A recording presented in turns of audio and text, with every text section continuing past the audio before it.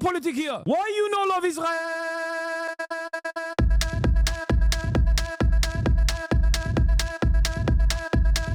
Oh, you hate it?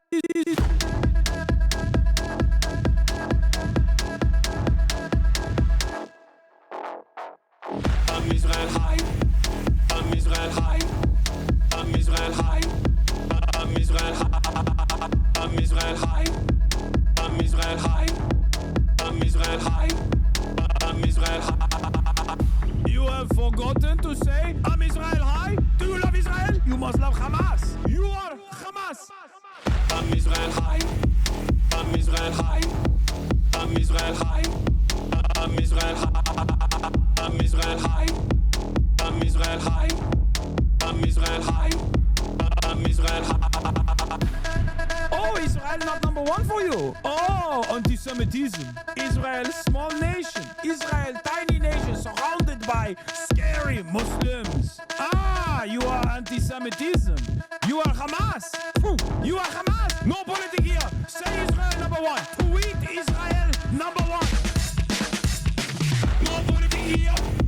No politics here. No politics here. No politics here. No politics here. No politics here. No politics here. No politics here. Say you condemn Hamas. Say I'm Israel high. Say you condemn October 7. You are Hamas. No politics here. No politics here. No politics here. No politics here. No politics here. No politics here. No politics here. No politics here. What's going on, everybody? I hope everyone's having a fantastic evening, afternoon, pre-noon, no matter where you are in the world. I'm Hasan Piker, and this is the Hasanabi broadcast coming to you live from sunny California, Los Angeles, folks. We're live and alive, and I hope all the boys, girls, and MBs are having a fantastic one because today's a beautiful day. Today is a wonderful day. Today is Saturday, also known as Catter Day. Folks, we're alive, and I hope all the boys, girls, and MBs are having a fantastic one. I'm Hasan Piker, and this is the part of the broadcast where I tell you about my personal news, about what's going on in the world of Hasan, Hasanabi, Piker, in between the time period where I press the stop streaming button and press the start streaming button. So help me God. That's what I'm gonna do. All right. I have 12 hours in Amsterdam. What should I do? 420 blaze up. What else can you do? Anyway. China cooked all my stocks. I denounce ye. China cooked all my stocks. I denounce ye. Well, putting your eggs in the American basket there. Anyway, I can't even figure out I'm blocked from Google or see the rules because I don't know how Twitch works. What? All the Google results are about Hasan getting banned? I'm confused about what you're saying, but I am not banned.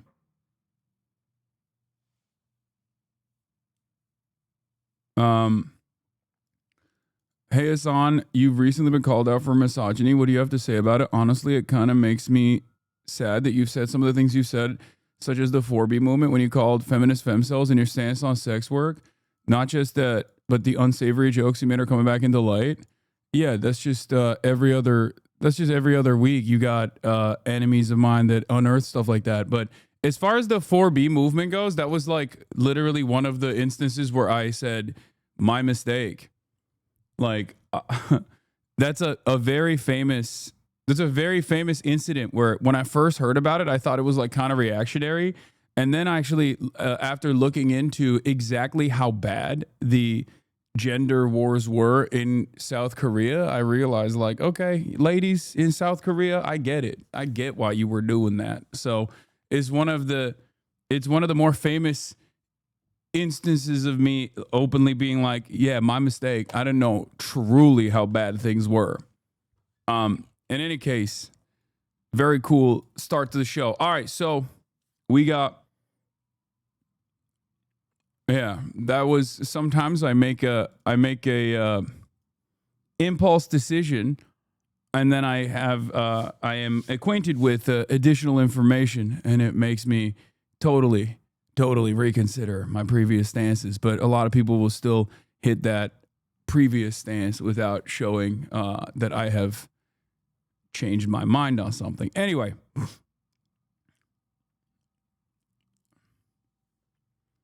So, why are people talking about 4B right now?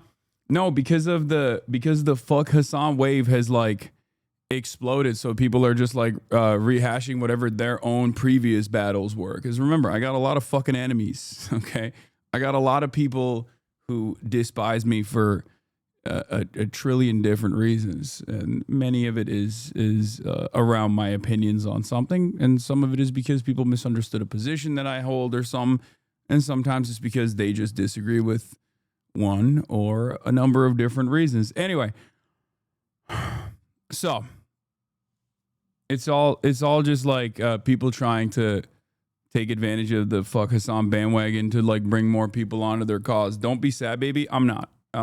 There's not really. This is always going to be a byproduct of being perhaps the most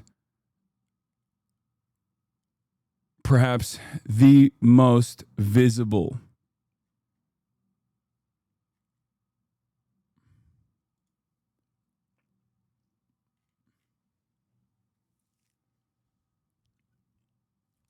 Is China still happening next month? Yeah.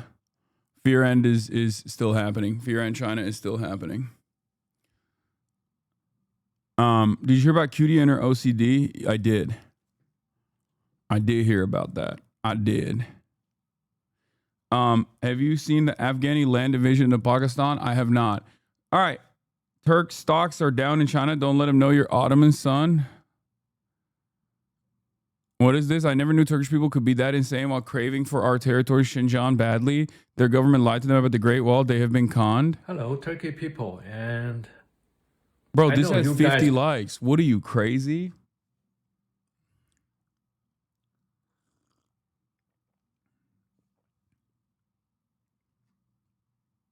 Are you out of your dang mind? How is this on your For You page? How is this on your For You page, dude? I don't even know how one encounters something like this. This is just like, this is not even on my For You page. And I'm Turkish. I care about Turkish stuff, and also Chinese, and care about Chinese stuff. That's crazy to me that like this is something that hit your timeline.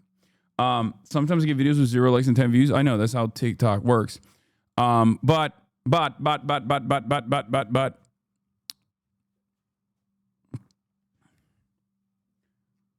plus 1,000 social credit. Yeah, be normal Saturday. We will never be normal. Let's be real.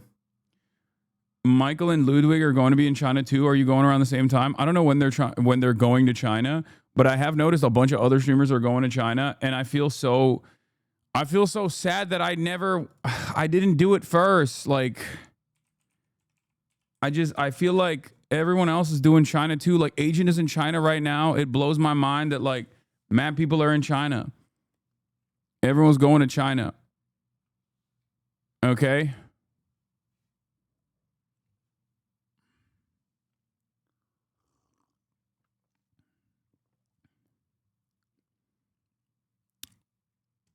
You only have yourself to blame. I know. Speed owned me. Everybody owns me. Personal news for all the parasocialists out there. Personal news. Law El Bozoshi, don't even know you. I know. What was I going to say? Oh, yeah. So, first and foremost, ended the broadcast last night. And then, what did I do? I watched Mussolini, Son of the Century. And it was so good that I kind of want to watch it on stream now, even though it's Italian only. There's no dubs, and it is, I mean, it's so spectacular. It is an absolute banger. Oh my God. It's so well shot. It's well acted. It's so fucking good. It blew my mind. Cause like the entire time I was watching it, I was like, this is so good. This is so good. This is so good. It's a Sky TV original. Like, quella di oggi è una data storica. Oggi nasce il fascismo. Una creatura bellissima, fatta fatta di ideali, di cambiamento, che conquisterà milioni di cuori. Sono sicuro anche i vostri. Seguitemi. I think Un'epoca è finita. Il mondo come funzionava prima non funziona più.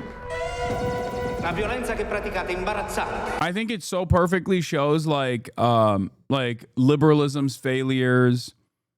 It so perfectly shows obviously like former socialist Mussolini developing the ideology, the movement of fascism in Italy.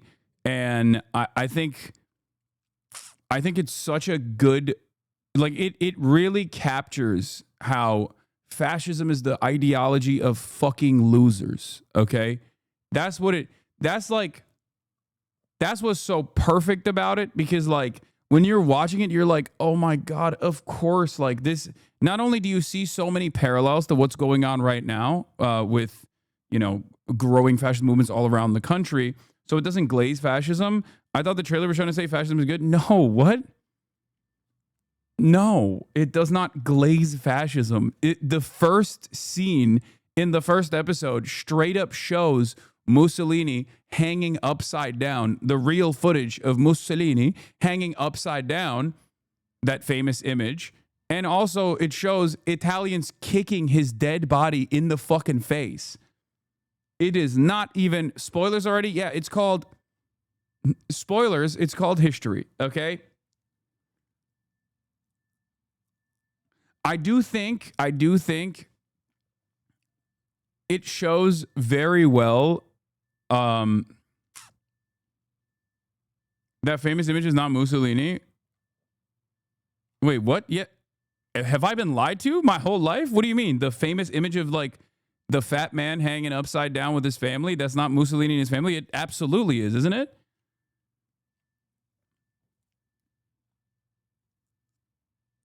He died? Bruh, I was gonna watch that. Yeah, it's him and his fucking lady, isn't it?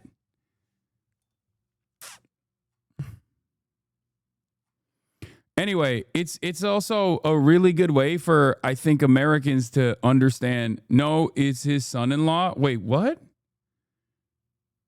Brother, what you are telling me right now is one of the most insane. This is like saying 9/11 actually didn't happen, okay? It is one of the most iconic images of all time. Are you kidding me? I feel like I'm getting gaslit. It's like when people say 9/11 was a hologram, like it didn't happen. It is straight up.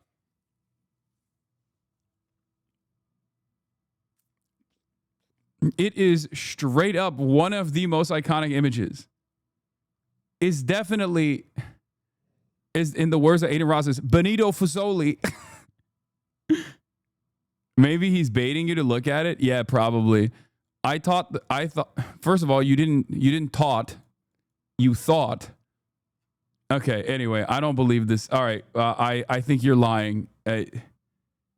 I'm not even gonna Google it. I'm just gonna refuse to believe you. Cavalleresca. Ecco. Tu li fare cadere tutti, finché non arriverà il tuo momento. Ed io mi farò trovare pronto. Dobbiamo diventare un vero partito! Ora entra in scena il prestigiatore.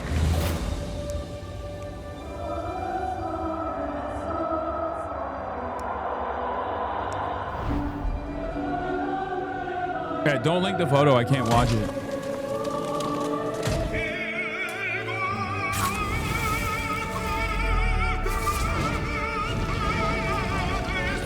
It's just so, it is so perfect because like it shows that ultra nationalists and fascists in general are just like constantly filled with animalistic rage, petty vendettas. They're unfuckable losers. Fascism is the most unfuckable loser ideology of all time. I swear to fucking God. Socialism 100% is the most like all-encompassing, the most like broad umbrella movement of all time. And fascism is the exact opposite. It is for the maladaptive. It is for the freaks and the fucking losers and the people who just are rizless and angry and constantly want to dominate motherfuckers because they don't have that popularity, that organic popularity that comes from just like having a good opinion, having the right opinions. Oh my Lord. And that's precisely why they have to like design this historical myth, this elevated status, this like higher this like mythology around like who you represent as a people. It's like, I might be a fucking loser in my real life, but actually I'm a white man. I might be a fucking loser in my real life, but in my day-to-day experiences, but I actually am together united in this like nationalistic mythology. I am strong. I represent something more important. I represent the Romans, if you know. It's always the Romans, weirdly enough. It's like, even for the Germans, it was a little bit the Romans. And certainly for Mussolini, it's the Romans. It's crazy. It's just so dumb. It's so dumb. Does Hasanabi remember this? What is that? Oh, yeah. This is Jim Carrey. If you're wondering what fascism leads to, just ask Benito Mussolini and his mistress Claretta, and then Alessandra Mussolini, you are a bastard. Okay, someone fucking tweaked it upside down. You're so stupid for that. This is real, though. This is Mussolini's like granddaughter who actually did unironically reply to Jim Carrey. That's a real thing. That is a real thing. That did happen. Also, she is a part of, I think she's now a part of Meloni's party. Meloni is a fascist. The leader of Italy right now is also was a youth wing of the fascist youth movement, basically. And Alessandra Mussolini is also an Italian politician, also a fascist. And I think now she might be the great grandson of Mussolini, plays football for Lazio. That's, oh my God, that seems perfect.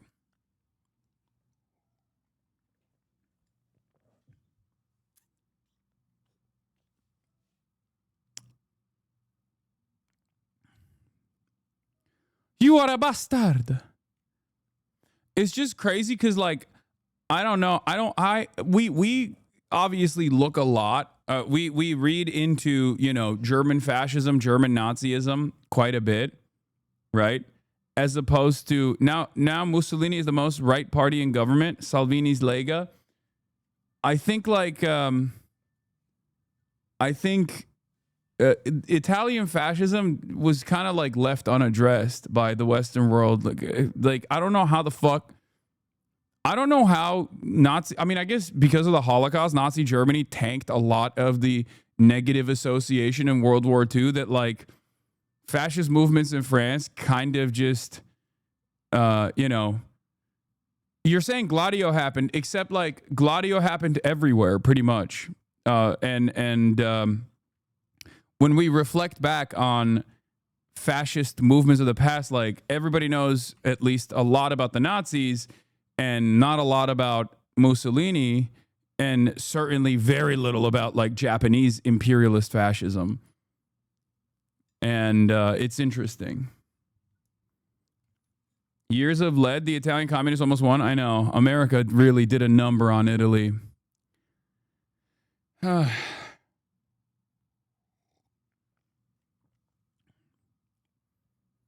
Fascist Italy's victims are mostly brown and black people. It was considered normal. Even Spain. Yeah, I mean, we rarely talk about that one. That too. All right, let's blast off real quick. I do want to watch it real bad. I want to watch the show real bad. I don't know if people will have a lot of appetite for it, but I think it's fucking awesome. Dog Lover 27 says hi on LSD. Don't know what that even means. Okay. Let's get it started, okay? Palestinians return to rubble after ceasefire decision. China tanks, U.S. stonks with export controls, government shutdown. Shutdown continued. Yeah, Tennessee factory explosion.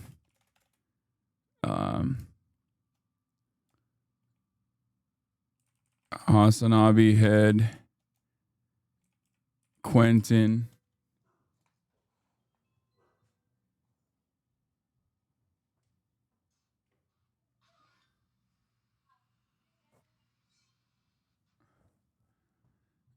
De Gaulle kind of wiped the slate clean for a lot of collaborators so as to promote a version of history where the country was united against Nazis to keep a unified social body and push the commies on the side. Yeah, I mean, every European social democracy had their own flavor of like fucking over the people that actually actively were premature anti-fascists, as we like to call them. Don't you dare cancel gaming, mother chod. No, I won't. Foreign news: Venezuela, UK left, French collapse. Okay, man. It's Saturday fun day. I'm going to limit my foreign news, okay? Palestinians return to rubble after ceasefire decision. China tanks U.S. stocks to export controls. Government shutdown continued. Tennessee factory explosion. Hasanabi head Quentin Quarantino in the building to talk about his apprehension by his kidnapping by Israel. And his anti-Zionist journey. Mussolini, son of the century. Watch. Get it now. Yes, gaming will happen as well. I downloaded like a very weird, scary game.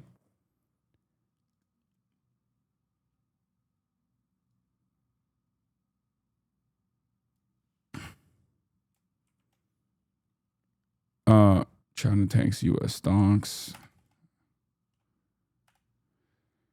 I mean, listen. I might not be abusive to my dog, but I am abusive to my chat. I think you guys know that already. I do routinely lie to you about gaming, and then I actually never end up gaming. And you already know. You already know how that works. Okay, you know. Mascot horror games aren't good. Prove me wrong. All right. Anyway, I did download that new game, or the third installation. What is it? Little Big? Like, I've played the first one, I think.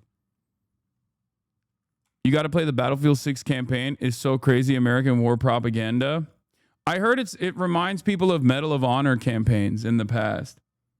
I have not downloaded Battlefield 6 at all. I have not played Little Nightmares 3 I downloaded, and I downloaded this other game.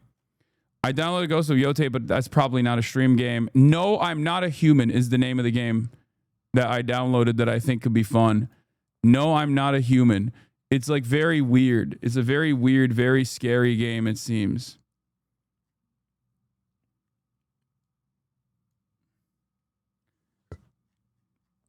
Little Nightmares 3 has shit reviews on Steam, really? There's also Road to Empress, which I think is that like a Chinese dating sim? Is that a Chinese dating sim to, what is this? Why did you send me this? I'm confused why you sent me this.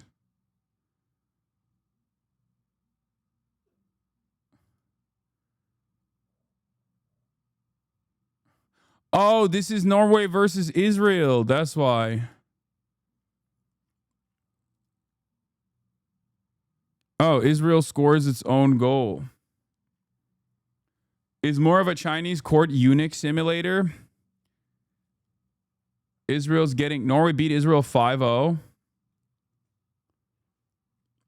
Weebs Unite, Silent Hill F is the right choice. Yeah, I've been thinking about potentially doing a thing where where I play a scary game and I get a bark collar, and I think that one like automatically, if your voice, it's like voice activated. And then I put a bark collar on while I play the game, and if I yell out of fear, I don't know, I zap. Does it? I don't know if they have a zapping one. I think they have like they have the bark collars that like spray, and I think bark collars that like vibrate.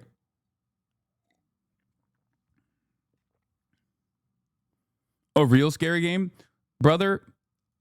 Are you oblivious to how much of a scaredy cat I am? I genuinely can't play. Scary gaming is something that is in high demand. It's the only type of gaming that I do on this broadcast that people actually tune into, because I straight up shit my pants. Like, I genuinely can't, but the problem is I genuinely can't play it. Cause like, I can't play it because it scares me too much. It's not even a joke. I am too big of a scaredy cat, and I cannot play scary games. Like, it actually harms me physically.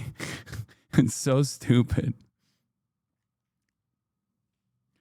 I'm also in this like weird headspace where I'm like, on the one hand, I feel like the proper way to play like a scary game is to not be super scared. But then I feel like if you don't get super scared, then you're not playing the game right? Like, you're not, if you just like try to actively take yourself out,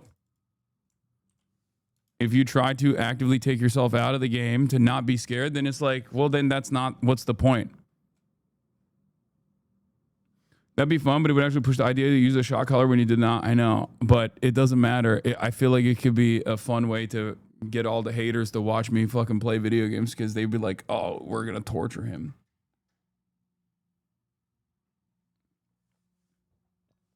Seni köpeği şokladıktan sonra yayın açmaya utanmıyor musun? Oğlum, sen utanmıyor musun? Salak mısın?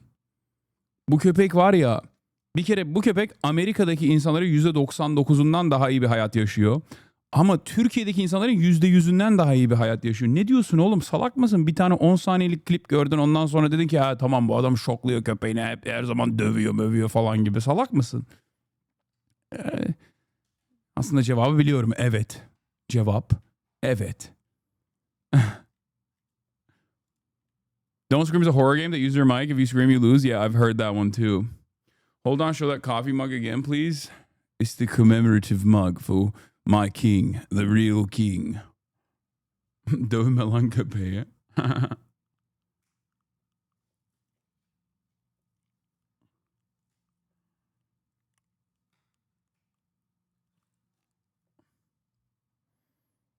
Bro, you need to play BF6 so I can donate subs for the jobs?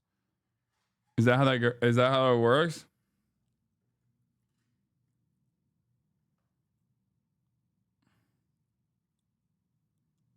Literally sağcı haber siteleri 3 gündür susmuyor bu konu hakkında. Ulan sağcı haber sitesi ne demek ki lan, Türkiye'de hepsi sağcı değil mi? Amına koyayım. Erdoğancılar mı kızıyorlar bana? Yoksa şeyler mi? Nasyonalistler mi? It turns out a bunch of right-wing newspapers in Turkey have also gone above and beyond with the dog thing, and they've been going crazy over there too.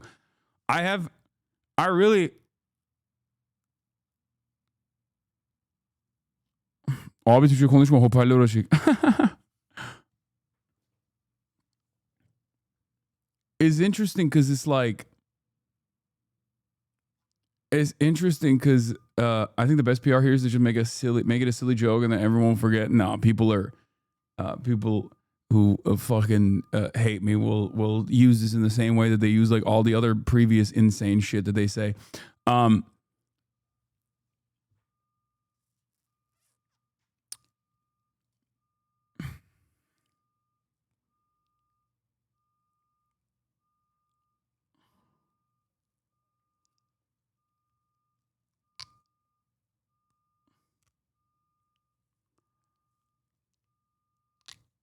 Is now a core Hasanabi moment? Yeah. It is what it is. What are you going to do? Mansion Gate is not a thing anymore, similar to Porsche Gate. Yeah, I know. People still fucking get mad about that, though. People still bring it up every now and then, but it's just like it inevitably turns into like a smaller and smaller amount of people, because like people that come in here will realize that it's just not true at all and that they've been duped. So, you know, it is what it is.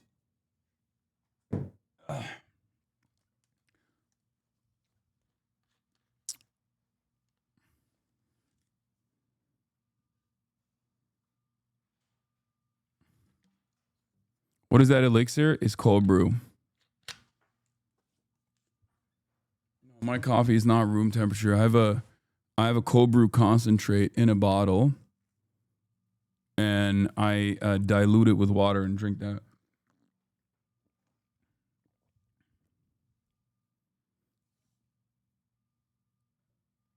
Where are you in Code Gay Ass? I'm on season 2.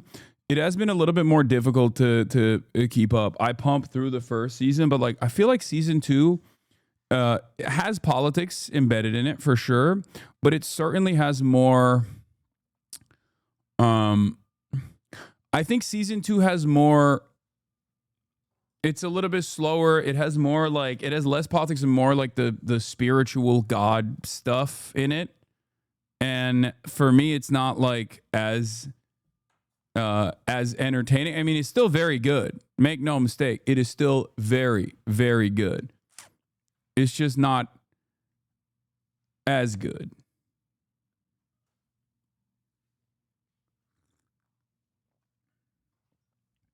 Just got in here. Have you talked about the Mussolini show yet? Yes.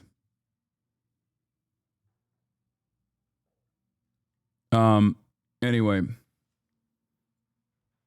Today is National Coming Out Day. Do you want to announce something today? No. Yes, I'm coming out as a straight man again. Is Quentin coming? Yes, Quentin Quarantino is coming he'll be in the building. He just got back from, I think, Jordan. He got released recently. He got released, not Tarantino, Quarantino, Quentin Quarantino. He's an Instagram meme account. He was on the flotilla. He's a Hasanabi head.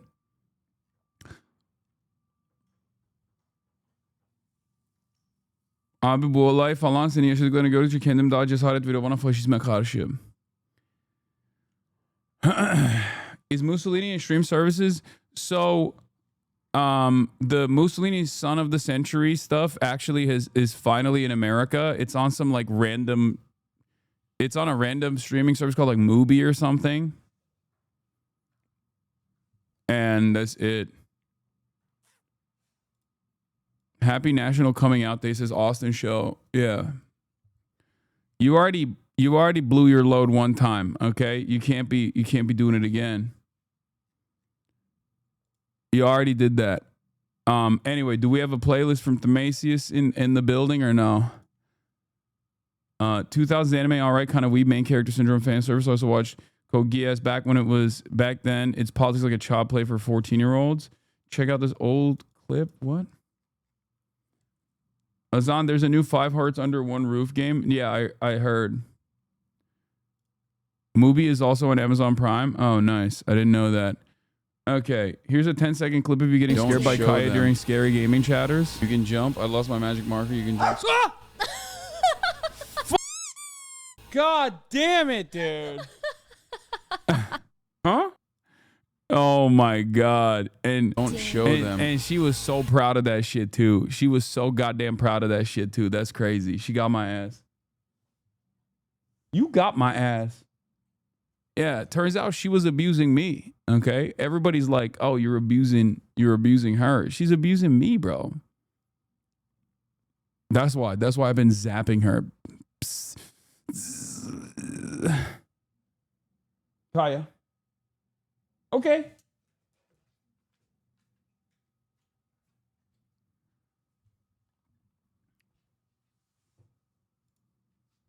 Are you still going to do the Metal Gear stream with Will? Yes, we're working on it. We're working on setting it up in the next 2 weeks, I think.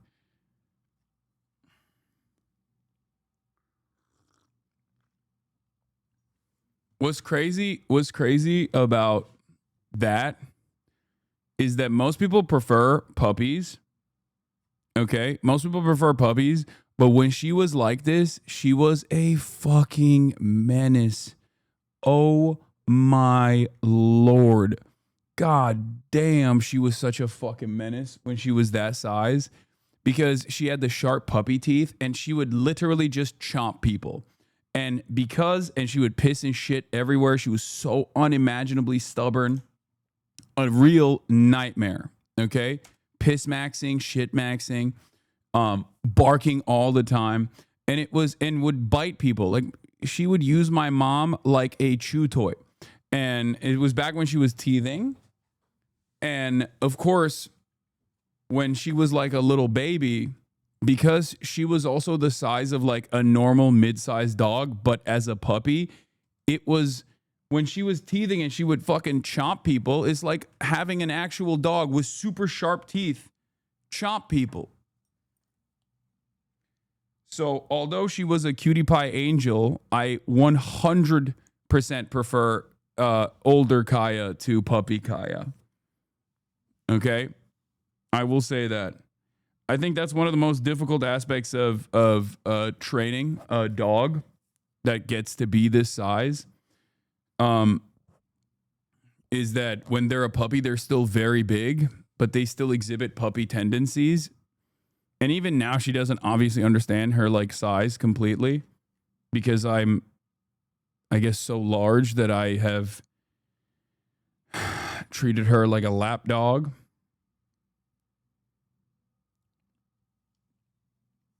I have a pit bull. Yeah, I completely agree. Yeah. It is pretty wild, though. It is pretty wild how she's she definitely thinks you're getting smaller. I don't think she knows her size at all. I'm gonna be honest. I don't think she has any idea what her size is. Because if you see her interact with like little dogs, it's so funny. Like, she just doesn't know.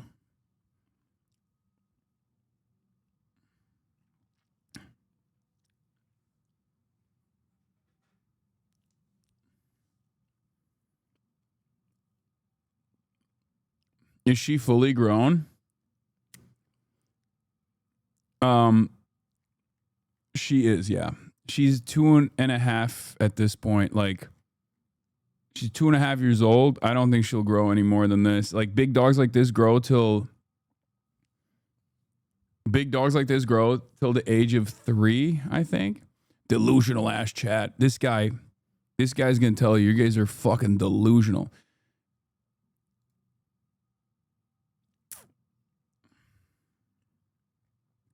Normally, dogs grow till 2, but I've heard from some people that big dogs grow till the age of 3. Not exactly sure if she will continue to grow. I don't think she has. I think she's hit the maximum size. Does she shed a lot of hair?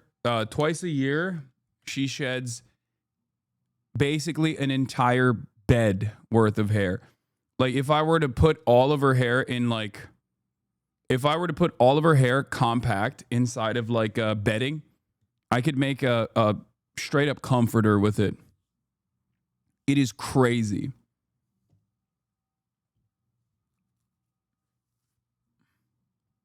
Anyway.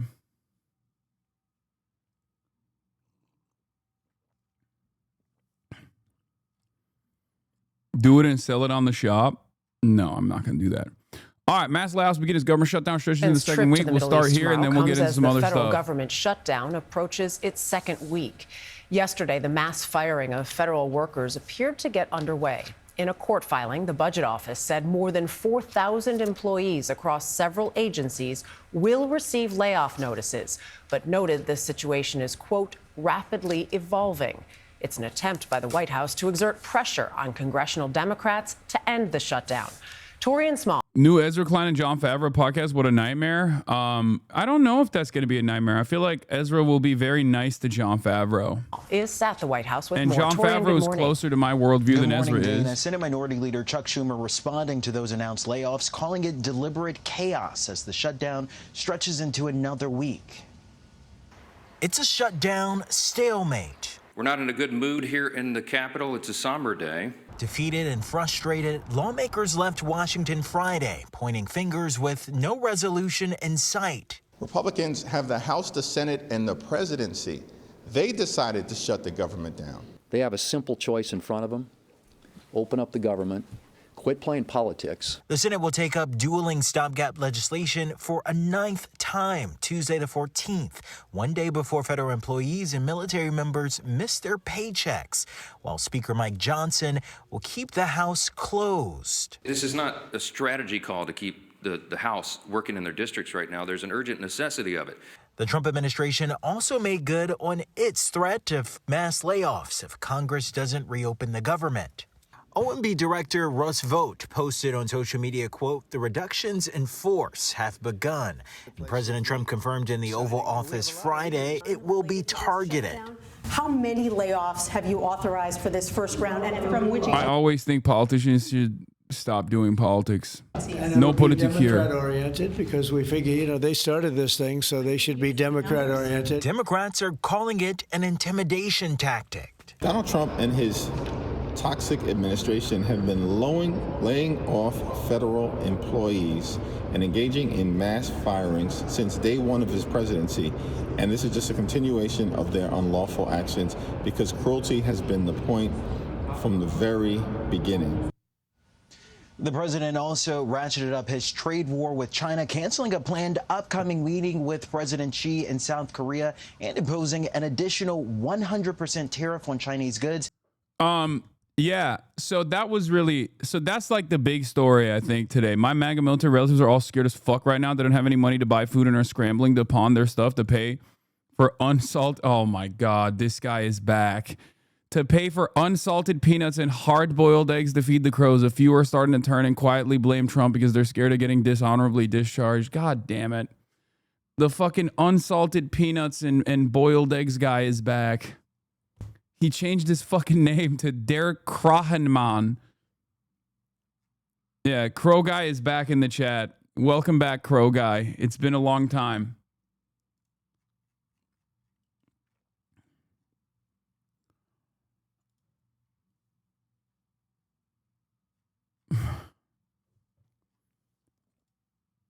He will... Krahenman means crowman. Okay, that does make sense for him.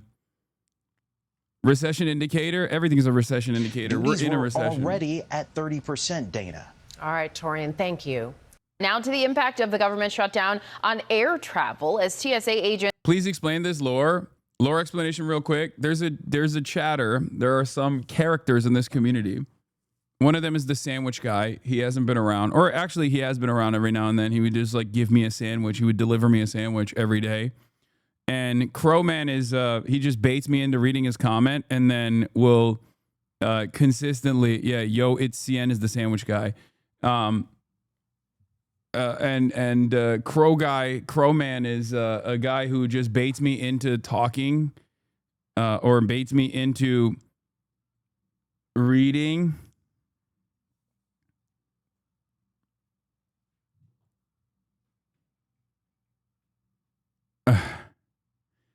Reading his comments so that I'm getting messages from my friends. He based me into reading his comments that always end with how to feed crows. Never salted peanuts, always unsalted peanuts, and boiled eggs. Okay, that's what you're supposed to. I know this now. I know this because the Crow Man has succeeded. Okay, he has been able to do this. He has been able to teach me that you are supposed to only feed crows at the park unsalted peanuts because salted peanuts will actually hurt the crows. Okay? Thank you. Crows at the park really appreciate and enjoy unsalted peanuts and boiled eggs. Those are the two things that you can feed them. Never a salted one, though. Do not feed the crows at the park salted peanuts. And air traffic controllers are forced to work without pay. ABC's Melissa Don joins us from Los Angeles with that part of the story. Melissa, good morning to you. Good morning, Janae. Exactly. So millions are expected to travel this holiday weekend, and the ongoing shutdown may impact air travel. Yes, air traffic controllers, TSA employees, they're working without pay until the government opens back up. Now, the FAA is reporting an increase in air traffic controller shortages at facilities across the country, while the National Air Traffic Controllers Association president put out a statement saying workers are showing up, adding that the ongoing controller shortage predates the shutdown, while the Secretary of Transportation warning that controllers who don't show up won't get paid and could even be let go. Just yesterday, ATC staffing. Yeah, that's, for the record, that's bullshit, okay? Yeah, if you don't come and work for no pay, we will fire you, except tough titties, bitch. No, you won't, because you have no one to replace them with. Okay, good luck. Good luck to that. Good luck to you, my good sir.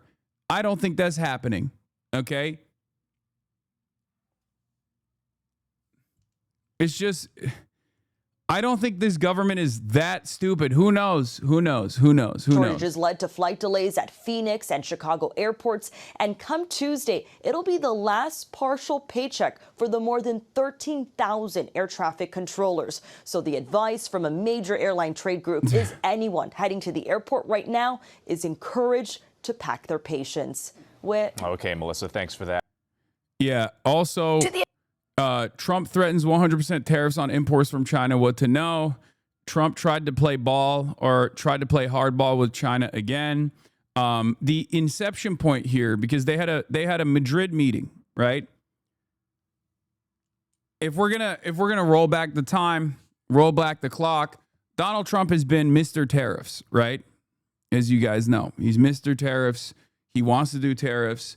He wants to dominate China through tariffs. It's a really stupid decision from the Trump administration, one that actually undermines America's global international trade design, without any sort of like industrial base that we could have built in this time frame, so that we had some trade to protect, right? And as a tariff terrorist, a tariffist, okay, a tariff fetishist, a man who truly loves to molest the money, okay, molest the bag, put his grubby little paws all over that bag and molest it. Money molestation Trump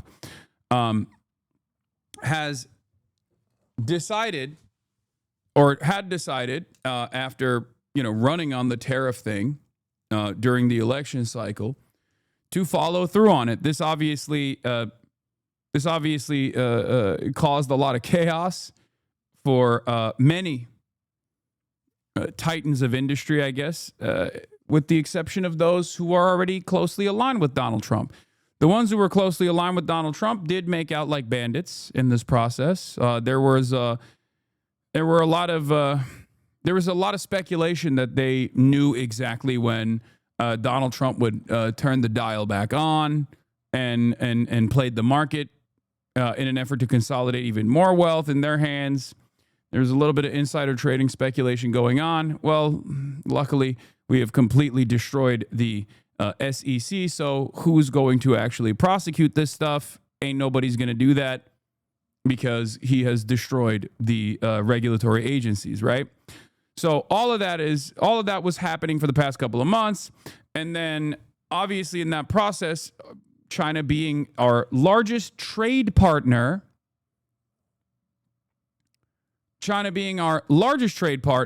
has a tremendous amount of power in the international marketplace. China decided to retaliate, said, okay, we're stopping all rare earth minerals and magnets and things that you need for your defense sector from actually going to the United States of America. Now, understand that the rare earth minerals are damn near a monopoly in the hands of China. They have spent, since Deng Xiaoping, they have spent the last 30 years building the most robust extraction and processing industries for the rare earth minerals. It's been multiple decades at this point, and refinement and procurement processes, and therefore they have a complete control over it. And these are the materials, the rare earth minerals that you absolutely need. Now, rare earth, ironically enough, contrary to its name, is not actually rare. Like the minerals are not that rare, right? But the refinement process requires the refinement of the procurement process is obviously very difficult, and it would take a very long time for the rest of the world to build their own refinement facilities rather than just getting it from China. They would never be able to compete with the Chinese facilities. They would never be able to compete with the price point that China offers. And also on top of that, it is quite difficult for them. It is quite difficult for them to just like build a robust industrial base to compete against China anyway. And we certainly do not have the ambition here in the United States of America to do such a thing.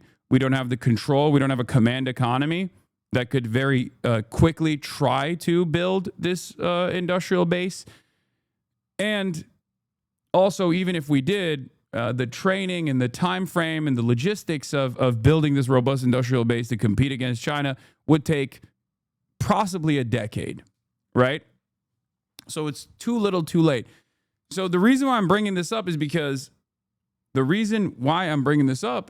China, for this reason, has a tremendous amount of power. A tremendous amount of power over global trade policy. Okay? You got the command economy. It's just the wrong one. True. Fair. So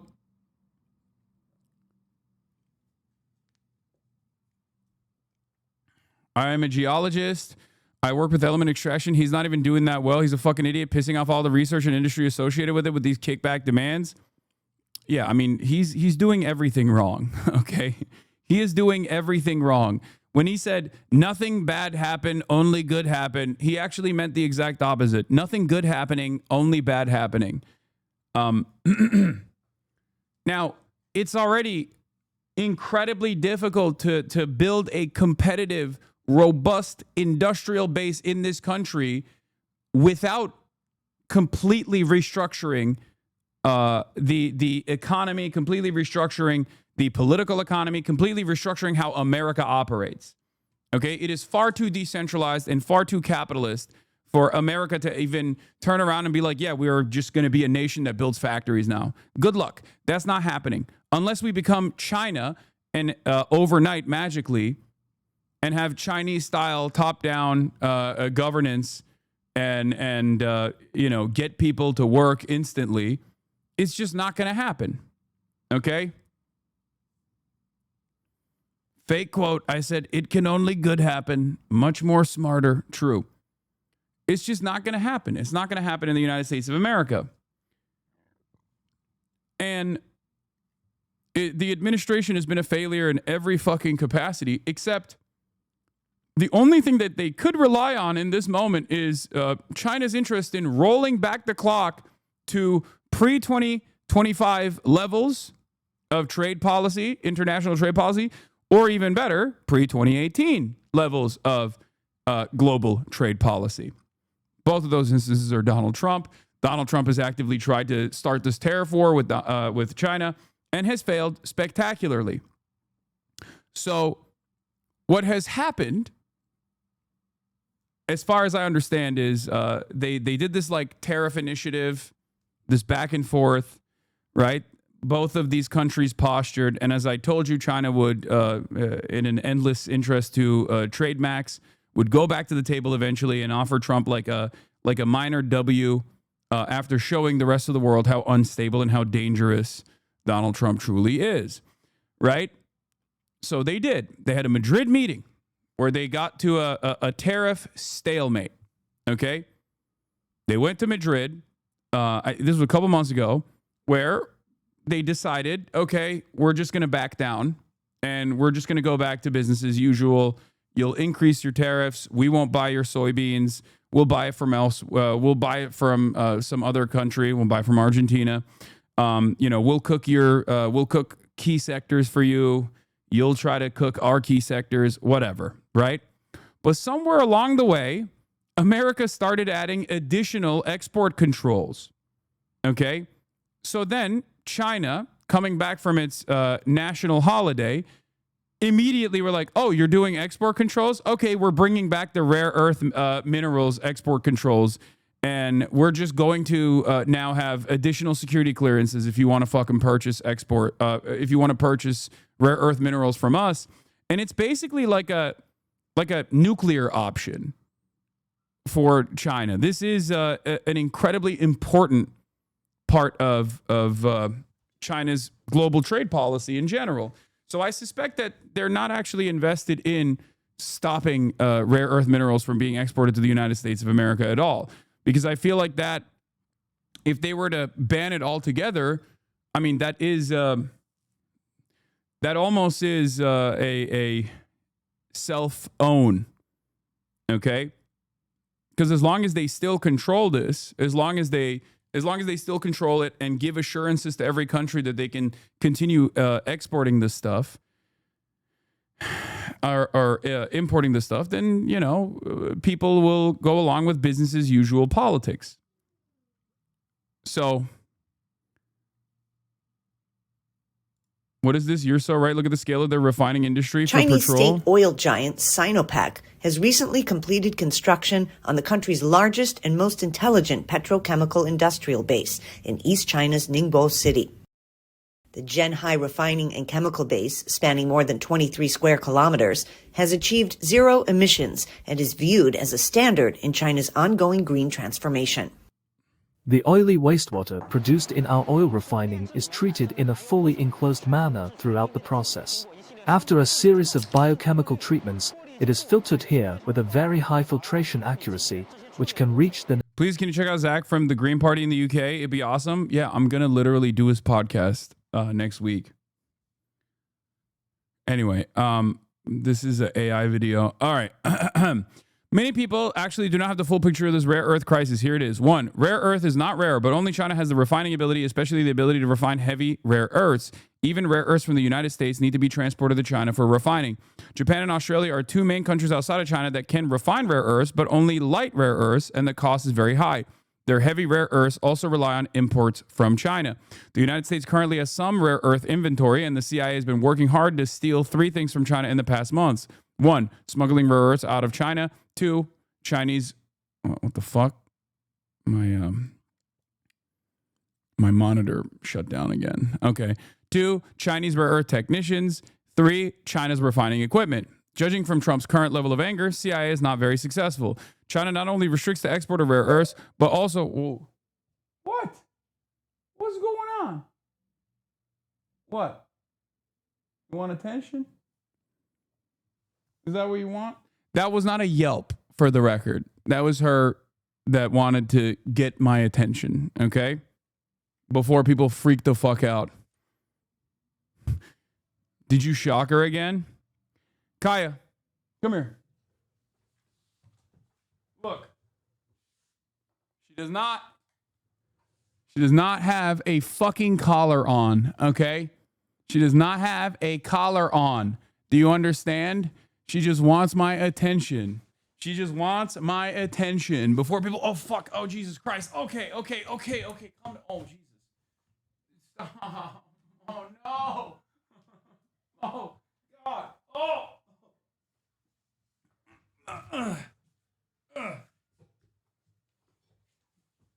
Hey, guys. For those of you who don't know, dogs sometimes make fucking noises, especially if they're spoiled dogs, especially if they're 120 pounds and they think they're a fucking lap dog. This is a wonderful opportunity to showcase how a 10-second clip out of context could make it seem like I'm actually a very abusive person, when in fact, actually, my dog is just spoiled and knows that I will give her attention when she demands it. And that is precisely what's going on here. She doesn't even have a fucking collar on. Okay? Here's the Here is the multi-track, all of the different fucking angles that you can see.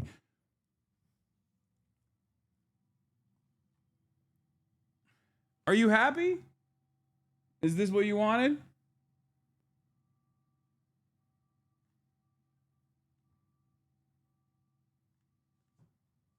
Oh God. Fuck. Okay. Keep this angle forever.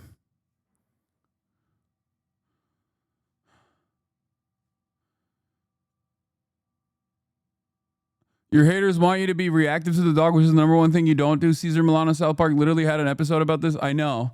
My haters are causing me to be more reactive to my dog when she's being spoiled, and then train her in the opposite direction, train her into thinking that she can just like get my attention by crying in the background. Okay? Which is bad. But what are you going to do? Fuck it. I'll just destroy all of the training that I've worked very, very hard on to reinforce now that, the entire internet thinks I'm fucking abusive unless I, let my dog do whatever she wants and then run the show like this. Which is ironic because that's exactly what my fucking chatters used to do all the goddamn time as well, which is when they would also say, Hasan, you need to let Kaya run the show.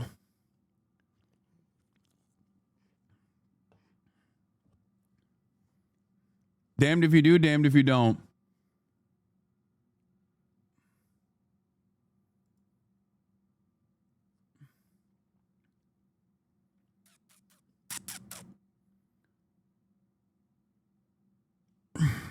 All right. Oh, now she's done. She's like, okay, I got what I wanted. Kaya, place.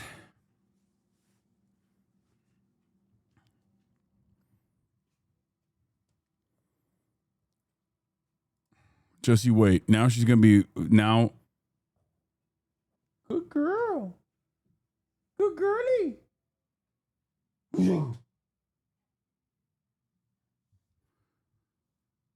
Don't let that baby down. She got down. We get more Kaya angles. I know. You do. Is Kaya the most famous dog in the world right now? I'm not into dog celebrity, so I don't know. She is. Your haters would spin any narrative that causes you to appear as the villain. That's true. Anyway. Can you breathe with all that dog on you? Yes, I can.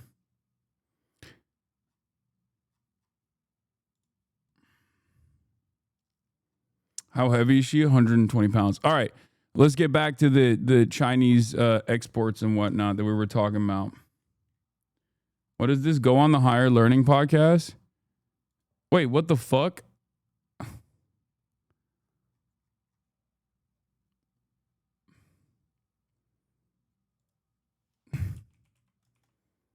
I have a good friend of mine that used to be Van's producer back in the day. Back when he was in the look, see, spot training is already failing because I already let her do whatever she wants now. See, this is how it works. Okay, she expands on the readily available confines. Okay, do you see that? Thank you, haters. You have successfully ruined. You have. I'm giving it to you. I'm giving you this dub. Dogs are like kids. They push boundaries. And then they. Earlier, I saw they were mad at content creator touched their plants too hard, that they were abusing the plant. The internet is now full of concerned citizens. This controversy was like catnip. I know. Haters actually trained your dog. Stop complaining. I know.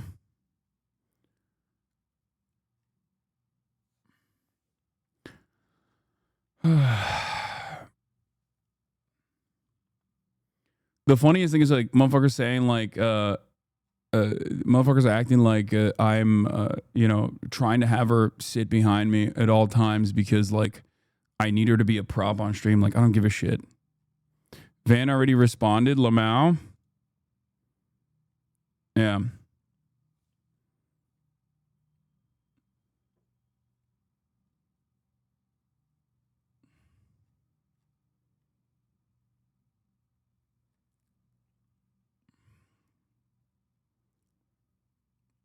All right, let's get back to it. China not only restricts exports of rare earths, but also earth refining equipments.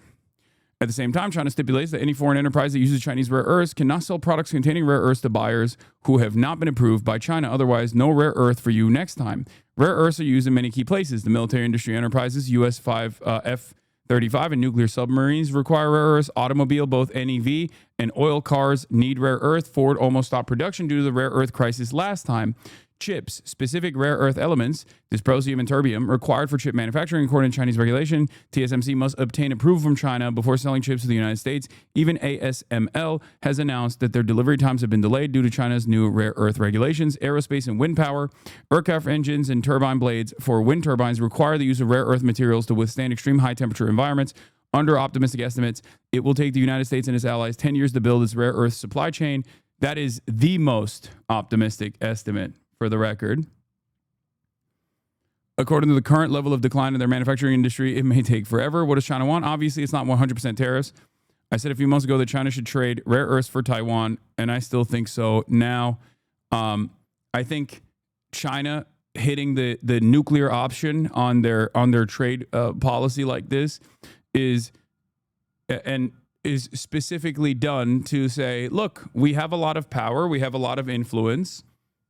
It took us many, many years to get here, but you can't just like fucking keep making these like ridiculous decisions to try to undermine whatever ambitions we have. We will go back to, how much do I have to donate to you to shock your doggo? There's no amount of money that you can donate to me that would make me do that.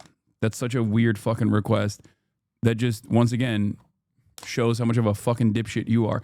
The U.S. calls us the greatest threat and our peer adversary, but its actions against us seem to be tailored to smaller, weaker nations that it thinks it can bully to submission. You are either unserious in your pursuit or simply incapable of facing us, says Top G.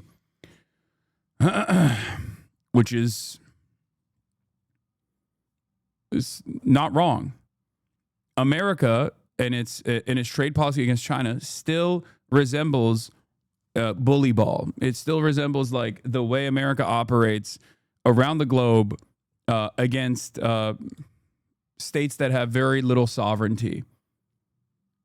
I think the faster America understands that China is a peer and must be taken seriously, the easier this process will be for everybody involved.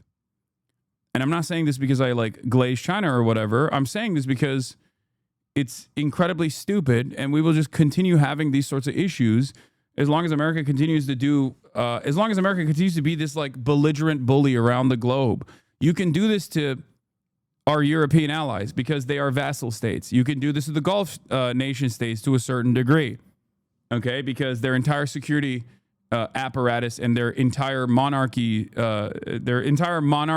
relies on a constant flow of American weapons and American security contracts so that they can keep the public at bay if necessary.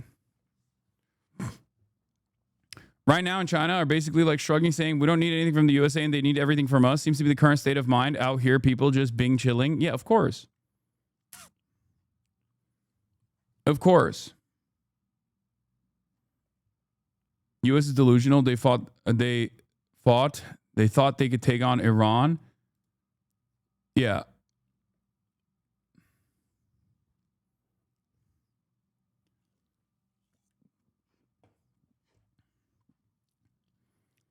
I just I don't know where this goes because I don't know how America operates. I can predict how China will operate because China has been very straightforward about not wanting to be bullied or about how much influence and power that they have and about how they just want to go back to the previous international trade design because it suits their 15-year, 20-year, multiple decade projects, if that makes sense.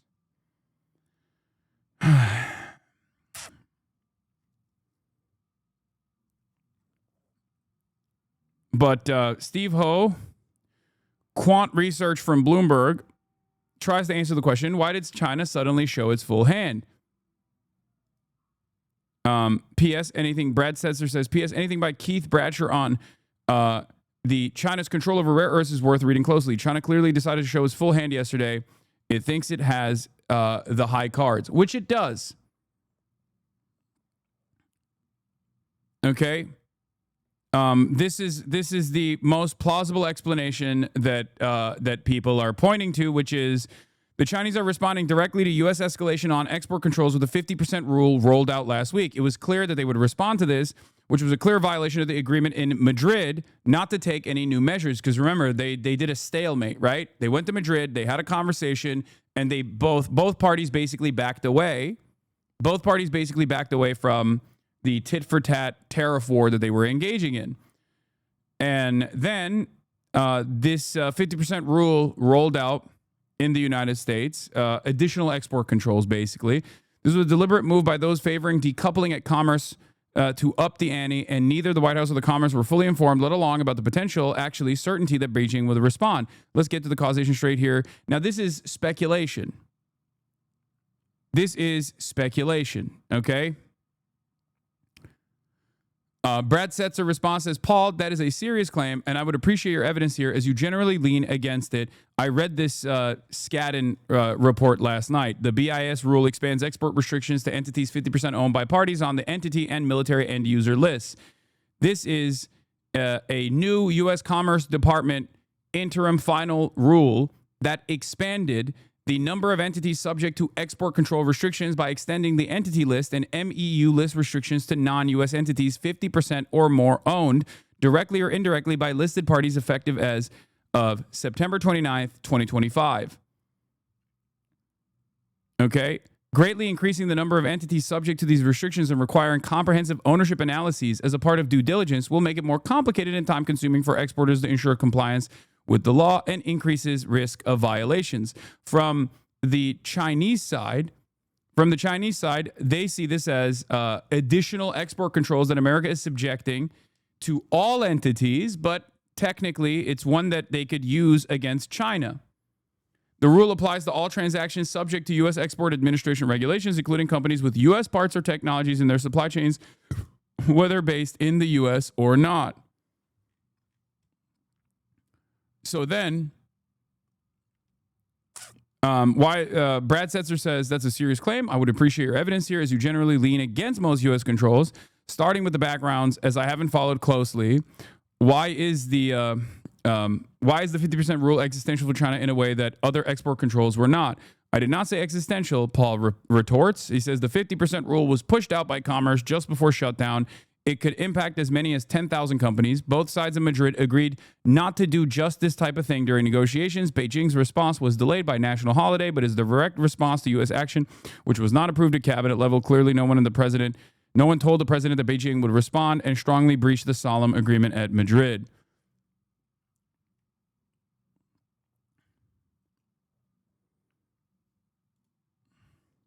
I think this, of all the reasons I read, seems to be the most plausible explanation for why China suddenly announced new rare earth export controls is a direct response to what it perceived as a U.S. provocation and a violation of the truce. I think part of the miscalculation between U.S. and China stems from the different constitutions of U.S.-Chinese governments. I mean, this in and of itself is again, more speculation that like America's attitude on international trade policy is more decentralized, whereas the Chinese one is more top-down, more centralized, and therefore when there are any decisions that are being made, the administration itself is not thinking about like Chinese retaliation and can sometimes feel blindsided, as they seemingly are today when China implemented these their own version of export controls for perhaps the most consequential one of the most consequential exports that they have.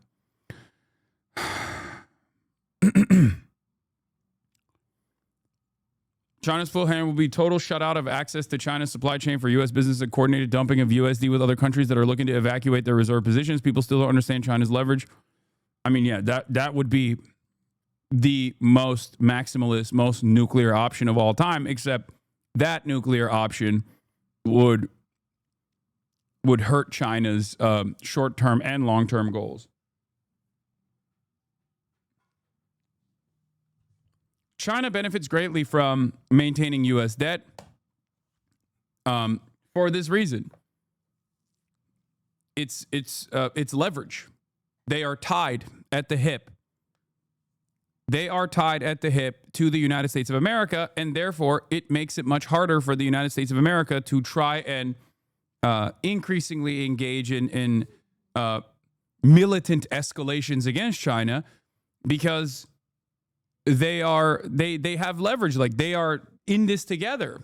Trade and China's irreplaceable nature as the manufacturing hub of the entire planet is part of the reason why it has been allowed to socialize without too much Western interference.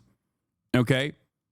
This is very important to understand, because when you think about the Cold War between the USSR and Western capitalist nations, the USSR did not have the same network of trade that the Western capitalist nations relied on for their daily existence.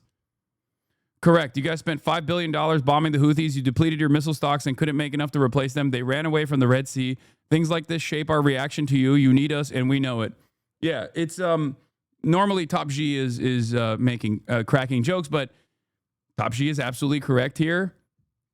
America and its defense industry relies on Chinese manufacturing at different points of America's manufacturing. We think like, oh, well, this stuff is domestic, right? The American defense industry is a manufacturing industry that is domestic, that is at the domestic level. But the way that global trade is designed makes it so that it's impossible to have everything kept neatly within the confines of the United States of America. Like here, this is a great example of this. Each F-35 requires 418 kilograms of rare earths. An Arleigh Burke destroyer requires 2,600 kilograms, and a Virginia-class submarine requires 4,600 kilograms.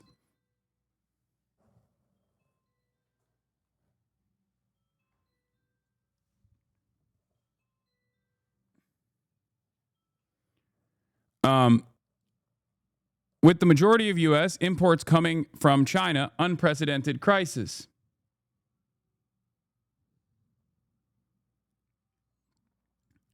Do you understand now?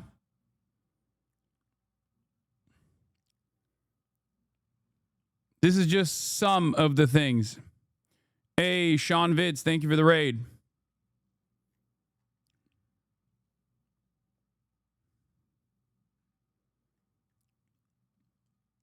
China is helping us save money on our military. Thank you. I mean, it's everything. It's China makes everything. China makes components that are necessary. Do you understand? Like, China is the manufacturing hub of the planet. So attacking China like this with a weird tariff war that nobody asked for, that redesigns international trade policy, is unimaginably stupid, especially because we get fucked over a lot harder than China does in this process. Okay? We don't even have a domestic capability to make up for the lack of rare earth refinement facilities that we would need if we were to decouple from China completely. This is, by the way, this is not just for rare earth minerals either. This is for everything. This is what I was trying to explain when talking about trade policy prior to Donald Trump even initiating this tariff war. The reality of the matter is, even if you were to go and like invade Greenland, okay, you still don't have the factories for refinement. You don't have the equipment. You don't have the know-how. You don't have the capacity to recreate these factories that are competitive enough that you can make up for the lack of supply. For China, this took 40 fucking years. You're talking about a country that operates differently than the United States of America does, where, you know, whatever their design is, whatever their goals are, they follow it through, okay? And they have a tremendous amount of control over everything that happens inside of this massive country. When they decide, like, we are focusing our efforts on building real estate, because they control all flows of capital, they literally will turn around and start funding those initiatives when they are like, okay, we're still going to continue developing, but also, you know, this has become a bit of a bubble. We're going to move away from this.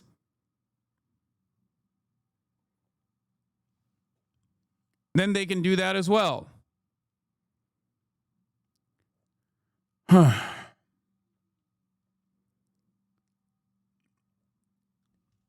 America does not have that same America does not have this same process. Instead of investing trillions in the high-tech manufacturing in America, we're building fucking AI data centers for a speculation bubble. Even if we wanted to, I don't know if we could replace China at this point. We're making a big gamble on, I guess, like getting to full-blown automation, full-blown AI that would replace the entirety of the labor force here in the United States of America. And I don't know. Hasan on his Mike Israel arc? Wait, what? Mike Israel? What, like I'm jacked? I'm confused. What does that have to do with Mike? Wait, what? With AI?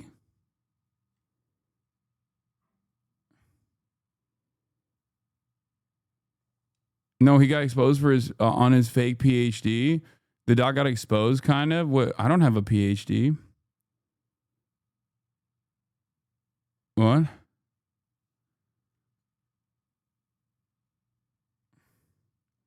I'm not a. I also don't believe in. He's really into AI. I'm not into AI at all.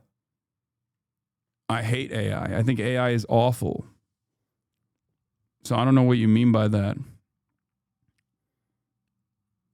Anyway. I don't even know what happened with his PhD stuff. I have no idea. You have a PhD in dog? I have a pretty huge dog. China is the only major world economy where food prices are declining. Source Financial Times. Okay, so yeah, I'm anti-clanker all day, every day. You guys already know this. Where the fuck were we? I don't know how we got here, but basically, I think this, of all the reasons I've read, seems the most plausible explanation for why China suddenly announced the new rare earth export controls. It's not even new. This is something that they entertained before, in the previous iteration, before the Madrid showdown and the Madrid stalemate. It's a direct response to what it perceives the U.S. provocation and violation of the truce. I think part of the miscalculation between the U.S. and China stems from the different constitutions of the U.S. and Chinese governments. China's government is more top-down, centralized, and its policies are consistent mostly. U.S. government can be more decentralized with different power centers, factions, and varying degrees of hawkishness. Hence, policies are not necessarily mutually consistent, and Trump famously likes it this way, a team of rivals. So from Beijing's perspective, the U.S. seems inconsistent and repeatedly reneges promises. By this point, I think Beijing also understands that this is just a feature of U.S. government, but they are like, we don't care. We'll respond to your policies in their entirety as though they are made from a unified perspective, even if they all seem at times mutually contradictory and inconsistent, and all set policies in response accordingly. This is a quant researcher at Bloomberg.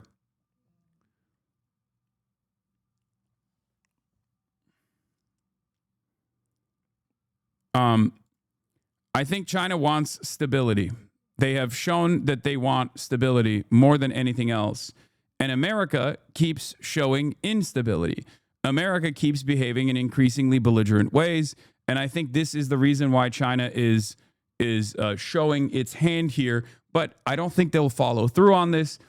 And the reason why I don't think they'll follow through on this is because it would truly brick international trade, which is ironically what they are trying to stop from happening. Okay? So sometimes you have to play hardball in order to get America back to the table and show them your capabilities so that you can force America to behave in a consistent manner. That is what I think is going on here. Cloud District says, I have some doubt that China will actually go through with this. It's kind of become their modus operandi with diplomatic disputes to use the rare earths card. They've done the same to Japan in the 2010s over maritime disputes, but it was never permanent.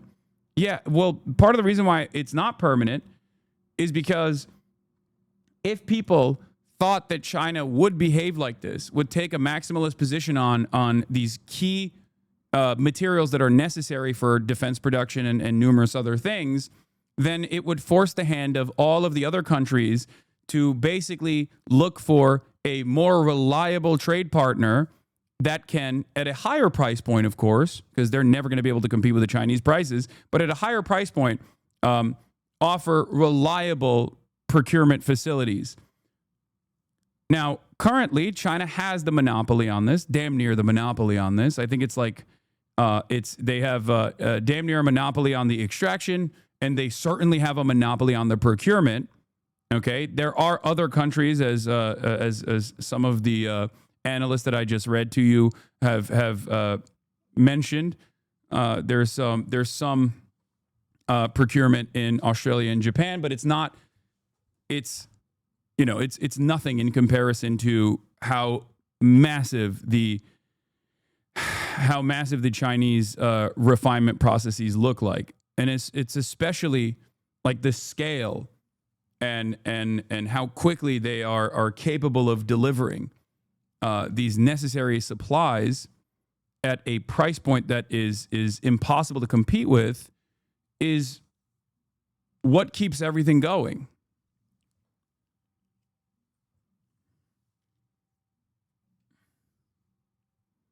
Extraction and procurement are the same thing. Refinement is once you have the ore. Sorry, refinement. China has a strong position as well because of its highly integrated supply chains. While most of the developed world specialized and turned to services while hollowing out their industrial capacity during globalization, China kept a broad national framework that would let them hold out for longer in a long-term dispute. Yes. Economy now and fears that many of the things you buy could get a lot more expensive after President Trump threatened stiff new tariffs on imports from China. The markets didn't like it either. The Dow, NASDAQ, and S&P 500 all closing down sharply on Friday.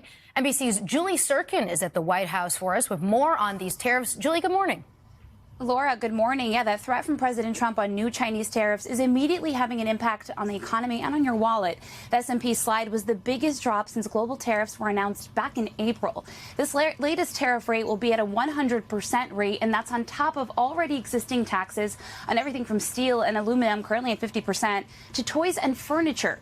Trump on social media writing the new tariffs would begin next month and are in response to China taking a, quote, extraordinarily aggressive position on trade because China announced major restrictions on exporting rare earth minerals, with China, remember, supplying 90% of those minerals to the rest of the world.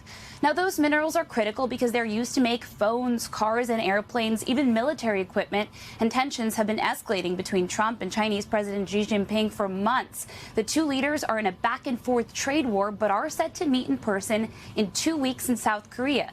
But here's the thing, the president suggested he could cancel that meeting based on China's latest moves. Laura? Hey, thanks for watching.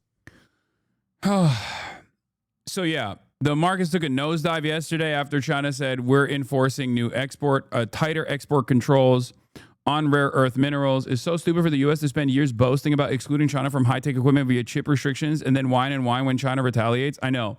That's why it's so funny that, like, when we get a fucking taste, just even a little bit of a taste of what we have done to China forever, all of a sudden, it's like, how dare you do this to us? It kind of fucking reminds me of like the dynamic between me and my haters a little bit, where it's like, I even retaliate a little bit in kind. They can spend days and days being like, dude, you're fucking murdering your dog, you're abusing your dog. And I retaliate even a little bit in kind and be like, dude, the fuck are you talking about? You're horrible at like the way that you've treated animals. They go, oh my God, how dare, this is the most insane thing. How dare you? You have really done it now. You know what I mean? You've really done it now. It's like, bitch, what do you mean? Look at the way you've behaved for the past couple of days. You're out of your fucking mind. It's like, We get to do whatever the fuck we want to China, to anybody around the planet. And the moment that you turn around, the moment that China turns around and does anything in kind, it's just like, how dare you? This double standard is so ridiculous. And it's interesting because it's like, there is no need for this. Trump did this almost entirely on his own. Okay? That's what's so crazy about it. Because, like, the craziest part about this is it's very clear that China just wants to keep doing trade. They have their own goals. They have their own ambitions. They have their own plans on how international trade should work. It was a design that America enforced upon the world. It was a design that Western capitalists enforced upon the world. It was quite beneficial for the labor aristocracy. Okay.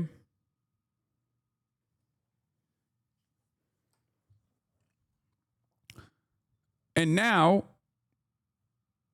Donald Trump has decided to brick it. Okay. He decided to brick it for no reason other than because he loves money molestation.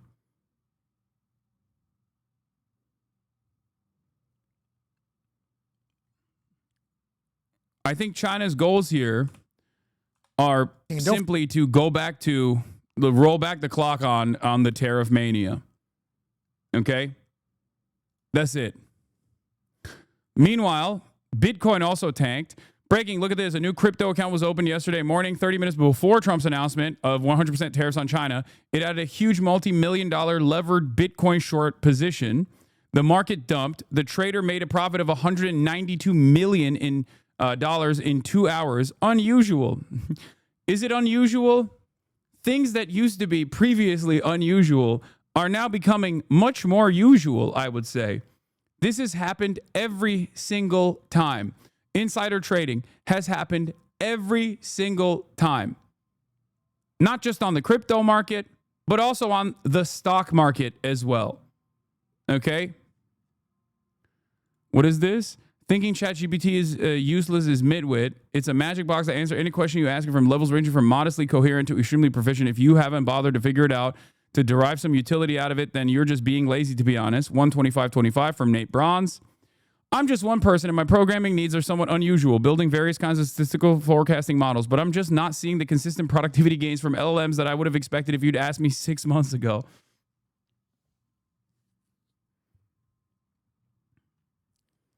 I'm glad. Look, he tried it. He did it. And then he's back to the normal position, which is, not the best. He's no longer Nate Hardstuck Bronze. He is Nate Iron now.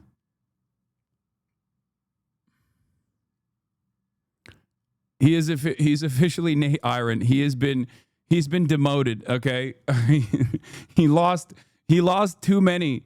He lost too many ranking games, okay? He has deranked. I'm deranking him.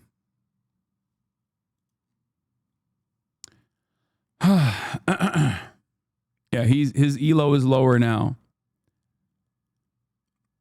But yeah, lesser focused on story as of late, China has dropped its insistence on maintaining the developing country status with the WTO, which grants exemptions to following free trade rules. This has been a multi-decade dispute, so ending it signals China is serious about trying to normalize international trade to pre-2016 practice and about being a counterweight to Trump's trade policy. Yes, this has been, look, it has been quite beneficial for China. It's no longer a developing country. It makes sense. It is a developed country. Americans constantly, and the Western world constantly cries about China not playing by the rules. Okay? That's their number one thing. They always complain about this shit. They always are like, China's never playing by the rules. They do too much. We do subsidies the right way. They do subsidies the wrong way. Now, obviously, in that situation, if you want to outcompete China, you have to unfortunately become more like China, right? What I mean by this is, for those of you who don't understand what I'm saying, every country subsidizes its industrial output in order to, keep prices level, right? The problem is, because China has central planning, they can just really subsidize it, right? It doesn't matter. They have a planned economy, so they can move money around in a way that other countries can't compete with. And they get very mad. This is how you arrive at, cars that are just as good, if not better, than domestic production cars in each individual European country, and certainly in the United States of America as well, at a price point that is impossible to compete with. And the only way to compete against that would be to use the pre-existing subsidy vehicles that every capitalist country has, but this time with serious controls on pricing and also serious controls on where those subsidies go. In the Western world, when we subsidize our production, it doesn't just go to keeping prices low. It usually just goes to maximizing profits. If you don't have any interest in maximizing profits, then you can fucking make cars cheaper. The problem is, we don't do that. That's never been a consideration for any of the Western liberal capitalist countries. So instead of Western countries becoming more like China, they just keep crying to the referees. Okay? Few citizens dare to protest China's massive build-out of solar energy and efficient public transit. New York Times subhead writer must have remembered it had to make China sound bad at the end. How China powers its electric cars and high-speed trains. China's building a network of ultra-high voltage power lines that carry solar and wind energy hundreds and even thousands of miles as few citizens dare to protest. Why would anybody protest against this? Why would anybody be like, I hate having a network of ultra-high voltage power lines that carry solar and wind energy hundreds and even thousands of miles. I hate that. Why the fuck would anybody protest against that? Why? This is like the meme, the New York Times China headline generator meme, okay? China invents new bone glue, but at what cost?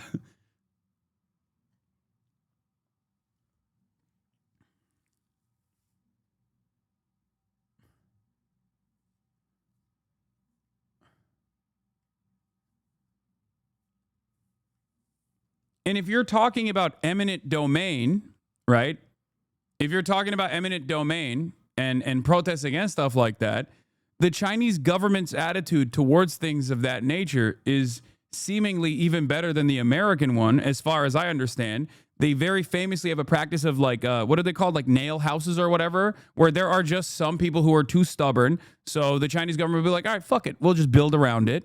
That's number one. And number two, even before it gets to that point, they literally will give you extra money and relocate you at a higher price point than the actual fucking home that you currently own. I wish America did that, because sometimes you need to do that, okay? But we don't do that, and then we masquerade that as like this illusion of freedom.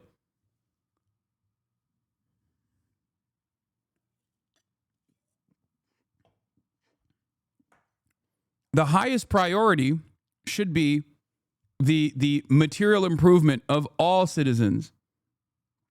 And yet in America, we are so hyper individualistic that we've decided that that is actually wrong and bad. The horror. There's a single power line. China has 41 others. Each is capable of carrying more electricity than any utility transmission line in the United States. That's partly because China is using technology that makes its lines far more efficient than almost anywhere else in the world. The feat is owed to China's ambitious national energy policies and the fact that few residents along the path of these lines dare object, even though the lines emit static electricity that local people said they could feel when holding a metal fishing pole. As long as you don't fish directly underneath the wires and keeping fishing line from getting tangled in the wires is basically fine, Shujia, an air conditioning repairman, said matter-of-factly, showing off a 6-inch fish he had just caught.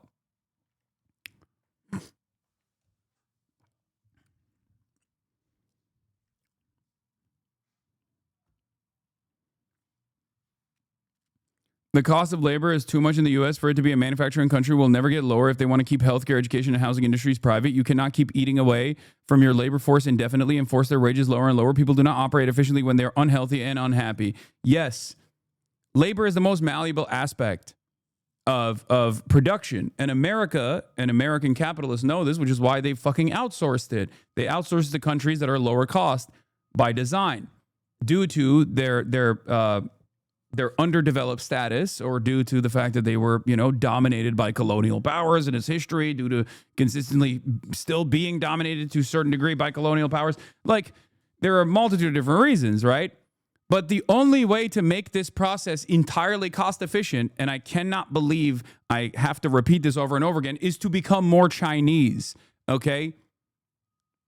You just have to be more Chinese. We have to become Chinese now.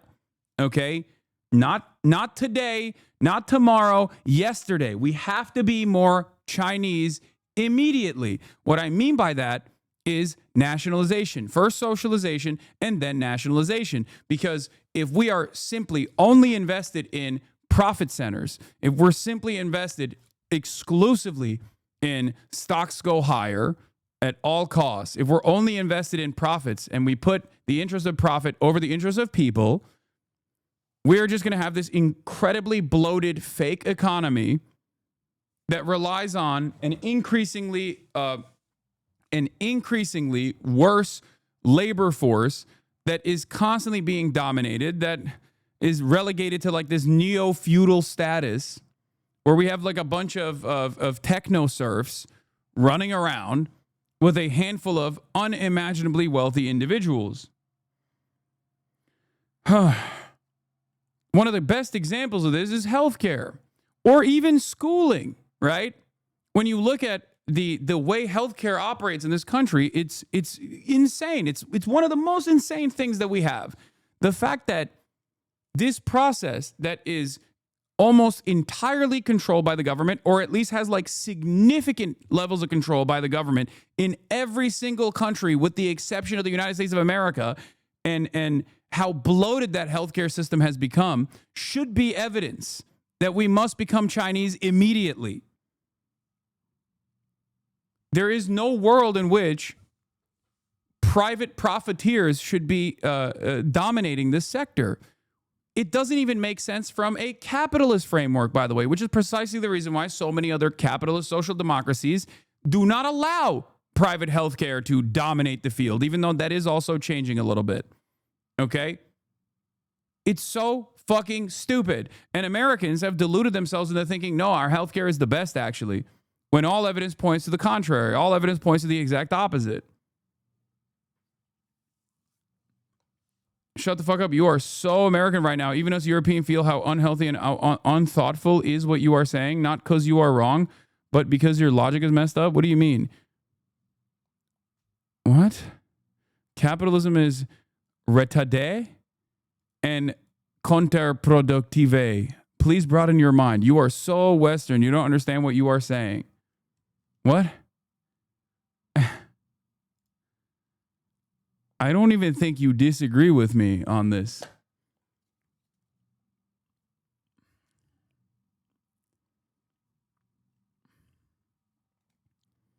Also, you're a European who thinks I'm too Western? Wait, you're Western. Probably more than me. And you think I'm too pro-capitalist when I'm describing the importance of moving away from capitalism, even from a self-preservation perspective? It's confusing.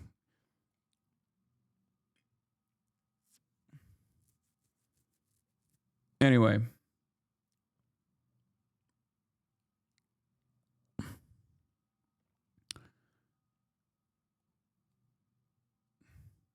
Hasan, are you saying that in order for material conditions to improve, the state has to make them improve? That doesn't make any sense. Yeah, exactly. It doesn't. It does not at all. I'm saying that in order for material conditions for everyone to improve, the state has to move away from the previous model of profit first. Okay? And the greatest evidence for this is on healthcare. Even the neoclassical pro-capitalist economists have recognized that healthcare is an inelastic demand good or service. Okay? Healthcare has inelastic demand. As in, if you don't have healthcare, you fucking die. Okay? If you do not have healthcare, you die. And therefore, there is no price point. You will pay whatever price is required to pay for it. And instead of that being perhaps the greatest fucking evidence for why there needs to be heavy government intervention, if not in complete nationalization in this field, in this sector, okay? Americans have decided, no, we'll just kick the can down the road and we'll just keep subsidizing the private sector and the prices will continue expanding. We've done this for everything. We've done this for education, specifically higher education, and even lower education is now getting to that degree as well. We've done this for healthcare. We've done this for housing. These are three things that are, in order of priority, some of the most important things that we need. Education is a necessity for social cohesion and upward social mobility. Healthcare and shelter is obviously a necessity for survival, right? It makes no sense.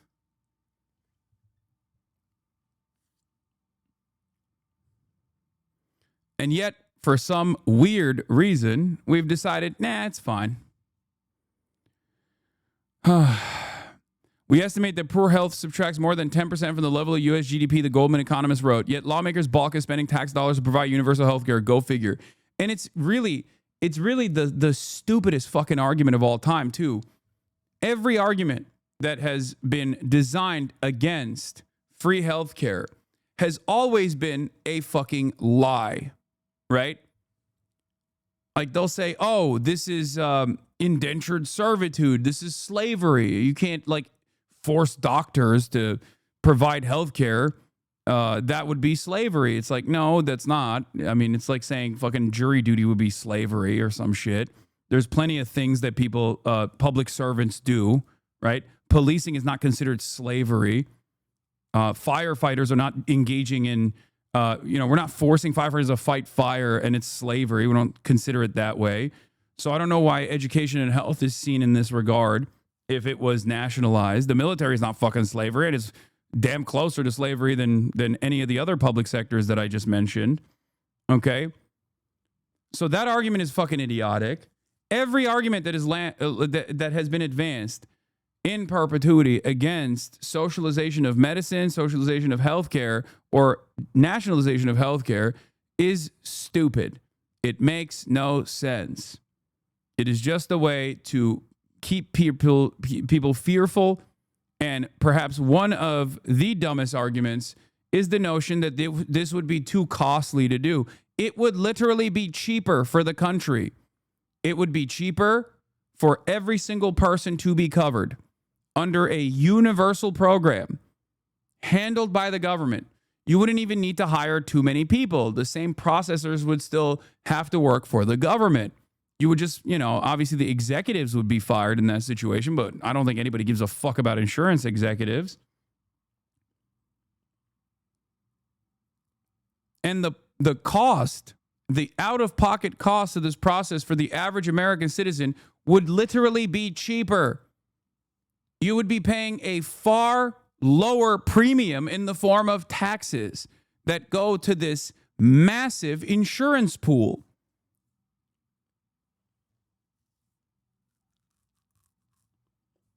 It's so fucking stupid. And yet, people still advocate against it. Oh. Good example, even within the capital of the U.S., is Chattanooga, Tennessee has the best internet in the country. Of course, I don't even bring up Chattanooga in this goddamn chat. It makes me so mad.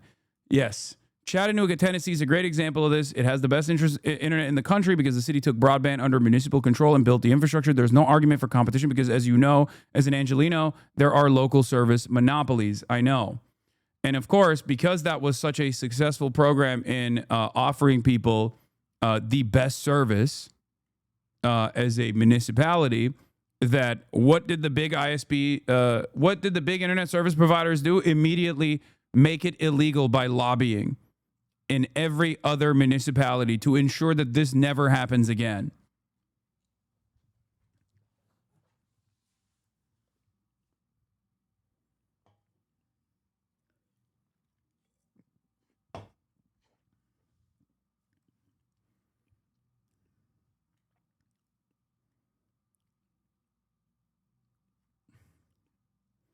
The state is an incredibly powerful entity. And yet in the United States of America, we use the unimaginable, awesome power of the state to benefit capital owners rather than use the state to keep capital owners at bay and their endless need for profits at bay. We don't use the state in the way that other countries do. And of course, even in other countries, as long as there are capital owners, as long as there is an endless need for profit, slowly but surely, through crippling austerity measures, the state-owned sectors will inevitably diminish in their services, in the products, and the goods that they offer, and ultimately, capitalists will come in and take it over and privatize. And then at first, that privatization might look like there are better options out there, especially for those who have the power to pay for it. But little by little, without you realizing it, over the course of many decades sometimes, the service gets worse, the service is not as reliable, and it becomes even more costly because these guys, unlike the state, have no interest in ensuring that these services run. The state's highest priority is supposed to be to improve the material conditions of every single citizen. A company's highest priority is profits. It's profit generation.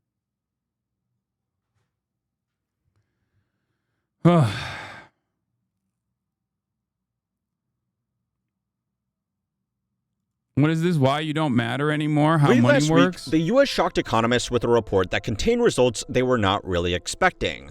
The economy had grown at a shocking 3.8% pace in the second quarter, seemingly putting to rest all of the concerns that the naysayers had about a softening job market, trade wars, the cost of living, skyrocketing defaults, declining labor force participation, sector-wide crises, and slowing productivity. Sounds great, right? Well, as you might have already guessed, there is a lot to unpack from these numbers. GDP isn't a flawless measure, even in normal times, and I'm sure you have probably noticed there is a lot going on at the moment. But if you do what nobody else wants to do and actually read the data behind these figures, it tells three very interesting stories that challenges a lot of assumptions that we have about how our economy should work. This goes well beyond just simply growing inequality. That's not exactly shocking news anymore. But if you are looking for a sign of just how healthy and balanced the current market is, a new report has revealed that there are now more private equity firms in America than there are McDonald's. And the reason is very simple. If all of these numbers needed a headline, it would probably be, "You don't matter anymore." Economically speaking, of course. GDP report showing that the U.S. economy expanded at 3.8%, surpassing the forecast growth of 3.3%. 36% of consumers say they've had trouble paying in just the last week. Dude, you don't understand. Things are great, dude. Things are fucking awesome. You're so silly. You're so dumb. The economy is expanding. How can you complain? The stock market's doing relatively fine, except for yesterday. Things have never been better. We are the hottest country from the standpoint of heat. We are the hottest country. We are winning. We're winning so hard. So that is up 25% compared to the same time period a year ago. So you have to go to your landlord. Yeah, I did. I assume, did you see the report that said if you don't count data centers, the GDP only rose by 0.1% in the first half of this year? I did see that report, and I suspect this is actually going to talk about that exact report. 99.9% of GDP growth this year has come from data centers and AI. We're so cooked. GDP in and of itself is already not a reliable metric to understand the health of the overall economy. I say this all the fucking time, and people yell at me and say, oh, dude, here we go. Socialist doesn't understand economics. It's like, I think we're human beings. We're not widgets. We're human beings, okay? Not to get too philosophical here, but I think the health of the overall economy and the way that people actually experience it is very different than the GDP. It's very different than the stock market. The stock market is not a healthy measure of how the economy is being experienced by the average person. The greatest example that I always love using, not the dog shit one. The dog shit one is for the GDP. Remember, two economists walking into the forest and eating dog shit. That's a GDP analogy. But the greatest example I always use is if you look at stock performance, for example, in the aftermath of a merger, what happens? Mass layoffs. Mass layoffs happen after a company merges with another one, okay? Mass layoffs mean a fuck ton of people losing their jobs. And yet, the stock performance of the company is great. They have now eliminated redundancy. The elimination of redundancies looks great on your stock portfolio, but it actually means tens of thousands of people have lost their fucking jobs. So how can you tell me that the stock market is a valid barometer for how people experience the world? It is one of the most insane fucking ways that we have deluded ourselves into thinking about how things should be. It's base-boosted capitalism that robs the humanity of every single individual. Oh, it makes no sense. And say, I don't know how I'm going to pay you. I've never had to do that. Trillions of dollars are pouring into the United States for investment purposes. The U.S. economy grew faster than expected between April and June. So yeah, that wasn't a typo. There are now 19,000 private equity funds in the US and only 14,000 McDonald's locations. The statistic was originally high. Chinese GDP. I make a product. I sell a product for $100. I have now added $100 to the GDP. American GDP. I make a product for $100. I sell the rights of the product for $100. I purchase graphic card usage rights back from them for $100. I have now added $300 to the GDP. Now, this is to talk about like the little bubble, the AI bubble. Okay, this is a way to explain the AI bubble.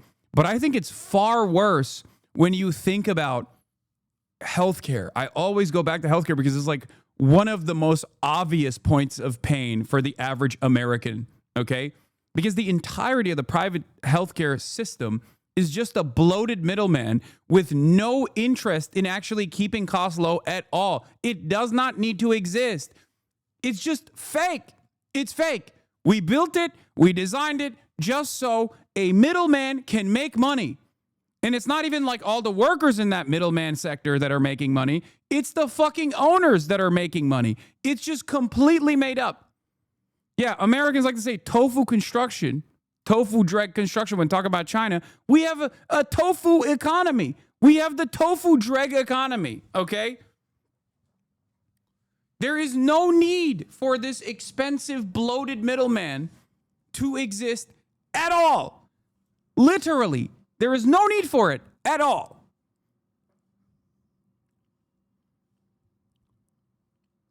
It makes no sense.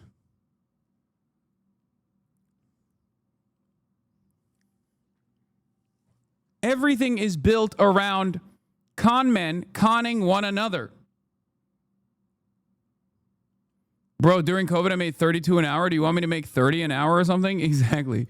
Like, if you were to use Andrew as an example, okay, let's say you make $30 an hour instead of $32 an hour.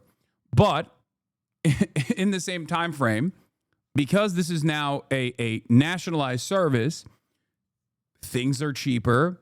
The government has a higher priority to offer a better point of service and therefore actually has to hire a bunch more nurses, right?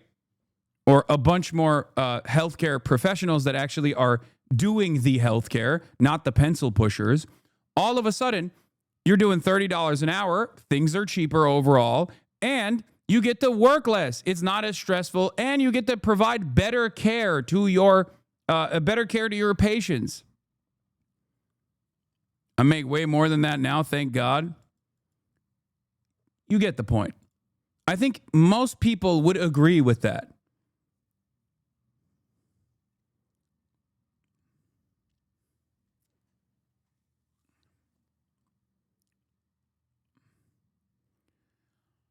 Highlighted by Elisa Wood, a partner at one of the biggest private equity firms in the world.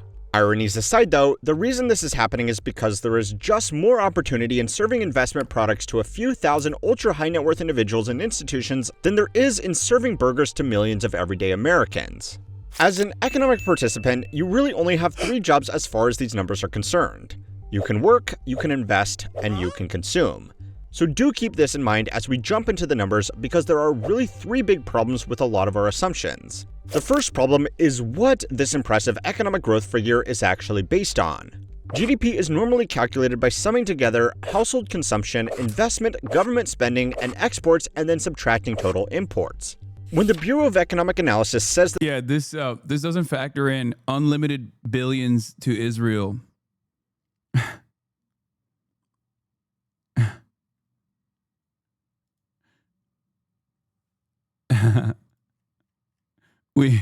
This is failing to factor in one of the most significant parts of America's existence, okay? The Israel tax.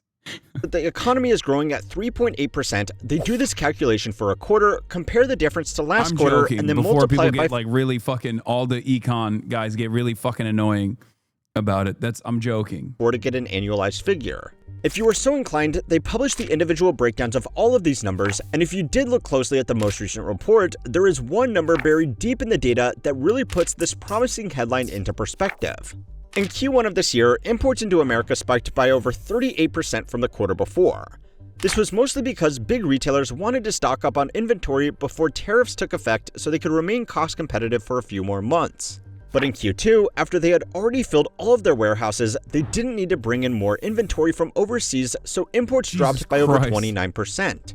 Now remember, when the economists do their calculations, they subtract imports. So on paper, a crash in import volume is actually good for GDP numbers. In reality though, international trade swinging this wildly over 6 months in the biggest economy in the world is not great. But it gets worse. Within the same report, it is noted that this large drop in imports actually bolstered GDP by over 5%. What this means in plain English is that if we ignored the wild swings in import volumes, GDP would have actually shrunk by 1.2% at an annualized rate. Now, as a small little side note, the root of these problems is ultimately capitalism, but it does feel like the financialization of capitalism made it infinitely worse. Yes, but the financialization of capitalism is just more capitalism. It was an inevitability that finance capital would take over. The notion, for the layman, the notion that like every single producer, every single sector has turned into a fucking bank, okay?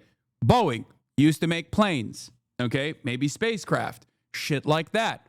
And you would look at the fundamentals, right? You would look at how many planes they were making, what the cost of that was, with the wages and everything else, with the materials, goods, whatever. And then you would look to the performance of Boeing as opposed to like other international competitors and whatnot. And that's how you analyze what the valuation of Boeing is. Obviously, there's a lot of other factors involved in this as well. I'm not getting into everything. Okay. I'm looking at the super reductive. Now it's not. Now it's a bank. Every company is a bank. Every big corporation now is a fucking bank. Okay. If the ultimate goal is to boost shareholder value, then companies are going to do everything in their power to make sure that they can redesign the system to not necessarily care about its output, not necessarily care about like building new products or innovation, and instead move numbers around, because ultimately that's all this is about. Your universities are a bank. Boeing is now a bank. Everything is bank. Everything is not computer. Everything is bank. Year over year, we remove the pretense of the responsibility companies have to their consumers and shift out the shareholders who often own stakes in actors who are supposedly competing with each other. Competition is discouraged and the whole idea of capitalism falls apart. Of course, it is natural and perfectly understandable for every single company to be the first to market and monopolize. That is the reason why there needs to be trust busting and regulation from the government.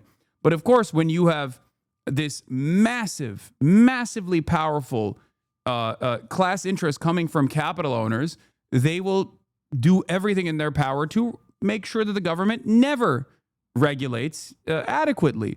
And without that sort of regulation, without that sort of trust busting, without that sort of like expansive, unlimited free market competition that is supposed to exist, through a process of vertical and horizontal integration, every single company becomes a monopoly.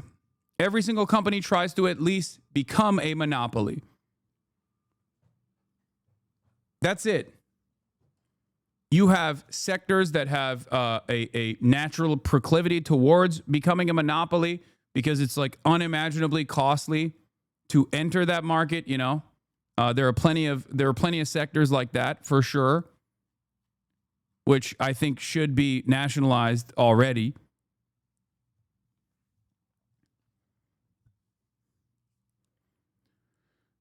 Airlines a good example of this as well.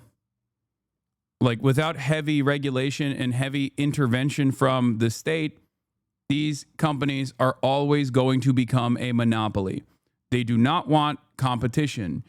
Nobody wants competition. It is the greatest lie that capital owners have ever told the average layman, the average everyday working man. The notion that they want competition, the notion that capitalism fosters competition and therefore innovation. They do not. They never wanted competition. They would always use that as a counter example to be like, well, if the state actually interferes in the competition, in the competitive process, which is neoliberalism, okay? Because the state does actually interfere in competition at the behest of private enterprise all the fucking time. But ultimately, every single company just wants to be a monopoly because at that point, they can just slowly but surely make the services shittier and also up the prices. You are here now. You are experiencing that right now. That's why things get shittier and shittier year over year. The products that you consume are improved a little bit, okay? Am I effing again? Jesus Christ, dude. What a spectacular time for me to talk about enshittification.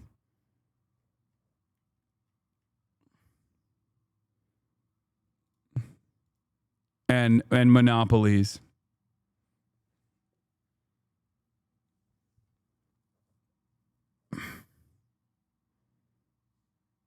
There you have it. This is proof in the pudding, okay? This is it. This is literally it. This is a great example of it, okay? Quarters of negative GDP growth. I'm sure the comment section can tell you what that's an indication of. Now, you might think a little glitch in the reporting process still shouldn't have this much of an impact on the performance of the entire economy, right? And you would be absolutely correct. Over 2/3 of the American economy depends on just this part here. Personal consumption now accounts for 68% of all of our economic activity, well above most other advanced economies, which is clearly not ideal, but it has given us two pieces of false confidence. The first is that since so much of the economy relies on consumer spending, we can't let those consumers fall too far, or else there will be nobody left to sell stuff to, right? Wrong. I have mentioned this statistic before, but for those who haven't heard it, 50% of all consumer spending is now done by just the top 10% of households. Now, that's a scary statistic by itself, but what it doesn't mention is that the bottom 60% of households now collectively account for less than 20% of the spending, and a growing share of that is being supported by risky consumer debt. The companies that have been performing best over the last 5 years have been in industries catering to wealthy consumers or to investor hype. Ferrari is now worth twice as much as Honda, And even Walmart is changing its business model to cater to more upmarket shoppers. More than 200 million people could drastically cut their spending tomorrow, and the total drop in economic activity could be covered over by increased spending on things like AI. In fact, it's kind of already happening. Personal consumption contributed less to economic growth than data center construction in the last reported quarter, and a majority of that consumption was done by just 10% of households anyway. Steve Eisman of Big Short fame did an extended interview on this a few days ago, and it goes into depth on a lot of the specifics, so I will leave a link to that down below. But in brief, this is more than just regular old inequality. Today we have something arguably worse: indifference. The lords of old at least needed their serfs to keep their empire operating.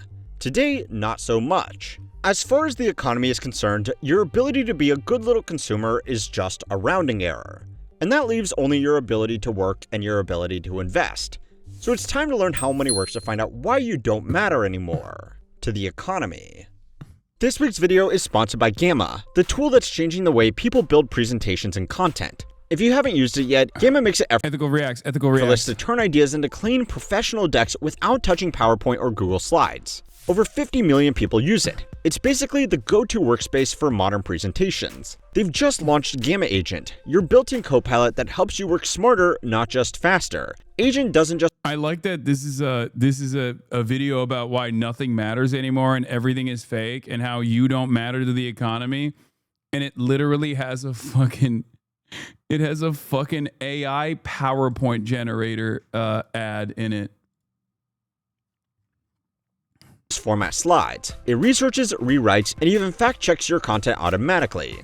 It can pull competitor insights right inside your deck or summarize a full article into polished slides in seconds. I tried it on one of my own decks, dropped in a URL, and within seconds, it summarized the article into slides with citations already linked. I didn't have to open a single tab. It even suggested counterpoints to strengthen my argument, which saved me a ton of time prepping for a client pitch. It can also personalize a presentation for different audiences or reframe your tone, from casual to executive ready instantly. It's like having an editor, researcher, and designer built into one tool. You can try Gamma and see what Agent can do for your workflow using the link in the description.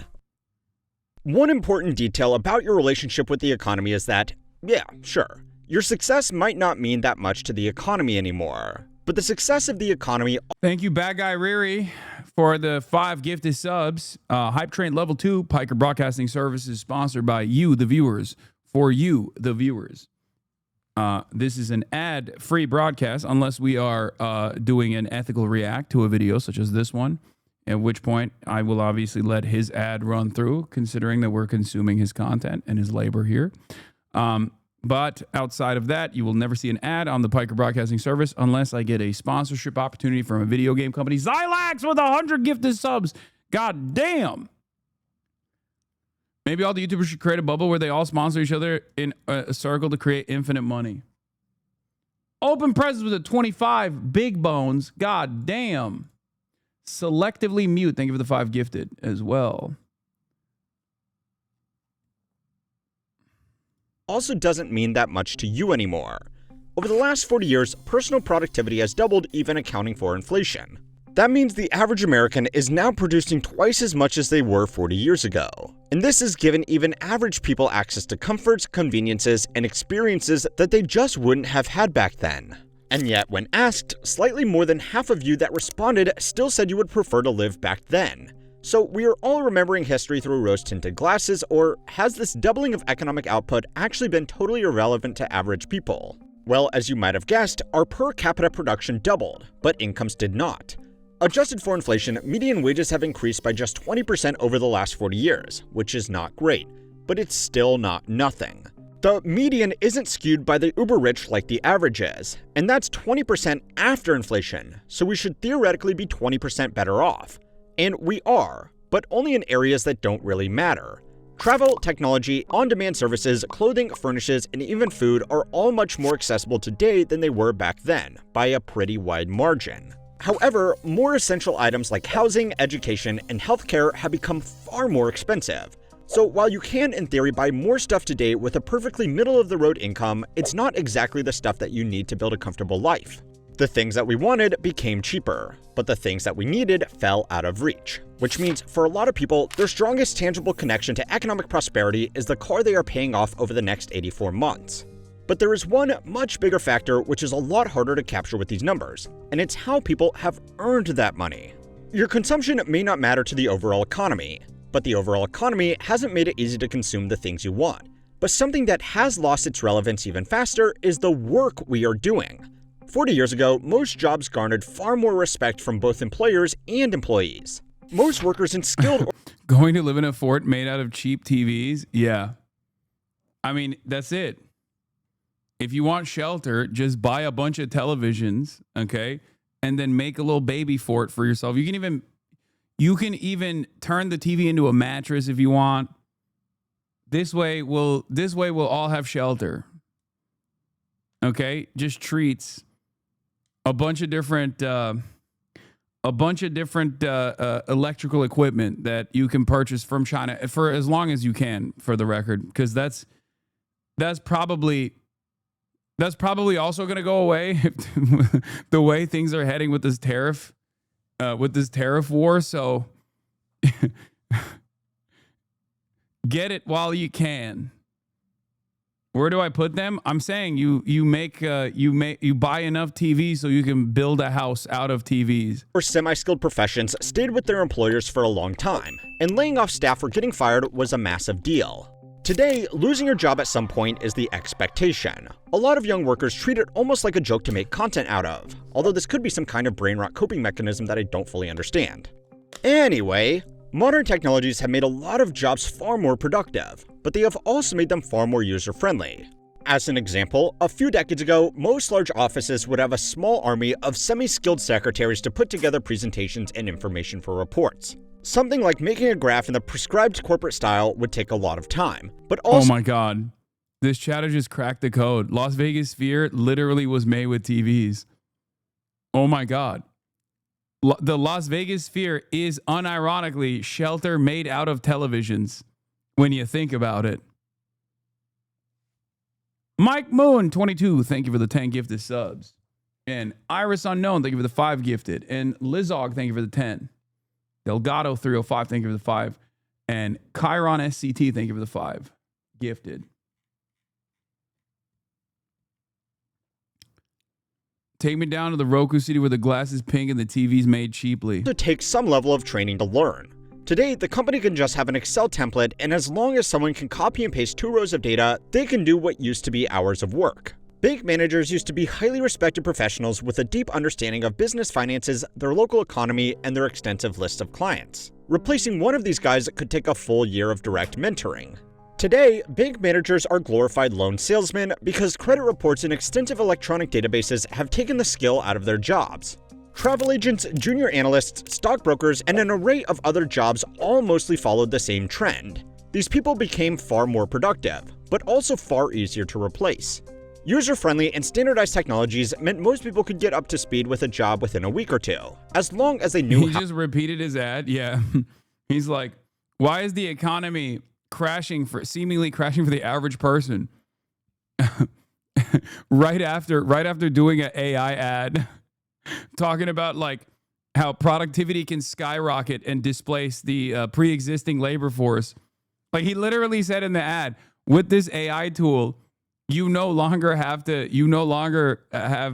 need to have like a researcher or a graphics design person or anything like that. You can do it all on your own by just like doing a couple inputs. Which, once again, for those of you who do not understand how this stuff works, like, I am not opposed to efficiency, okay? I'm not opposed to improving productivity. I am not anti-technological developments.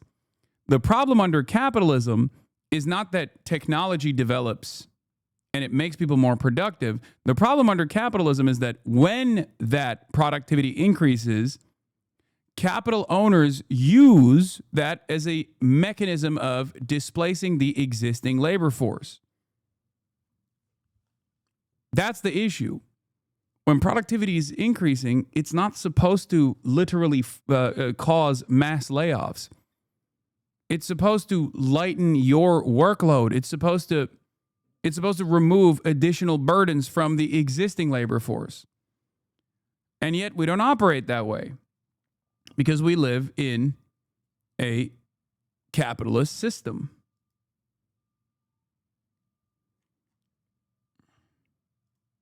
How to use a suite of software.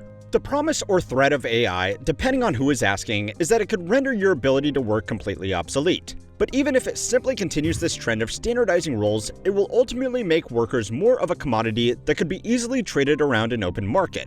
Again, this raises the argument that if nobody can find a job anymore, then there will be nobody left to buy all of the stuff that companies are making. What did you just do? I peeked to see my mom just drove up.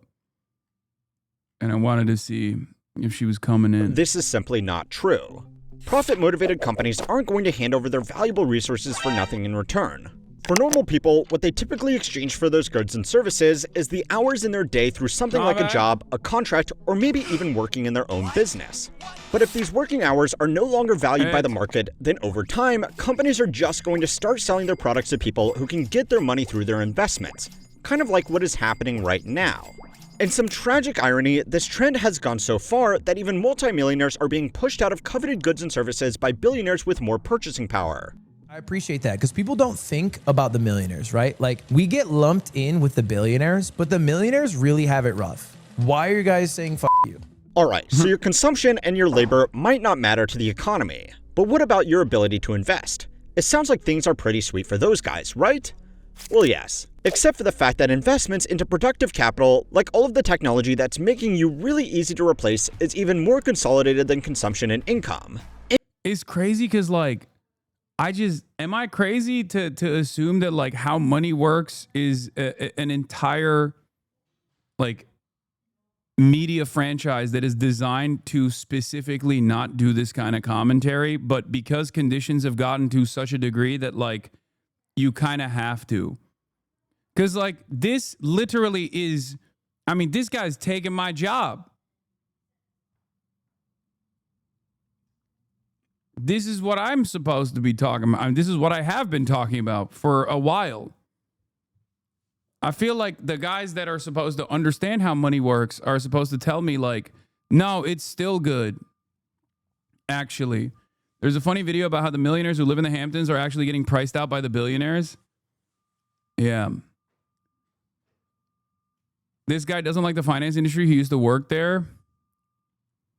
No, this guy's always had a lefty perspective. I think he used to work in private equity. Okay, maybe I'm misunderstanding. Maybe this guy always was this way.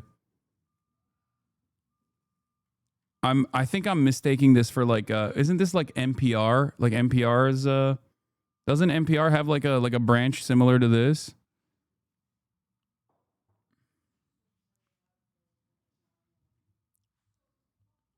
I mean, I don't suspect he's a Marxist.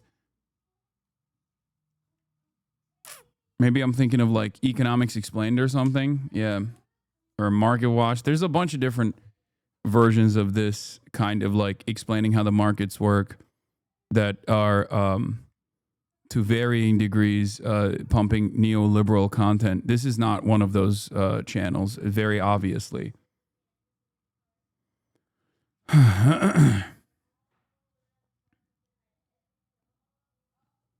The Australian economics YouTuber Economics Explained is a neoliberal and is funded by private equity.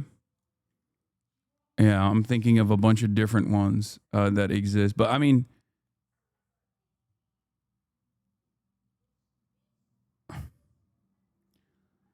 ultimately, I think we're going to see more and more people come to these conclusions. Increased high-interest consumer debt also makes a lot of investing done by everybody else counterproductive. According to data from the Fed, the top 10% of households own more than 93% of corporate equities in America, but those same households only account for 5.4% of non-mortgage consumer debt. It's great that more people are getting into the market, but if you are paying off a 20% APR car loan and putting $500 a month into Robinhood, you are not an investor. You are just really bad at allocating capital. Now, what all of this means is that most economic participants don't really participate in their own economy. In the past, when average people struggled, the economy struggled, and wealthy people riding on that economy struggled too. Today, we could very well be in a situation where the majority make up such an insignificant share of market activity that even severe problems for them can be effectively drowned out by the party being had by a very small handful of people. Now, as far as social cohesion is concerned, this isn't great. But for the economy, it gets worse. We could see a situation where unemployment rises dramatically, but the economy continues to grow, because all of those laid off people didn't contribute much to overall consumption or investment. In that case, taking action like lowering interest rates or giving out stimulus to help the unemployed. I mean, that's literally the case right now. The top 1% of wealth in this country, top 10% of wealth in this country, I think, have like more than 50% of top 1% of wealth have 50% of all of the consumption in this country right now. Is it 1% or 10%? No, the top 10% of wealth own 90% of the stock market. But I think with overall consumption, I think it's literally, I think it's also, the top 10% of wealth in this country are responsible for 50% of all of the purchases being made in this country. 50% of all the consumption. That's fucking insane.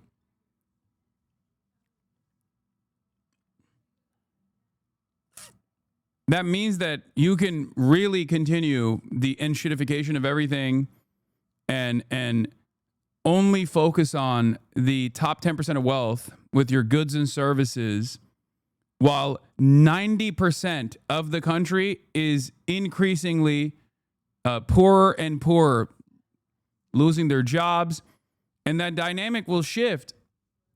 So then 90% of the country is then at a servile state to the top 10% of wealth. We're already kind of seeing that with like Uber and the gigification of like other sectors, the gig economy in its entirety, where people are barely making ends meet, having to work multiple jobs, having to work long shifts. It's like it's a digital peasantry, a digital serfdom.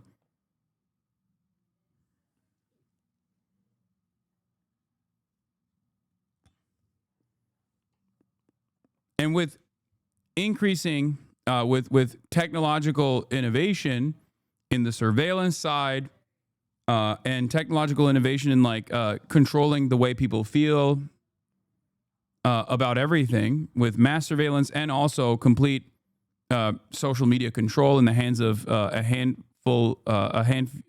selected couple different billionaires, you can try to keep people at bay and make them focus on one another, make them focus on different villains.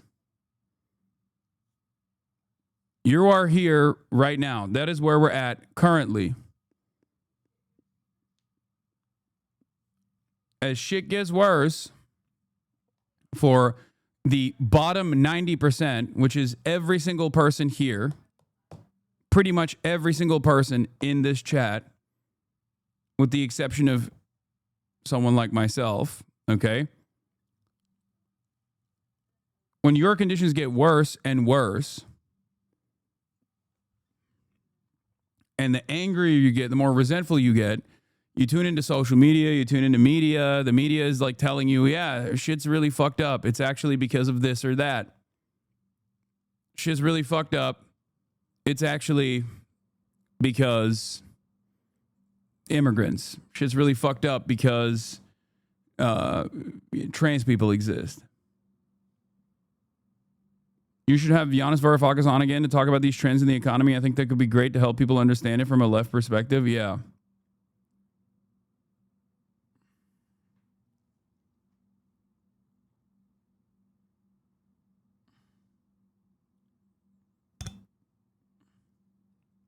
Yeah, things are really fucked up because the radical left has created too much communism in this country. That's what this is. That's why you should be angry at the radical left. You should be angry at the Antifa. You should be angry at trans people. You should be angry at migrants. You should be angry at the Democrats that are also representing the radical left. Would risk further inflating already overinflated asset markets that didn't feel the pain to begin with, which would only make this problem even worse. Even the Fed essentially admitted that it was increasingly hard to enact policy that would help ordinary workers without helping out wealthy asset owners even more. But it gets worse. Average people might not have that much skin in the stock market game, but the 10% that are doing all of the spending do. The reason they are spending so much in keeping entire industries alive is because they feel wealthy thanks to their booming portfolios. If these asset markets falter, there is not going to be much left to prop everything up, and to use a technical term, we are going to be absolutely fucked. Now, this is normally the point where I would say to put away the tinfoil hats, because this is all the result of broken incentive structures and flaccid regulations, rather than some kind of deeper conspiracy. But the reality is, this all sounds very familiar.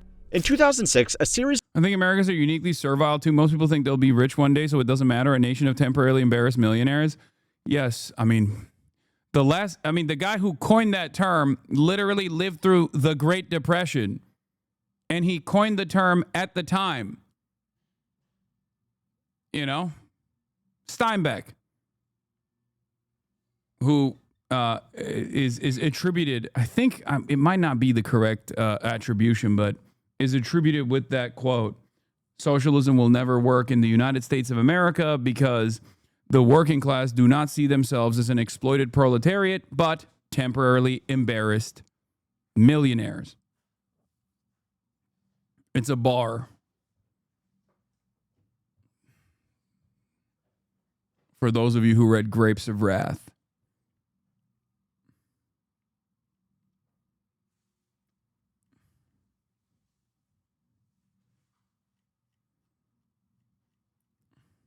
Of reports were leaked from Citigroup's asset management team dealing specifically with ultra-high net worth clients.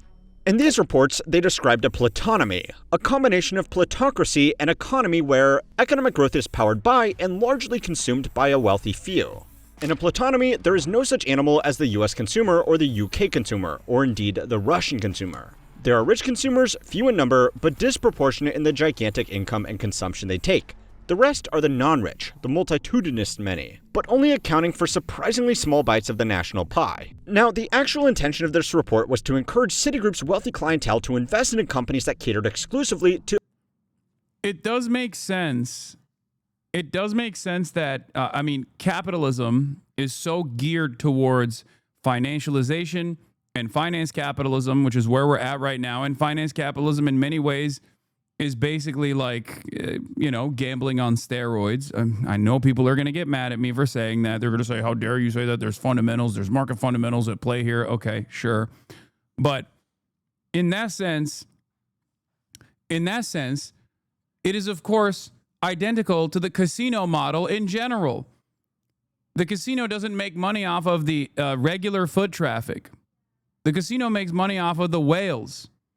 And the economy right now is geared in the exact same way towards simply the consumers that are the whales, people in the top 10% of wealth in the American in the United States of America, who are responsible for 50% of the purchasing that takes place.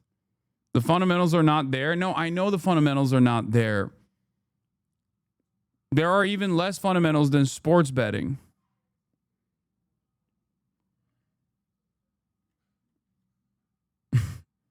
I would say that the stock market as it currently is designed is basically... The stock market as it's currently designed basically implies like you just always have to keep making gains. As long as you've reached a level of financial security where you have some upfront capital that you've accumulated, either through intergenerational wealth, in most circumstances, because of an elevated position, or maybe you lucked into a growing sector or something, right? You made the right decisions. Oftentimes, once again, because you came from an upper middle class financial background, so you can make the right networking decisions, whatever. You get into a situation like that, or you get immensely lucky, or all of those factors combined, you generate enough money, generate enough disposable income that you can enter the capital owning class. You get into the top 10% of wealth that way, And as long as your stock portfolio looks fine, you feel like your net worth is growing because you've entered a different class at that point. You no longer have to work to make money. Your money makes money for you. For the average person, on the other hand, of course, they always have to work to make money. Other wealthy clientele, because the analysts predicted that they would eventually be the only ones worth selling stuff to. And remember, this report was published way back in 2005. Now, Citi has tried really hard to scrape this report off the internet, so I am going to go ahead and leave a link to it below. It's a dense investment thesis, but also genuinely very scary. Now, of course, there is still one way that you matter in the economy, and this report covered that as well. Whilst the rich are getting a greater share of the wealth and the poor a lesser share. The real quote by Steinbeck is, I guess the trouble was that we didn't have any self-admitted proletarians. Everyone was a temporarily embarrassed capitalist. Maybe the communists so closely questioned by the investigation committees were a danger to America, but the ones I knew, at least they claimed to be communists, couldn't have disrupted a Sunday school picnic. Besides, they were too busy fighting amongst themselves.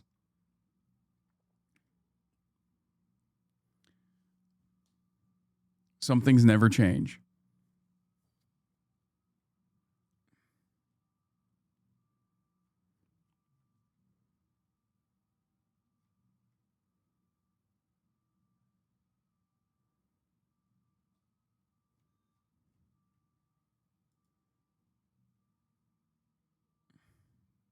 Political enfranchisement remains as was: one person, one vote.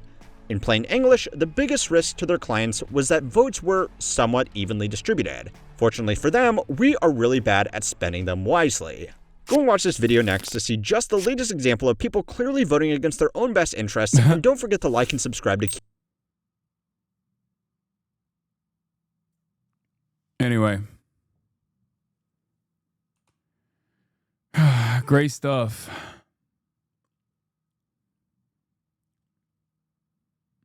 But won't the top 10% of the economy still not eat itself when eventually they outprice themselves, like you said, as happened in the Hamptons? Yes, this is not a sustainable system. It will inevitably collapse. That's how it works. I don't know how the fuck we got here, by the way. Oh, President Trump delivers to the troops. We're going to talk about that. Obviously, the government shutdown is continuing. Chuck Schumer recently said every day gets better during the radical left shutdown. I disagree. If nothing is done because of leader Chuck Schumer and the Democrats, our brave troops will miss paychecks they are rightfully due on October 15th. That is why I am using my authority as Commander-in-Chief to direct our Secretary of War, Pete Hegseth, to use all available funds to get our troops paid on October 15th.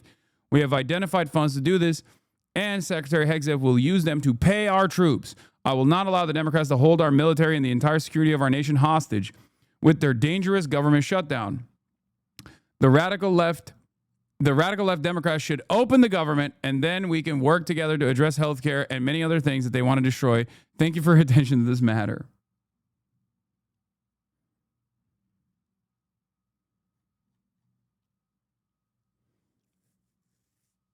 It is pretty funny that he's putting the responsibility, and also some things he's saying the radical Democrats are trying to destroy healthcare, when in fact the government shutdown is only happening because the Republicans refuse to even offer a fucking Band-Aid to the unimaginably costly healthcare system that we have, that they are increasingly taking funds away from because they wanted to make the tax cuts for the wealthy permanent. Okay? Fantastic. Fantastic situation we found ourselves in. Because, like, right now, the Democrats are fighting for a Band-Aid solution, okay? The obvious permanent solution to this, the real solution to this, would be socialized medicine, universal health care. No Democrat is pushing for that, or at least very few Democrats are pushing for that. But even in the interim, like, the reason why they've pushed for the shutdown is specifically so they can try and preserve the existing system without it completely fucking collapsing. And the Republicans are like, nah. Like, the funniest part about the shutdown conversation that's taking place right now is the fact that the Democrats are actually trying to save Congress in general, the power that Congress has in general, okay? Trying to solidify the separation of powers and maintain the power of the purse in the hands of Congress, okay? Because without that, the administration will seemingly use the executive authority to completely negate whatever kind of legislation passes when it comes down to actually funding things. This removes the last remaining congressional power. Okay?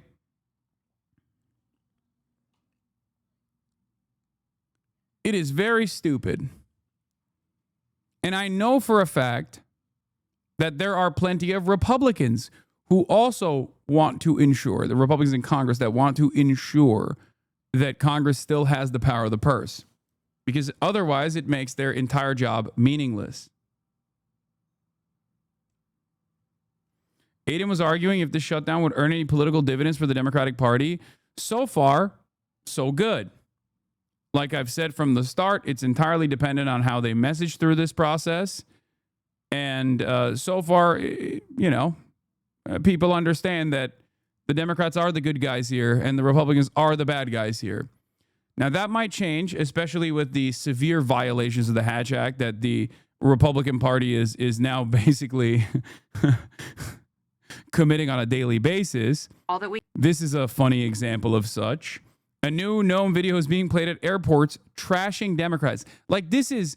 The Hatch Act does not matter anymore. It doesn't exist. Okay? It's poo-poo. It's doo-doo.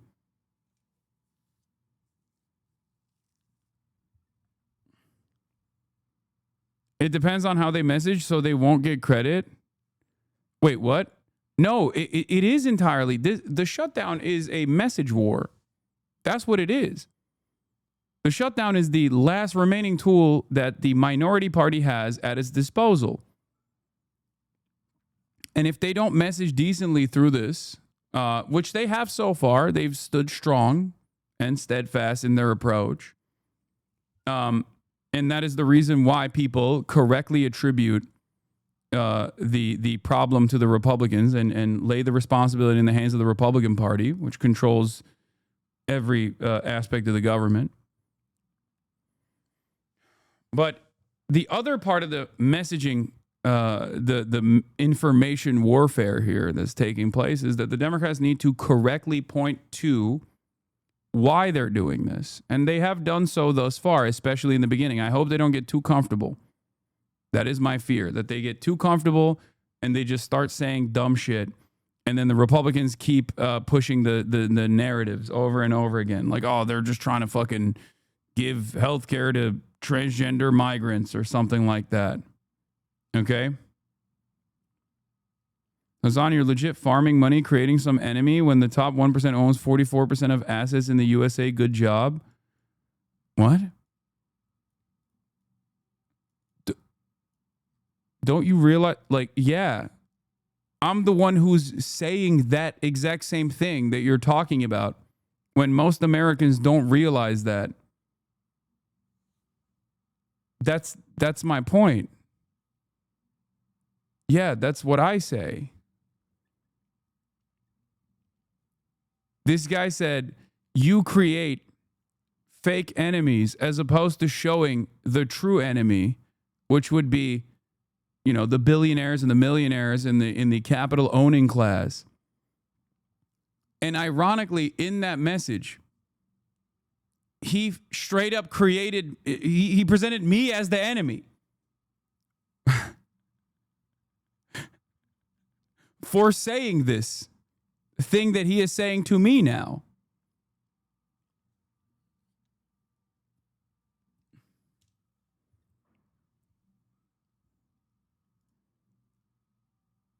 Do you think sexy, ballsy hockeyman Schumer can actually message competently? So far, they've done a decent job.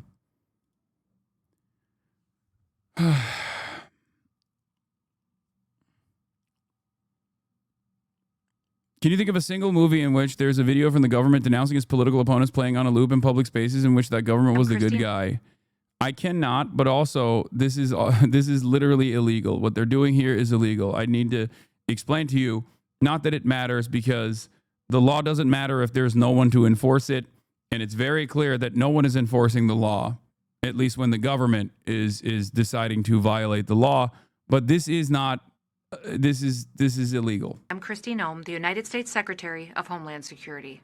It is TSA's top priority to make sure that you have the most pleasant and efficient airport experience as possible while we keep you safe.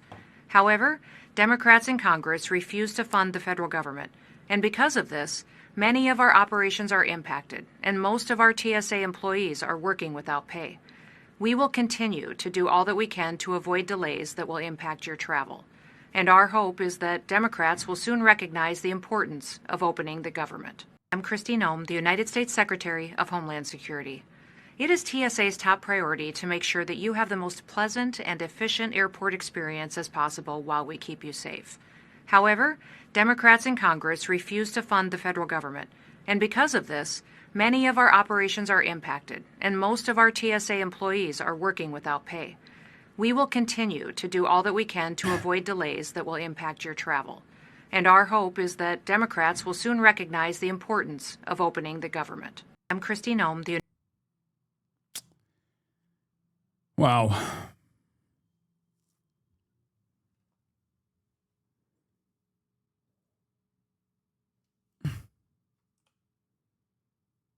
This AI isn't even close to human looking? No, that's just how she looks, man.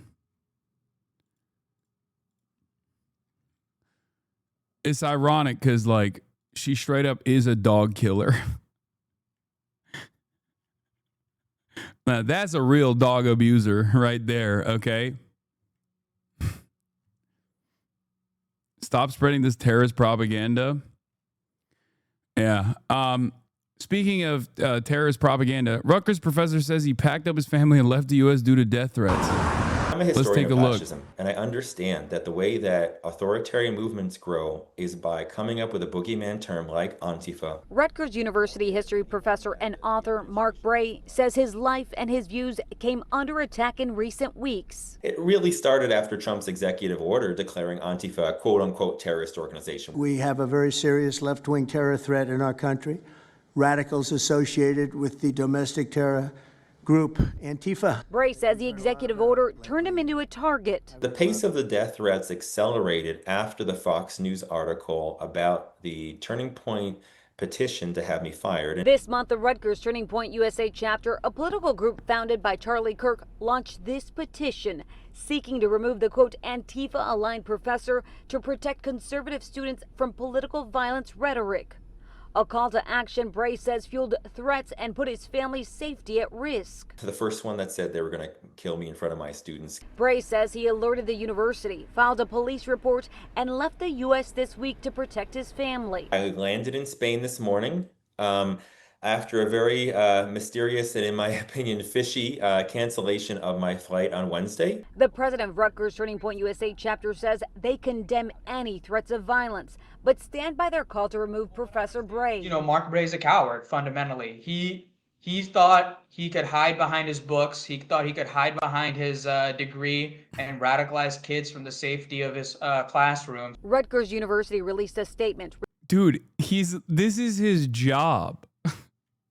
His job is to teach about fascism.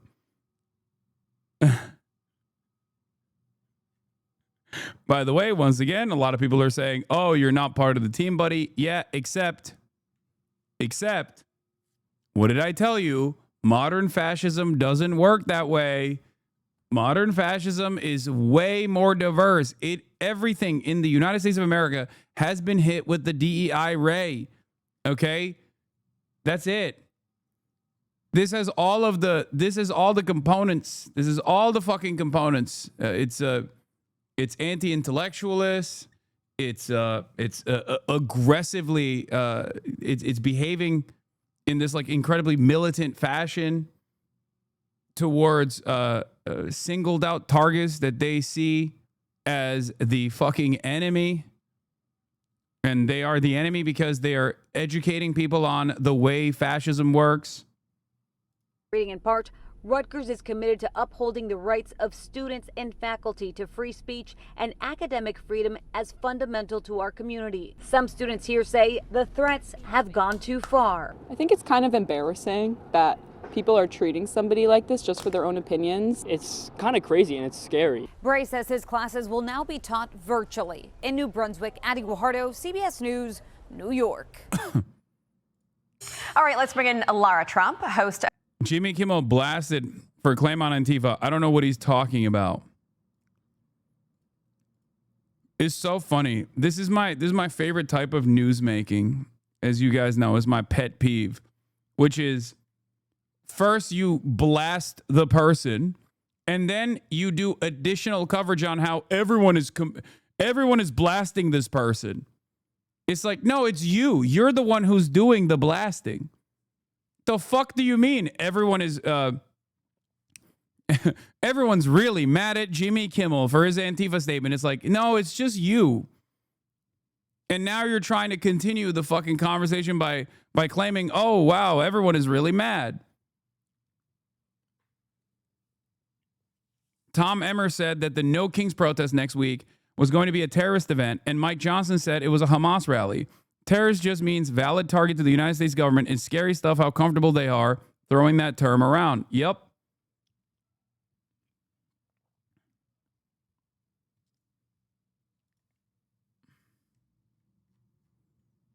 Of My View with Lara Trump. Good to see you, Lara. I'll have you react to Alexis's reporting on what's happening in Rutgers University. What I find interesting is that this professor, writes this entire book about Antifa. He says, I'm not part of Antifa, but I just, I teach about it. And then you have somebody like Jimmy Kimmel who says, there is no Antifa. I want you to listen to this sound clip from Kimmel. There's no Antifa. This is an entirely imaginary organization. There is not an Antifa. This is no different than if they announced they rounded up a dozen Decepticons. We've captured the Chupacabra, everyone. Okay, so what's happening here? Well, there is Antifa. This White House classified them as a domestic terrorist organization, which they are. This is, I said this the first day, bro. Like, because there is no real organization that is like Antifa, with the exception of I don't know, Rose City Antifa or whatever the fuck, right? It's just there is no actual defined organization that you are targeting. Anyone and everyone can be considered Antifa. And the administration has obviously made that very clear. Terrorism already is an intentionally vague definition. And it is utilized to take away people's due process and their rights and their liberties and prosecute them and maybe even kill them, right? Without any sort of pushback. And for that reason, because it completely contradicts the First Amendment in the United States of America, it has never been applied domestically.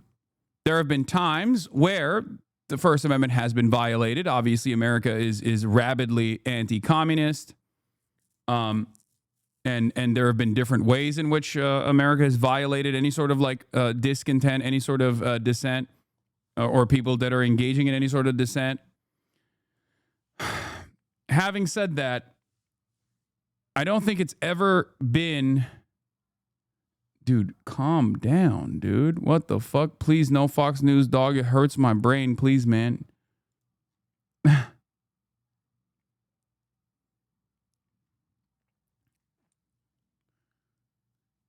Antifa is also vague by definition, by design, in the same way that terrorism is a vague standard to apply, a vague term to apply to whoever the fuck you want to extrajudicially kill or apprehend. Okay? This is very dangerous. And the reason why it's very dangerous is because anything and everything can be considered anti-fascist in nature. And that's precisely the reason why Trump didn't just talk about all of the little radicals in Black Bloc or whatever the fuck. And instead, immediately started talking about George Soros, Act Blue, and all of the payment processes that the Democrats use. And when expanded on the definition, of what it means to be Antifa, which is once again a decentralized movement, therefore, everyone from your grandparents who fought the Nazis in World War II down to you telling a racist that they're being fucking racist, those are all acts of anti-fascism, no matter how little or no matter how organized they may be. Okay? This is precisely the reason why the administration can use this vague standard and apply it to everyone and anyone, including former Trump voters if they choose to, and claim that any kind of discontent is Antifa and must be stamped out.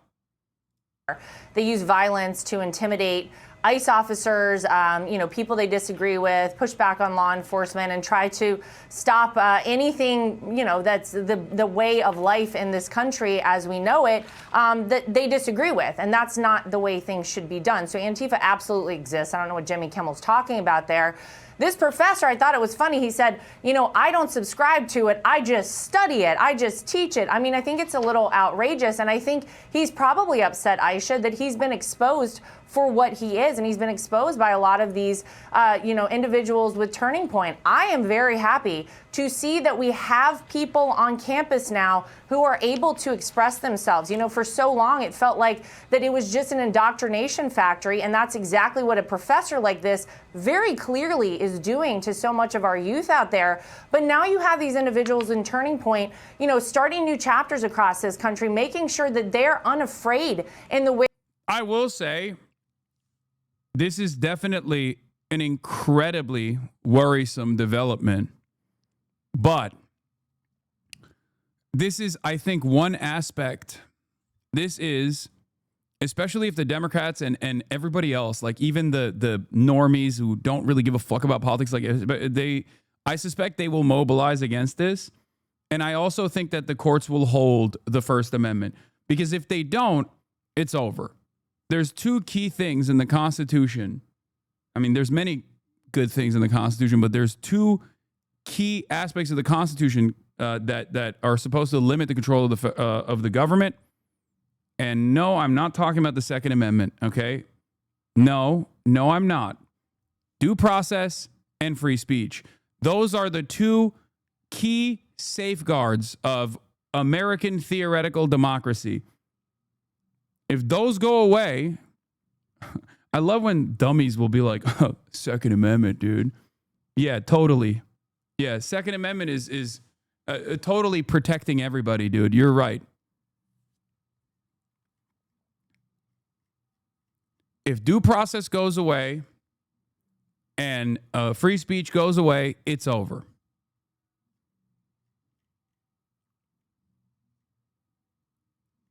It's over. And I still think that the courts will protect those two key components as it stands. And I think that there will be a lot of mass mobilization and mass discontent if the administration tries to go after these two things. Regardless of whether or not there is a compliant media ecosystem that actually pushes people's attention elsewhere, I think people will still get mad. They'll get mad enough. What about the Third Amendment? The Third Amendment, consistently the most powerful one, okay? Nobody thinks about it. Nobody talks about it. There was a brief moment when people talked about it during the BLM protests. But it's the most goated one, okay? Third Amendment. The most powerful. Has the most motion. Third Amendment for stopping Kirsty Noem from using the restroom inside of government facilities. It's not even actually the Third Amendment that does that, but still. Fuck it. Let's chalk it up. Let's chalk it up to the Third Amendment. They're speaking. We are 1 month out from that horrific assassination of Charlie Kirk. And man, would he be happy to see the way that these students have made their voices loud and made sure that they are unafraid in everything that they say. So look, we'll see what Rutgers decides to do. Interesting, the guy fled the country, though. Maybe that tells us a lot about him. Maybe it does. I want to switch gears to what's happening in Chicago and this fight that's escalating between your father-in-law and the leadership there, the Democrats there. And it's getting more and more intense every single day, this fight. This is like when my haters were like, this fucking pussy doesn't want to go to TwitchCon. I'll kill him if he goes. When I was like, yeah, I'm not going to go to TwitchCon because I don't want to like threaten the safety of others by being there. Okay? She's doing the same thing to this professor. He's like, yeah, that fucking pussy better not show his stupid ass face on American soil. Okay? If my father-in-law has something to do with it, what a coward. He escaped the country.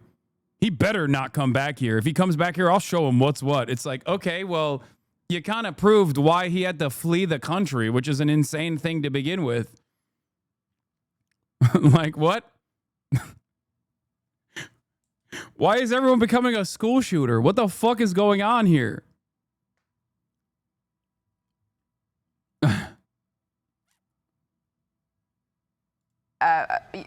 President Trump said that he, wanted to see leaders in Chicago be put in jail because of this conflict. And then the Chicago mayor, Brandon Johnson, said that he was going to do everything in his power to lead a resistance that is desperately needed to protect democracy and our human. Who's Laura Trump's father-in-law?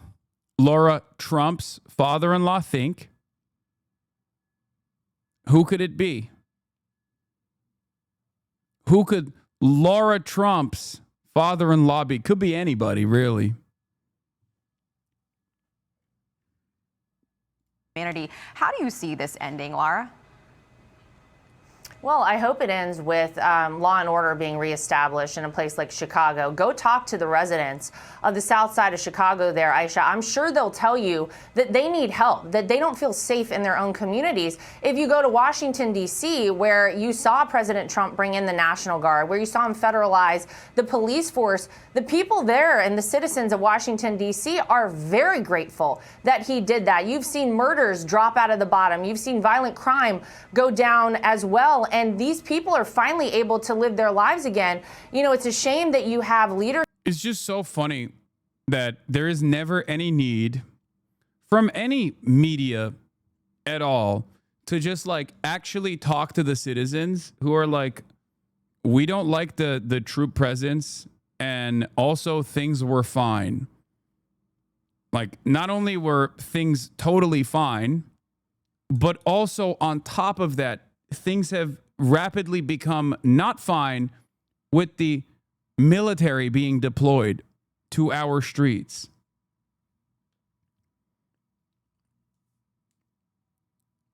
Why ask the average people that live there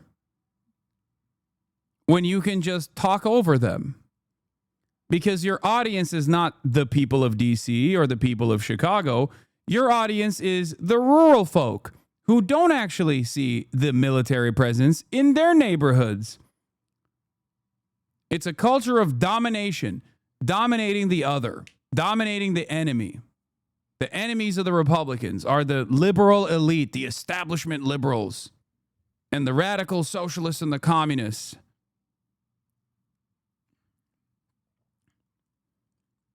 Because these people are objectively fearful of going into any of these big fucking cities anyway, they can just live with this complete false notion, this complete false reality that like these cities are constantly on fire.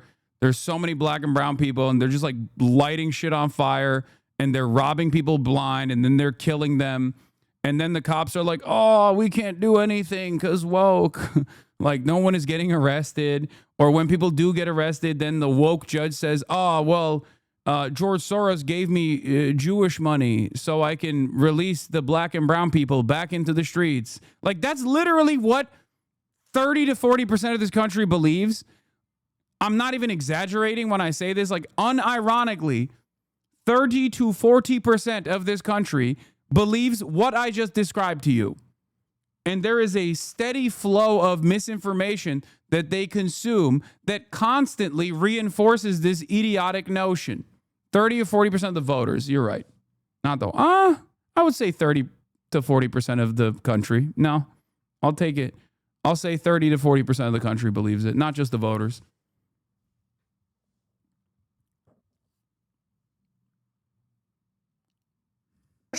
Whether it's Brandon Johnson, whether it's J.B. Pritzker, who I guess feel like they have to play politics, they have failed the citizens of Chicago. All you have to do is look at the statistics there. You can see that crime is up. And, you know, what President Trump wants to do is he wants to allow ICE agents to go in and do their job and enforce the law as it is written. If Brandon Johnson or J.B. Pritzker has a problem with that, they need to take it to the United States Congress. President Trump is trying to allow these ICE agents to do their job, Isn't talking about the country people the same thing she's doing?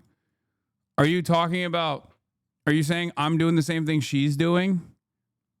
Do you think I'm lying when I say that a big chunk of the people that listen to this narrative, which is 90% of the Republicans, and trust this narrative, which is 90% of the Republicans, this is statistically bad. This is backed by stats.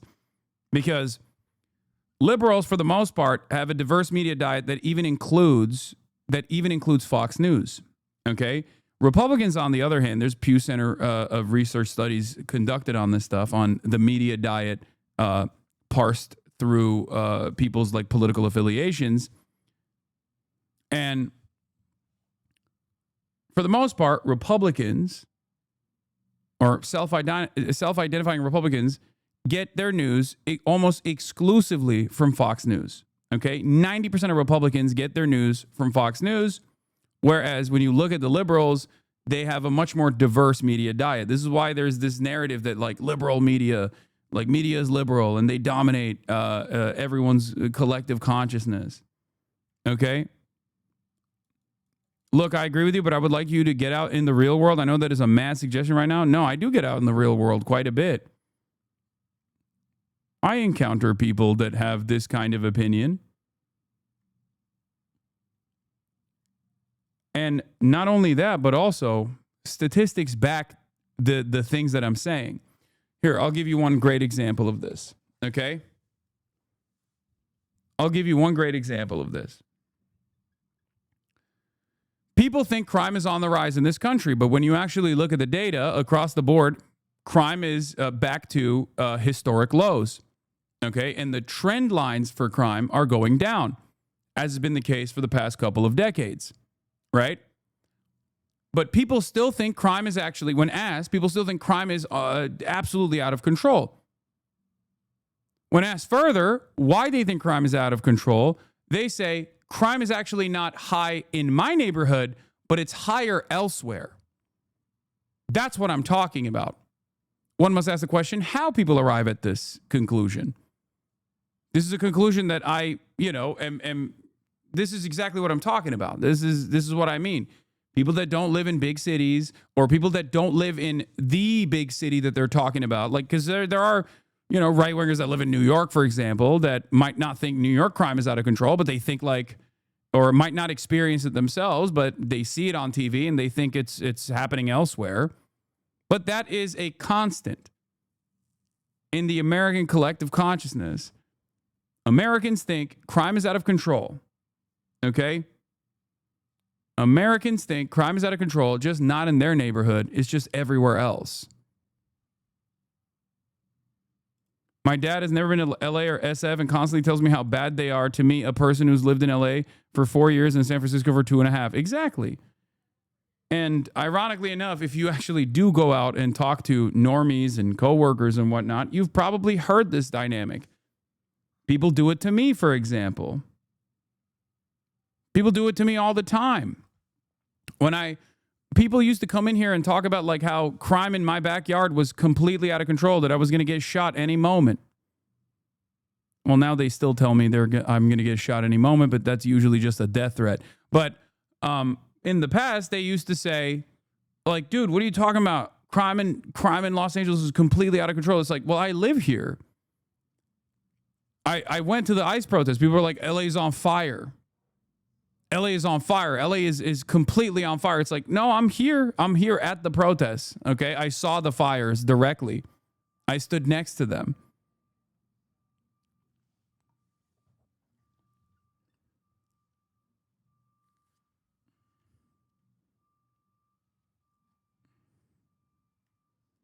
I walked 10 minutes away from the protests where the 3 Waymos were burning and got ice cream. LA was not on fire back then, and it certainly isn't right now. Neither is Portland, and neither is Chicago. But these guys keep fucking saying that that's what's going on.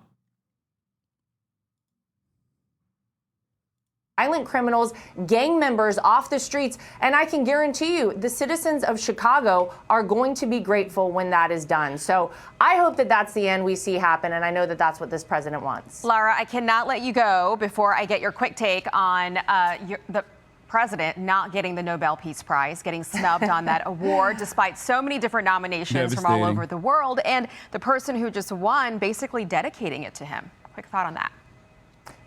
Yeah, no, I mean, he deserves it more than anyone alive on this planet right now. There's no doubt. This will be his 8th conflict if this is successful in the Middle East, and probably something that people in their wildest dreams never thought in our lifetime we would see happen. No one deserves it more than President Trump, but we know these people who establish who wins the Nobel Peace Prize hate Donald Trump. They suffer from Trump derangement syndrome. And in our hearts, he will be winning the Nobel Peace Prize. We know that for sure, and I hope he gets it in the future. Okay. Thank you, Lara. Good to see you. I'm Steve Doocy. I'm Brian Kilmeade. And I'm Ainsley Earhart. And click here to subscribe to the Fox News. Just 1 month after the assassination of Charlie Kirk, conservative podcaster Benny Johnson stood by Attorney General Pam Bondi and described in horrific detail a threatening letter that was sent to his home. The individual who wrote me described why he wanted me dead. I was a white, cis, Christian Trump supporter. I'm noticing he skipped one. I'm noticing he skipped one thing. He didn't say straight. Much to consider. Interesting. I don't know. Maybe this guy knew what he was. Maybe this is a homophobic hate crime.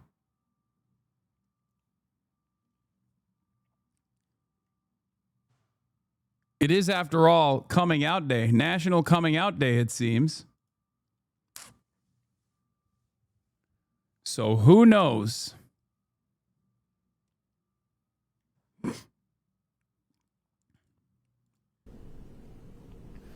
They described in great detail how I would be killed in an open field, just like Charlie. This is so funny to me because, like Benny Johnson gets one descriptive death threat and gets to go on Fox News and talk about it, and then the administration is going to take action or whatever.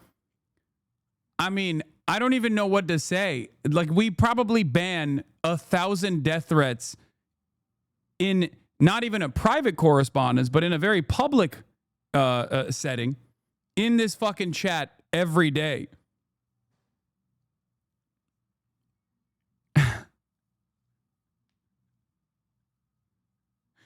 That's awesome. It's pretty cool. Charlie, how much blood would come out of my head and neck when it was blown off. This individual described orphaning my 4 beautiful children and widowing my wife with great joy. Attorney General Pam Bondi says she plans to bring that man to justice. We have arrested the author of this letter, George Isbell. Bro, if we were to I'm going to keep it real. If we were to arrest all of if the administration was this proactive with all the death threats I receive, I feel like there wouldn't be a prison large enough to house these people. If I were to do if I were to do a press conference every time I received a death threat, I wouldn't be able to do the broadcast. I would just only be doing press conferences.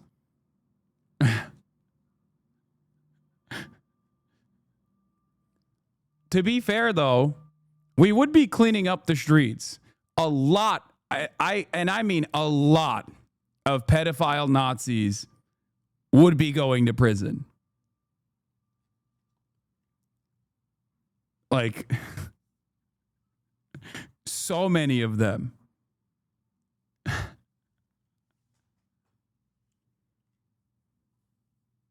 Jr. was taken into custody this morning, and we are charging him federally.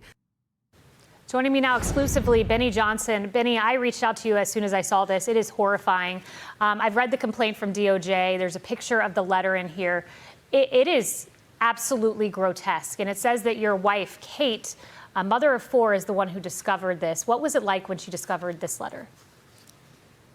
Well, yeah, thank you, Kaylee, so much for having me on. It was awful, and I'm still trying to comprehend how anyone could celebrate Charlie Kirk dying, how anyone could celebrate parents being under terroristic threat like this. Charlie, of course, 2 beautiful children and his wife that are left without a father and a husband. How could anybody celebrate that?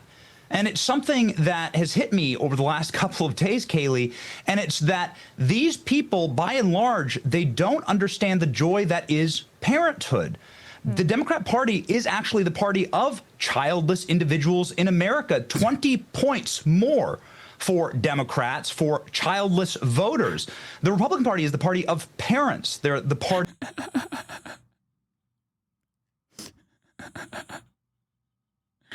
Gotta get married, wife and kids, carries a lot of weight with these goons. I mean, yeah, he did do that. He did do that. Miyaga, make insane asylums great again. Benny's a patriotic American and father, husband, and brother in arms. This is all equally disgusting to witness from overseas, too. America's the world's jewel of liberty and no place for thugs and communists.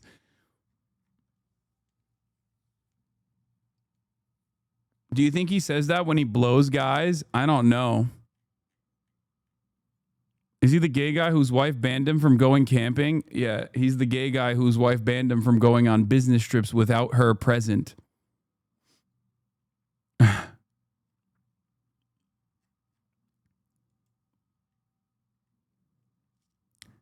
feel like Benny's going to use this as an opportunity to be like, listen, I don't want to threaten your security. You're the mother of my children. I should probably travel alone again. I should probably be allowed to travel alone again, right? Right? Come on, business trips are back on the table.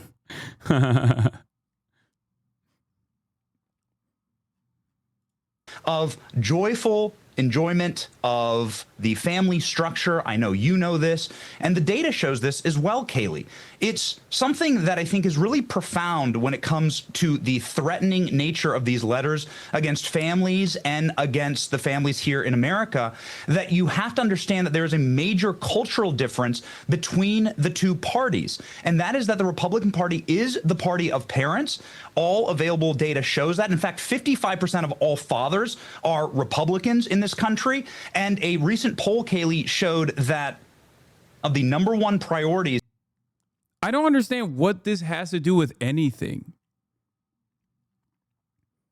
To me, it's like saying, 58% of Republicans like the color red. Like, okay. Like, what the fuck does this have to do with anything? It's not even like a super significant percentage. Okay, 55% of fathers are Republican. So what? So you have a 5% advantage on that front? Like what does that mean? What does that mean at all?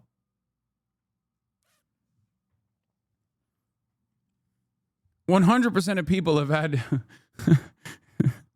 Two biological parents.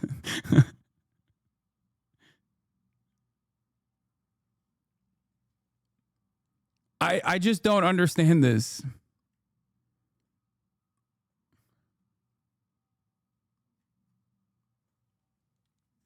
The most thing that Kirk got is just hate. He just has a lot of enemies. Anyone who's different from a conservative Republican white dude. For young men under the age of 30 that are Republicans, fatherhood is the #1 priority. And so when you're looking at the difference in how people... Oh, he's trying to present the narrative that it's like the left is anti-family. That's why they want to kill me, because I'm a beacon.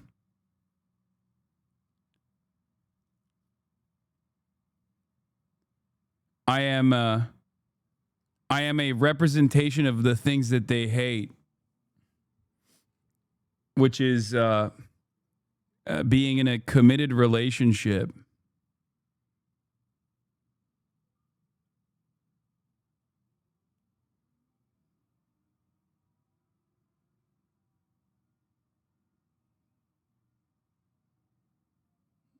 Cool.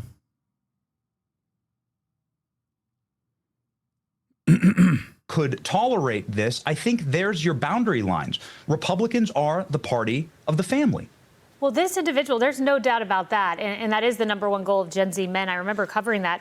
When you read this letter, though, this individual, he talks about your followers. And let me read to you a quote he says about your millions and millions of followers. You all need to be exterminated. So this was toward you and toward every single person who ascribes to the movement that animates what makes you you. Yes, and I don't understand where this hatred could truly come from, and it's hard to really reconcile it, especially when you come from a party of peace. Bro, that's so funny. Like, as someone who is on the receiving end of millions of death threats, okay, I know where the hate comes from. I'm sure he does too, okay? Yeah, it's because you say shit like, "Oh, Republicans are the party of peace." That's probably why you do get a metric ton of hatred. Did they just discover what hate comments are? I know. Like, do I think it's good that people play fast and loose with like credible death threats? No, I don't.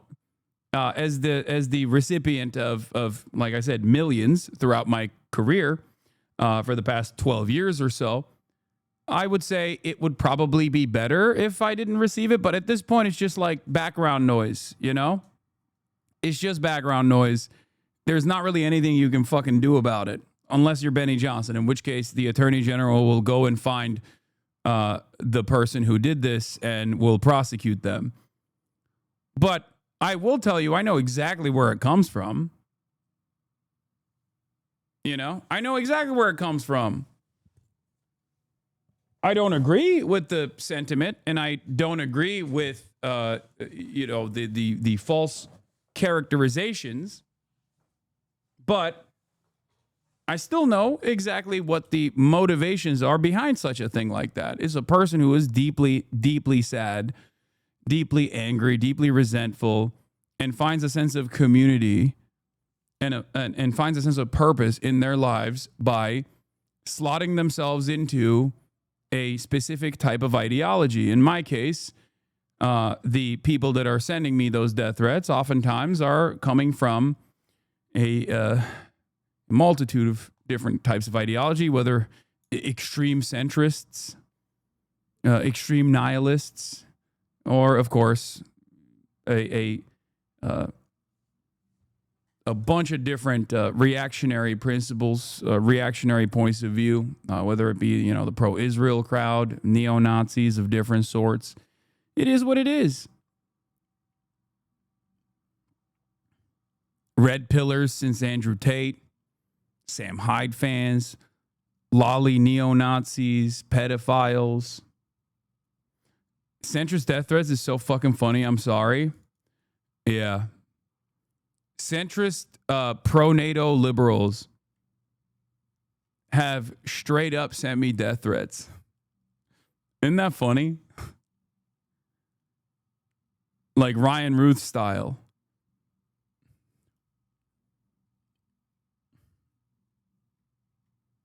want peaceful debate. But this is a party that is spiraling, and I think they've lost the debate, Kaylee. And because they've lost the debate, they are going to resort to violence. And it's awful to see. It's something that I don't want for my country. It's something that I want to see resolved. And the only way to resolve it are for Democrats to say enough. How many more of us need to die, Kaylee? How many more times do we need to see our president shot in the head? How many more times do we need to see...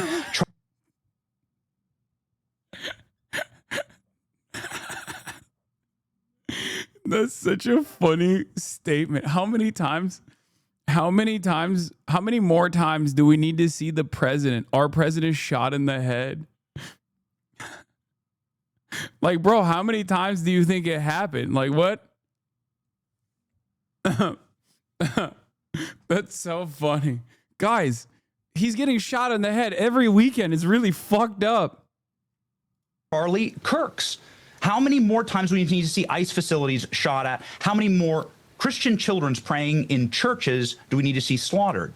The Democrat Party and the leadership of the Democrat Party need to say enough is enough. We're going to reconcile with the extremist left wing of our party. We're going to acknowledge that we have a problem, and we're going to do something about it. But instead, Kaylee, they are nominating somebody for the Attorney General of Virginia that is calling for exactly what happened to my family yesterday. A man was charged for threatening my family to kill me and to kill my children. Well, John Jay. Wait, what? Jay Jones, who's running for Attorney General in Virginia, he's on record doing the exact same thing, calling for. Whoa, that's crazy. Guy running for Attorney General in Virginia is like, I'm running for Attorney General in Virginia so we can kill Benny Johnson. That's a crazy platform, dude. That's pretty wild. I wonder what he's talking about. Or the killing of Republicans and the killing of Republican children, calling them little fascists. Will any The J. Jones stuff is really crazy, lol.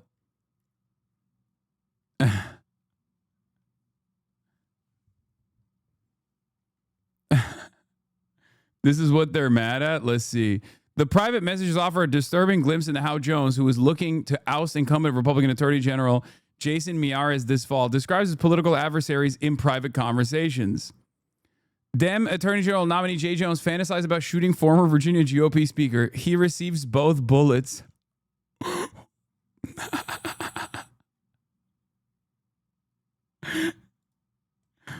What? Hence the glowing tributes from the R's. Damn, that was for Mark. Sorry, Charlie. No worries.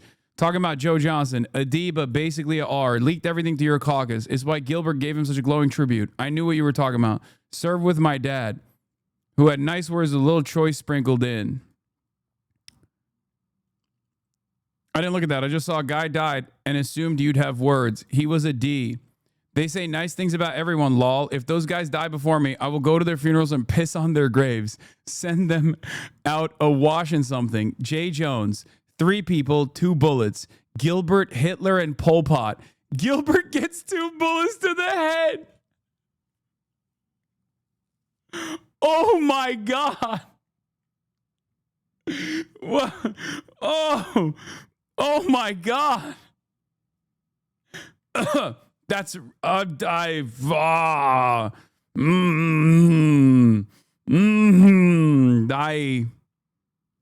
can't believe that. Spoiler, put Gilbert in the crew with the 2 worst people you know, and he receives both bullets every time. Jay, please stop. Lol, okay. It really bothers me when you talk about hurting people or wishing death on them. You weren't simply asking questions that you know it. I genuinely was. I wasn't attacking you. I was trying to understand your logic. You weren't trying to understand. You were talking about hoping Jennifer Gilbert's children would die. Yes, I've told you this before. Only when people feel pain personally do they move on policy. There isn't. I point blank asked you more than 3 times, and you dug in that you meant it. I honestly am questioning a lot today. I mean, do I think Todd and Jennifer are evil and that they're breeding little fascists? Yes. Bro, this guy is crazy.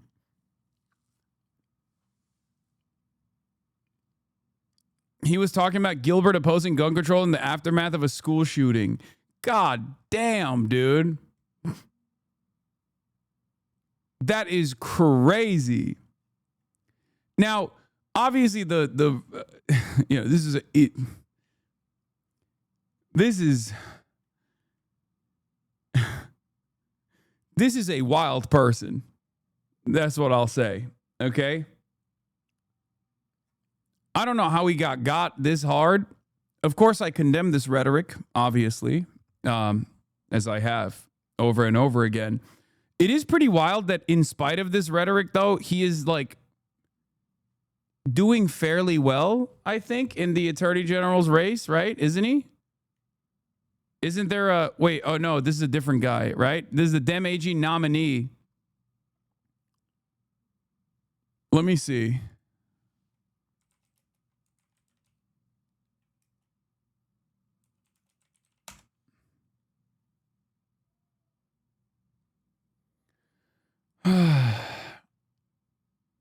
Text from Democratic AG candidate Royal Virginia governor's race. J. Jones text scandal sparks donation surge as GOP group pours millions. I mean, this just came out. Virginia Democrats defend Spamberger's handling of Jones text scandal.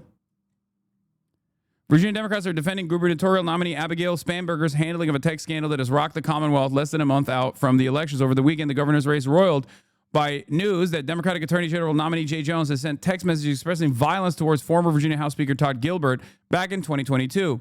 Republicans have since used Jones's comments in which he suggested shooting Gilbert to attack Spamberger amid a national reckoning over the rise of political violence. Spamberger has repeatedly condemned the text, but she notably refrained from calling on him to drop out during a Thursday night debate against GOP nominee Winsome Earl Sears. Many Democrats see it as the right approach, even as Republicans step up their attacks over the controversy. Understand why you just can't come forward and say he needs to go. I mean, we're talking about murder.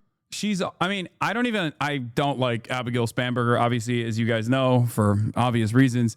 I will, however, say that she is cuckoo beans, okay? If I'm thinking about the right person.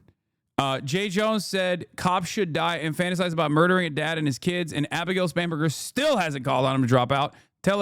That tells us one thing. She's okay with what he said. We're talking about someone's life being taken from them. Have you nothing to say about that? Are you not going to address it? Really, you can't go any further. You're a governor. You're supposed to stand up for all the people.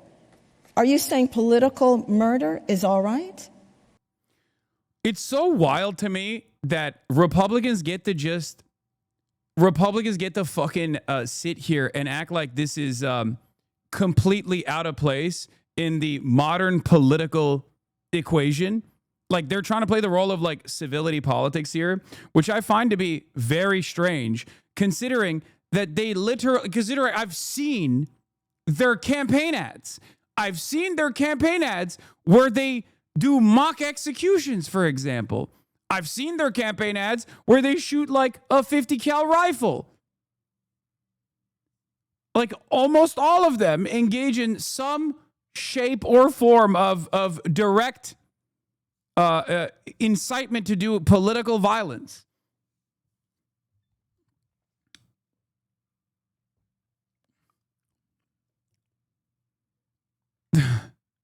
And it's not like they have stopped. That's what's so crazy about this, right? Because they haven't exactly stopped. They haven't exactly tried to, really stamp out the violent rhetoric on their own side. Like the president will just straight up go on national television every day and be like, we need to brutalize the Antifa thugs. They're monsters. We have to kill them. We have to shoot them. I'm deploying the military. They're going to go full force. That's what he said. Full force. Whatever that fucking means. Right? It's like, are we being for real right now? Like, I'm hearing what you're saying. My understanding is that Jones was leading before today. Now a bunch of Republican sites are claiming his opponent is surging, but are using Republican polls. We'll see what happens. I think it's an interesting situation. Obviously, it's something that I suspect Jones has already apologized for, right? Like, or is it a new text message?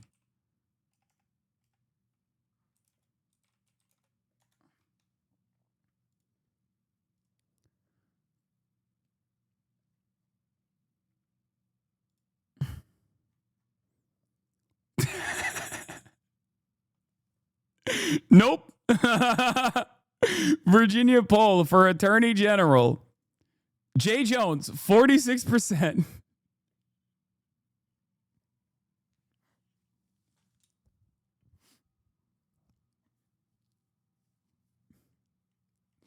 Is this dark woke? I don't know. I don't know what this is. 46% can still vote for this guy? Brutal.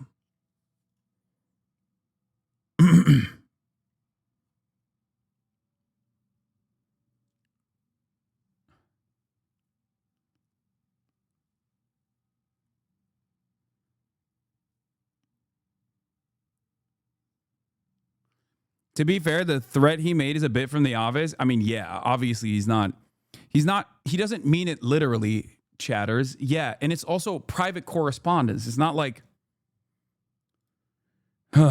it doesn't actually fucking mean anything sincerely.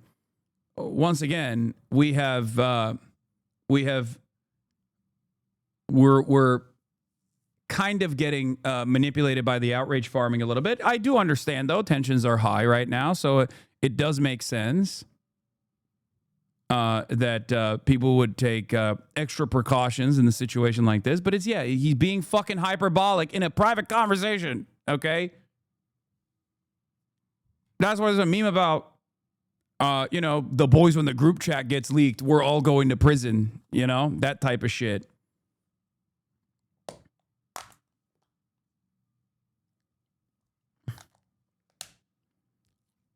Virginia AG Dem nominee Jay Jones issues a more full-throated apology after text revealed he wished to see former Virginia House Speaker Todd Gilbert killed. He says he reached out to Todd Gilbert to apologize directly to him and his family. I take full responsibility for my actions, and I want to issue my deepest apology to Speaker Gilbert and his family. Reading back those words made me sick to my stomach. I'm embarrassed, ashamed, and sorry. I've reached out to Speaker Gilbert to apologize directly to him, his wife Jennifer, and their children. I cannot take back what I said. I can only take full accountability and offer my sincere apology. Virginians deserve honest leaders who admit when they are wrong and own up to their mistakes. This was a grave mistake, and I will work every day to prove to the people of Virginia that I will fight for them as Attorney General.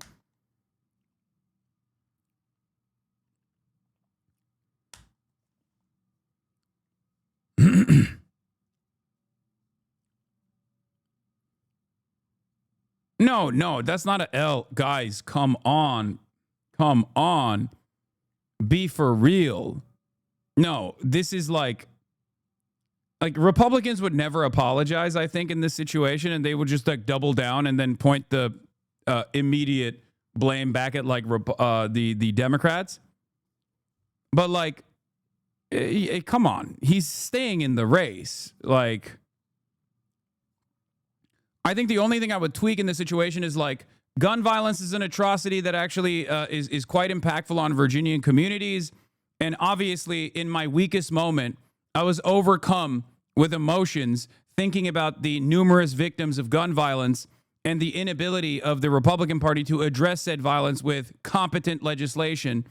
And this output and this anger, while the anger itself is just, the way I communicated is completely inappropriate for a person that is, completely inappropriate for a person that's running for office in any capacity. That's it.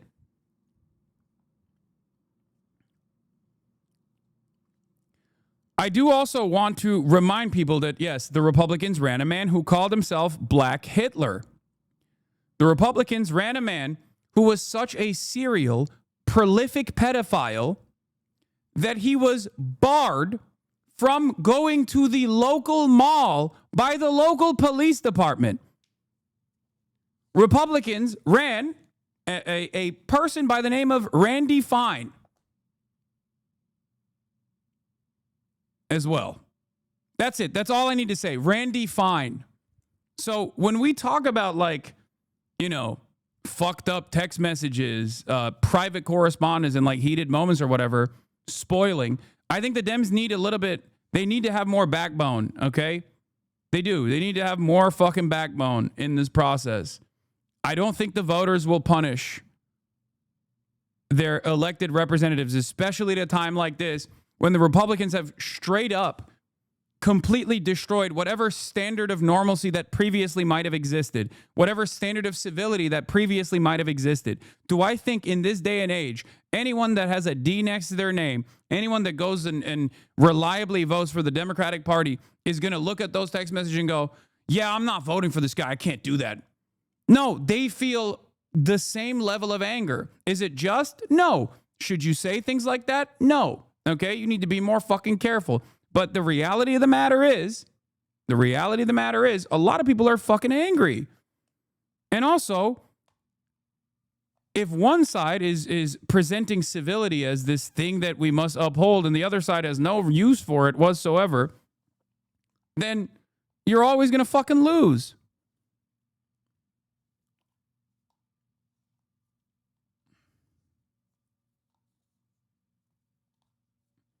VA is a super centrist state that has so many ties to the military. I know. Northern Virginia is a fucking stronghold for defense industry contracts.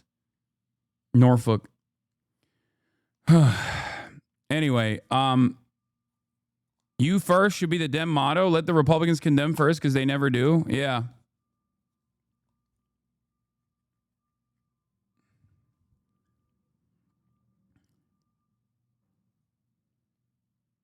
Like, I don't know. Maybe I'm too crazy for saying this, but like, we have a drunk rapist as the fucking Secretary of Defense, now the Secretary of War.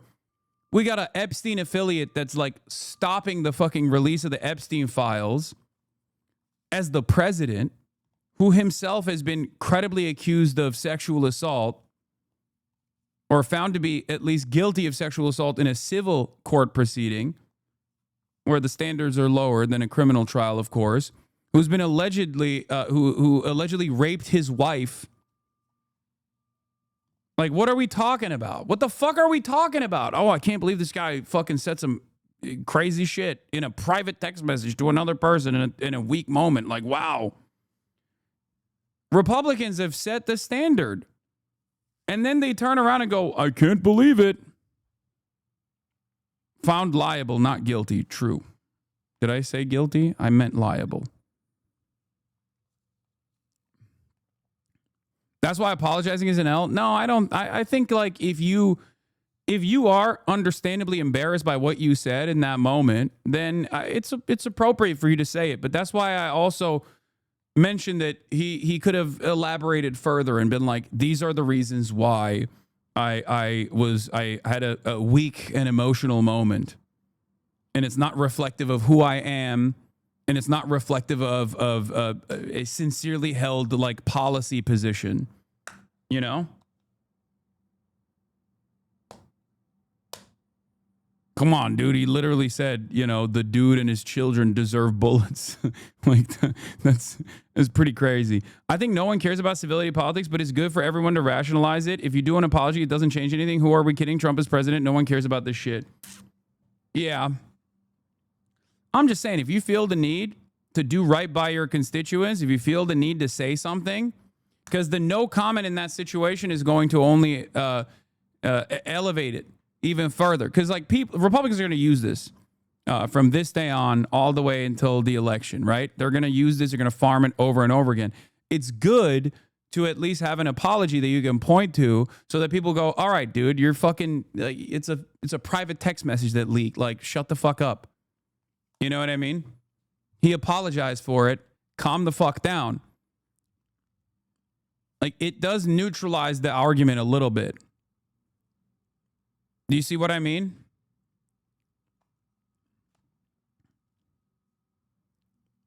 And that neutralization of the argument matters for the supporters. But once again, even in his apology, I think it's important to like explain exactly what took place, like explain exactly what his mentality was. But yeah, Republican polls are saying that Jones is dropped and Mayares has a +6 lead here. Spanberger's still cleaning on the governor's race. And this is a Trafalgar poll, so.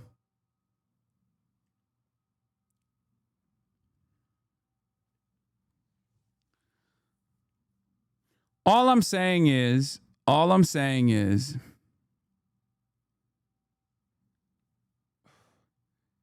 have a little bit more confidence in your base. Democrats, you are not very good at reading the room.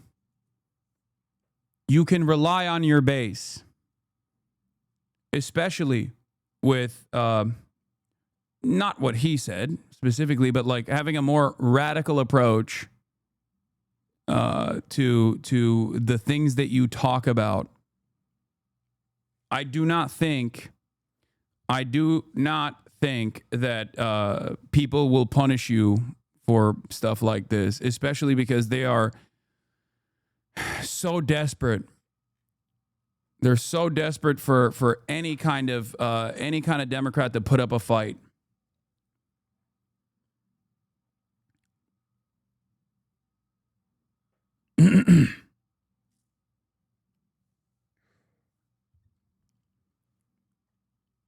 A more progressive approach, not really radical. I mean, I know I'm saying radical from their perspective because they think like free healthcare is radical, right? They think stopping Israel from murdering children is radical. It's not. It's not radical at all. It's not only just, but it's also completely correct. Hasan for president, bro, already fell off. I know. Because the more people that watch you, the more likely you are to be president one day. That's how it works now. Actually, it kind of unironically does. Yeah, it's over for me.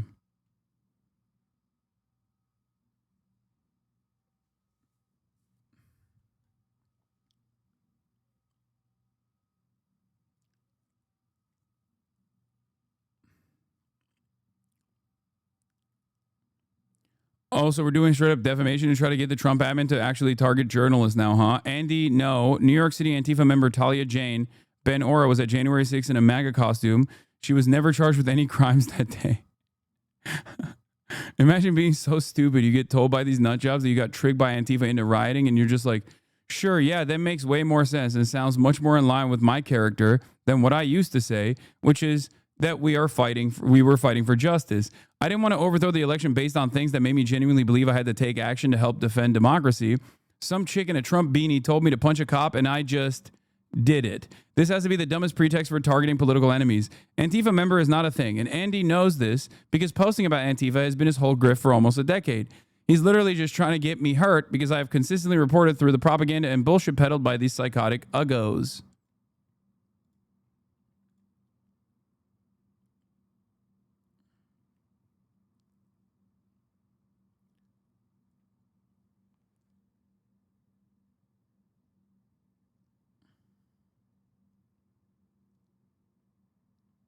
Kirsty Noam saying Antifa is the same as ISIS. We arrested recently in Portland was the girlfriend of one of the founders of Antifa. And that was such a funny. We arrested recently in Portland. One of the girlfriends of the founder of Antifa is such a fucking bar, dude. I wish this wasn't also an incredible threat to free speech. Like, it sucks because, like, you have to take this seriously because it's a serious threat. But it's being done in the dumbest ways possible. It's fucking awesome. I love it.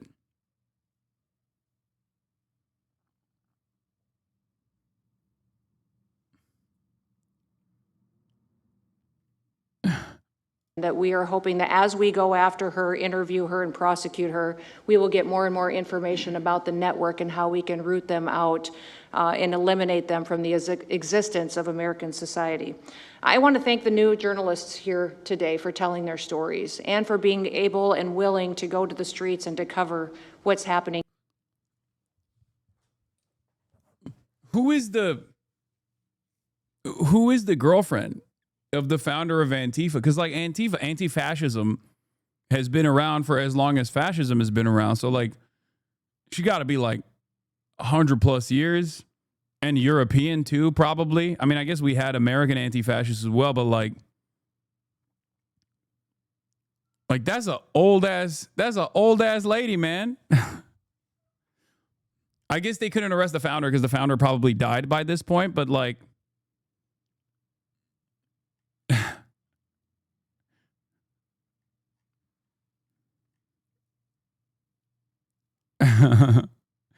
I assume she's actually talking about like Portland, the Portland Rose City Antifa or something, right?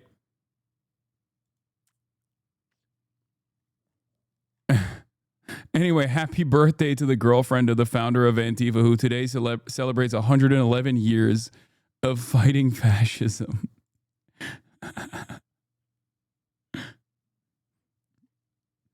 Bro, I heard they arrested your girl. Yeah, I'm the founder of Antifa.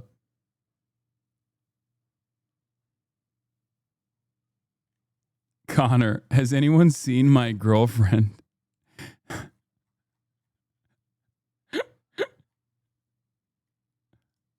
Here in America. Many times the legacy media has looked the other way, refused to tell the stories. The networks have not really focused on what this is and what damage it is doing to our country, and how this network of Antifa is just as sophisticated as MS-13, as TDA, as ISIS, as Hezbollah, as Hamas. That's fucking as ISIS.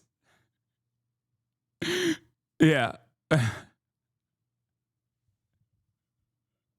Antifa, a terror organization as sophisticated, with a network of influence as sophisticated as Hezbollah, ISIS, Trendaragua.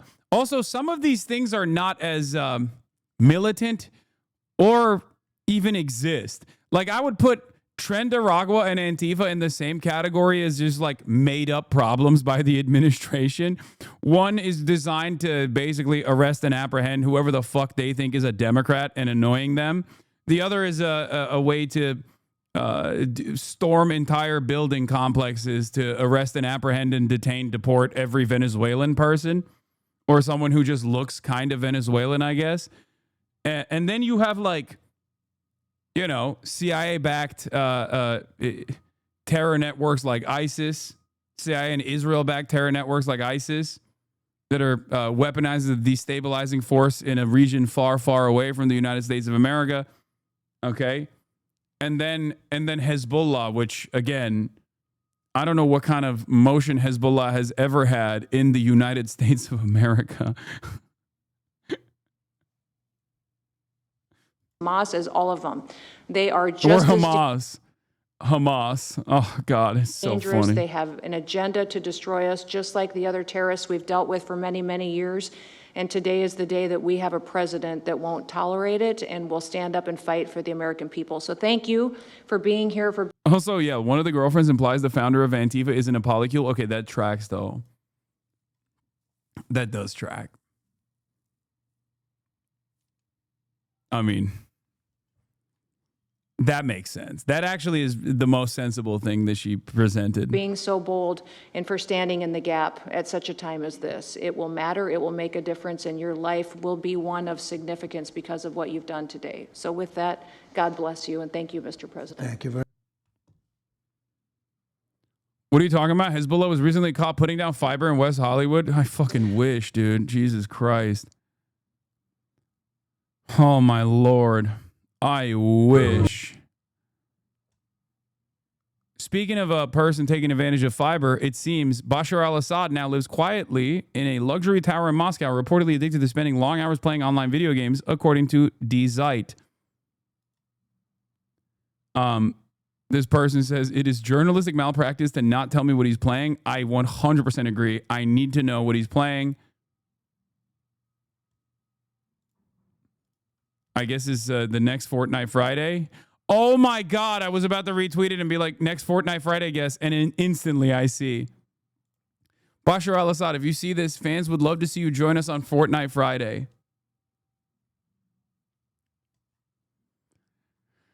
Get it out of your system, chatters. Yes, everyone in the chat in unison. Well, Bashar al-Assad games more than you do. Yes, he does. Okay, what of it? Obviously, this is actually proof that I should game even less.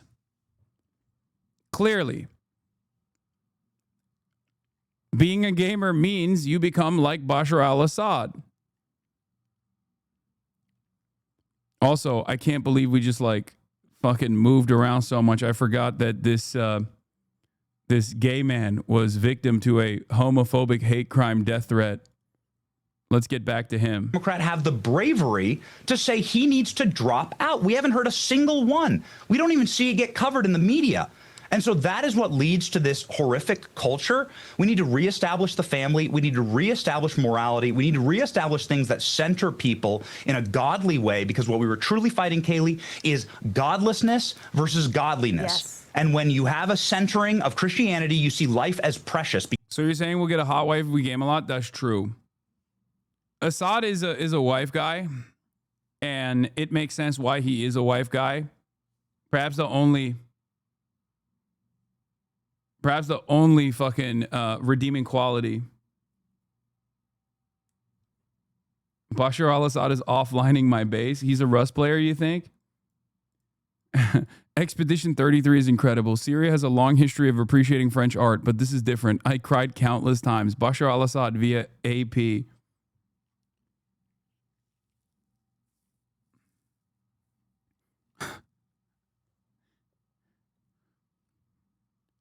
Bashar al-Assad is a hot wife? Oh, yeah. Oh, yeah. Because God created life. And so it is not up to the 10 Commandments said don't kill. And so it is like, as a Christian worldview, we see life as precious. We don't want to take it, and we want to resolve things peacefully. Unfortunately, when you're godless and when you have nothing else to ground you, you will resort to violence when you believe you've lost the argument. Yeah. He also has a banger theme song. Like if we're being real, like Bashar Allah Surya Assad is a banger theme song. It's just like, I think that's universal too. It's like, it's one of those things that like even people who have a deep anger and resentment towards the Assad regime will just still readily admit. Like, it was a huge thing on the internet for a very long time. I'm obviously not going to play it right now because, you know, I got a lot of heat on me currently, but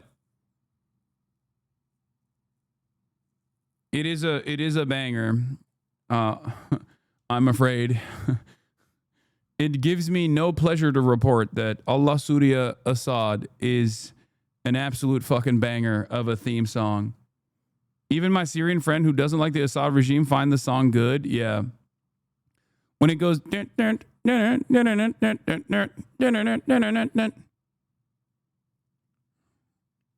you can't tell me that's not a bop. Okay, we're not going to play it. We're not going to play it. We used to play regime and propaganda music all the fucking time, but obviously that fun has been taken away from us. Trump proved during the presidential campaign, being charged with a crime can often result in a huge money haul. A source familiar with Letitia James' political operation tells CNN that the New York Attorney General brought in $567,000 in the 24 hours since she was indicted yesterday for alleged bank fraud, her best fundraising day of her decades-long career, actually. Tonight, the polling frontrunner to be the next mayor of New York City, Zohran Mamdani, is fiercely coming to James's defense, standing outside the same courthouse where she famously sued Trump for business. This is not only the right thing to do, by the way, but it's also a very good tactical decision from Zohran Mamdani, because Andrew Cuomo is deeply in the pocket of Trump, and therefore he can't really come out and make bold declarative statements about how what Trump is doing is completely inappropriate, even though it obviously is, and even though every New Yorker obviously also recognizes that too. So, good tactical decision from Zohran as well. Because anytime Trump does something super fucked up, Zohran can just be like, this is completely messed up. This is completely unacceptable. Hold on. Door's open. Oh yeah, Zohran can fucking come out and be like, this is fucked up. This is inappropriate.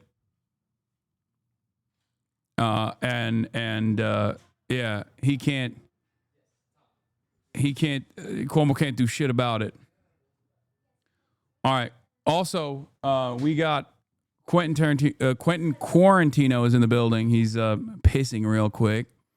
And then I will have him on to talk about his experience being apprehended, his experience as a Hasanabi head, and his journey towards anti-Zionism, becoming more and more woke. Not Tarantino, Quarantino. He has a meme account called Quentin Quarantino. We'll talk about Tarantino as well, obviously. Here's a clip of Cuomo not defending here. What's good, dude? Good to see you, man. Yeah. Here, let me pull a chair for you real quick. Wait, oh, there's no chair over there. Hold on. We're live already. What's up, chat? Not Quentin Tarantino.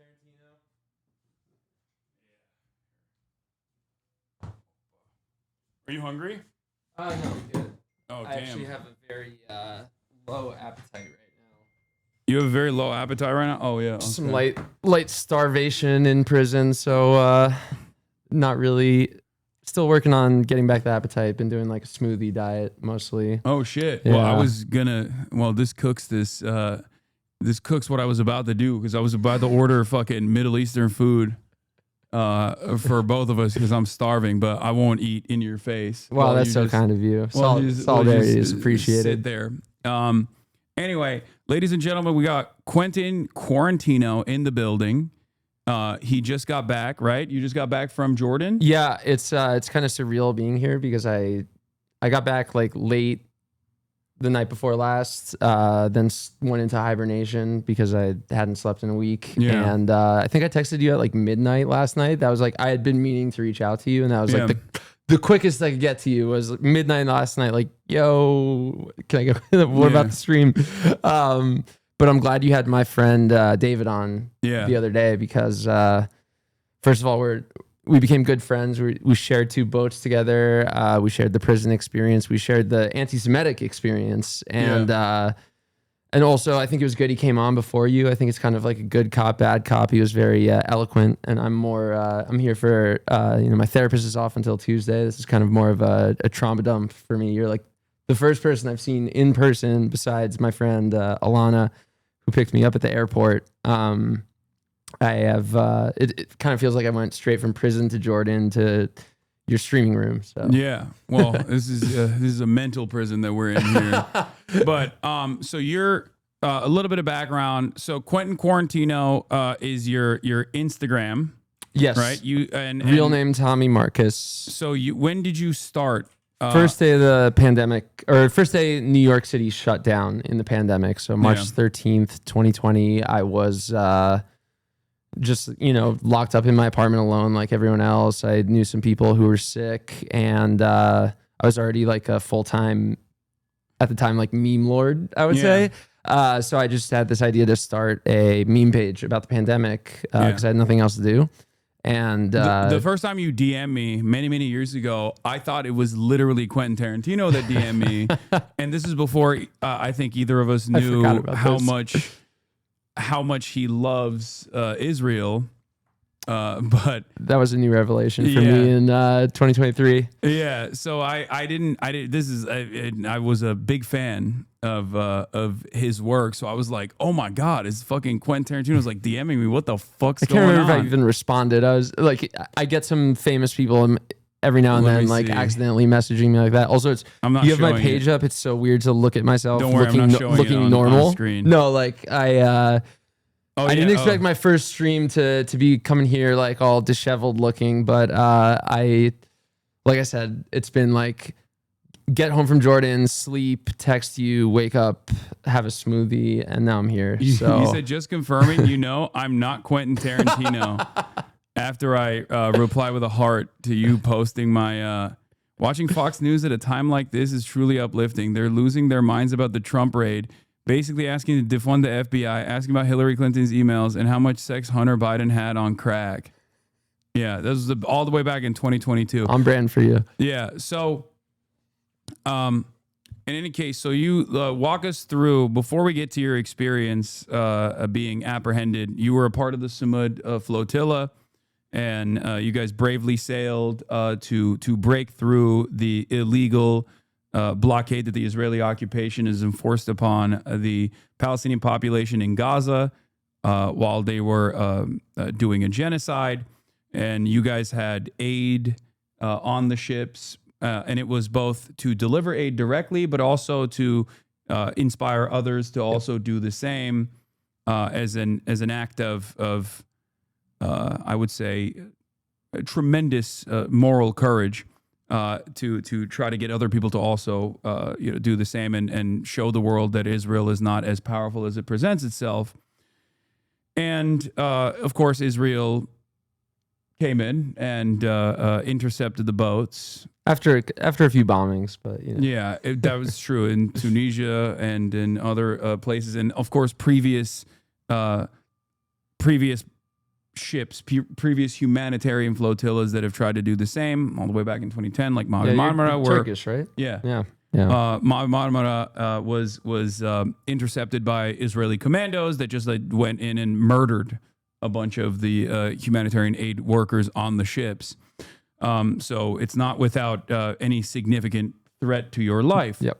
And of course, in the aftermath of the kidnapping, then they placed you in prison. So let's start there actually, and then we'll work ourselves back to your own personal journey. For sure. As a Jewish American who became anti-Zionist. Yeah, and on the Jewish note, like I'm only half Jewish, but I grew up like very culturally Jewish in a town where it's like my hometown to this day, like from a Korean nail salon to a gas station, every single storefront has a "We Support Israel" sign in the window. So like all I knew for all of my life was Israel is the thing that protects Jewish people. I went to a mostly Jewish school that would, like, I'm familiar with actual anti-Semitism, like swastikas being drawn on our school, people saying bad things about Jewish people in basketball games to us, like real anti-Semitism. So bad things about Jewish people, like, yo, you guys can't dunk, like that. No, I remember we got into a fight once in a JV, not varsity, a JV basketball game, and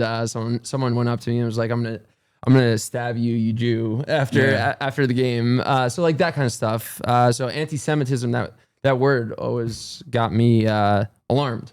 Yeah. As an activist who likes to help people. But anyway, I slowly realized that word was co-opted to push horrific things. And, this year I've really leaned into being an activist for the Palestinian cause, raised $2 million for the PCRF, and then went on this flotilla. So thanks for the bravery stuff. It's like we shouldn't have been in this position.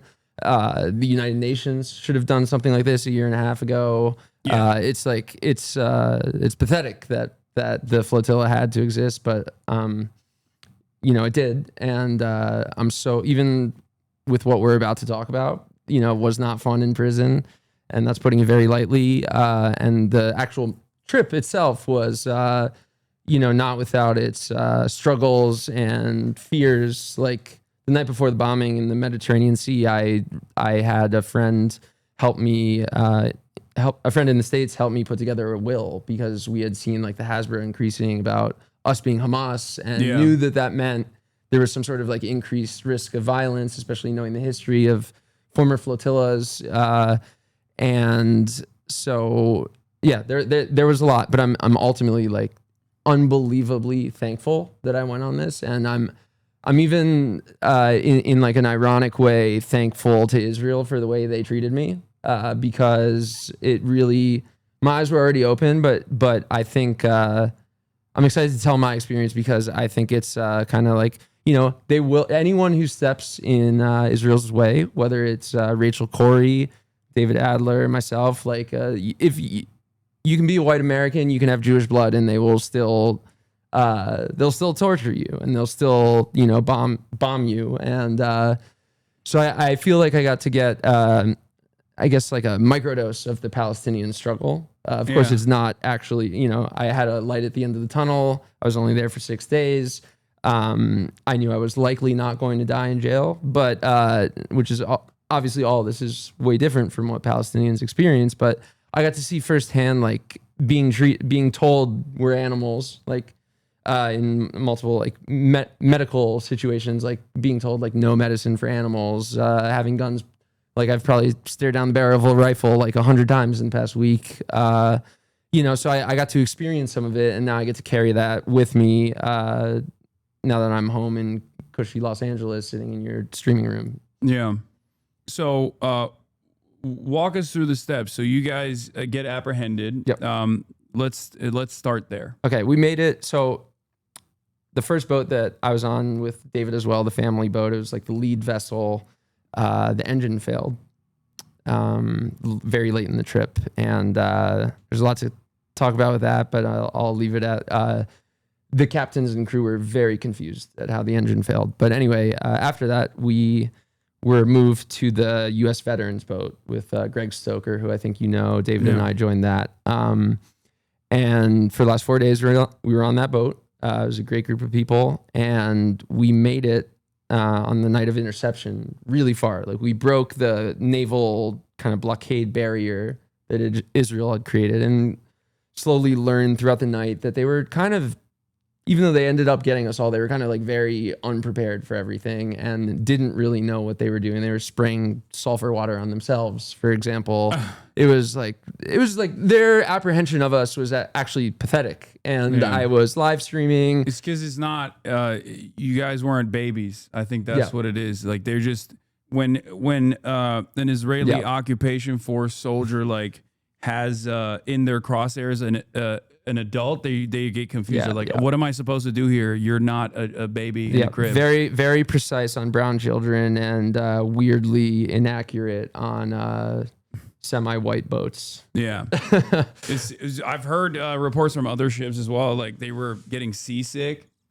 Some of the they didn't know how to steer our boat. They got lost for we had a map, like a electronic map downstairs where they were keeping us after apprehension, and our captain was looking at the map. He's like, they're going the wrong way. Like he's like, he almost wanted to, he's like this very nice guy. He like kind of wanted to tell them, but we just kind of let them figure it out. And eventually they did make their way to what they call their home, brought to this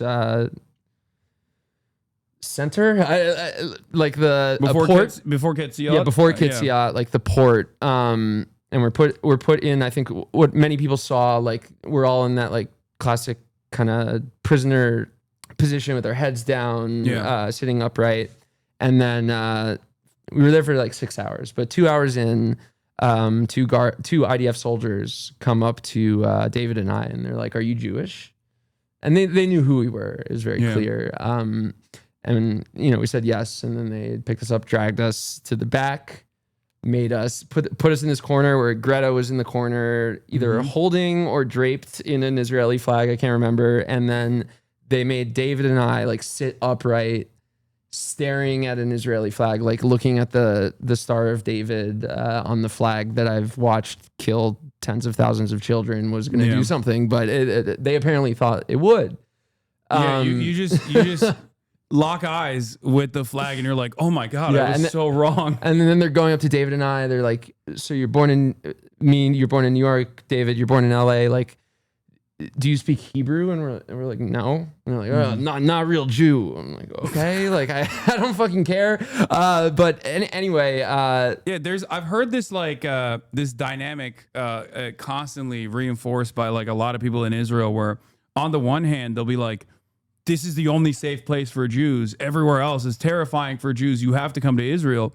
But then they'll also be like, oh, you fucking American Jews, like living in the West in your cushy lives. Like we're out here in the desert, like, you know, having to do all of the horrifying things that we have to do. You will never understand it. It's like, okay, well, you don't have to do those things. Yeah, I've been told for years. I've been told for years by Zionists, like, just go to Israel and you'll understand. And you know, I just went to Israel and I found it to be an anti-Semitic hellhole in addition to a genocidal apartheid state. But yeah, so we're sitting there, we're staring at the flag, David and I, and after an hour of flag staring, they had finally let Greta off, and then they everyone is facing the other direction from us, and 2 soldiers come and grab David and I, drag us out of the fenced-in area like that you can't see through.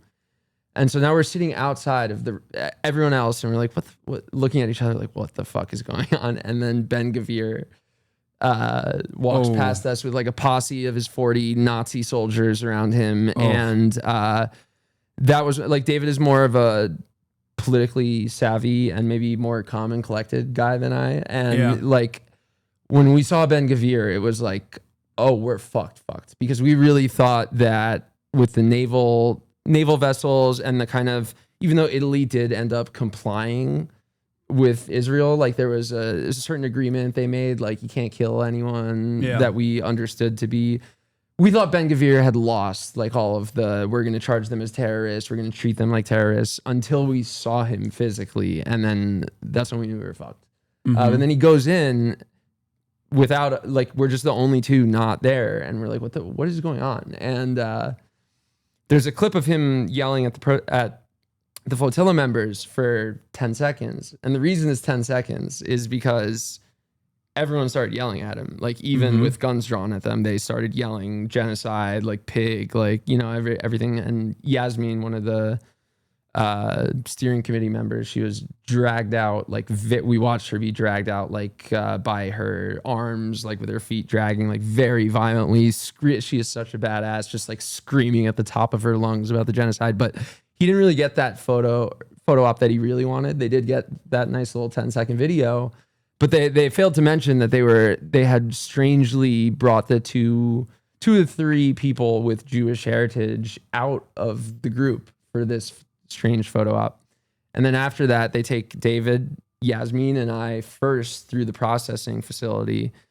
And we're sitting there, and Ben Gvir comes up to each of us, like one by one, with cameras behind him, and tells us we're terrorists and we support terror and we're a disgrace. And I was expecting to see those videos when we got out, and they're not out. And I think it's because, you know, I gave him a death stare. I'd love to say like I yelled at him. I didn't. David like kind of like spit on the floor near him. That's what I heard. Yeah. Yasmin yelled at him. So he didn't get that video that he wanted. And then from there was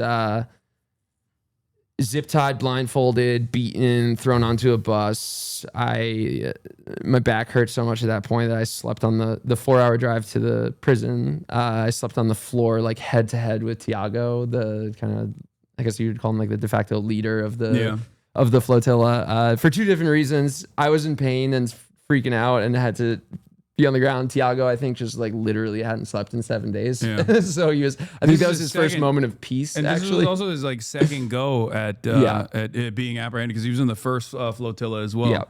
Yeah. But I think from there is when it started to become unprecedented for you know, the prior 2 flotillas and kind of what we were known to expect. Like,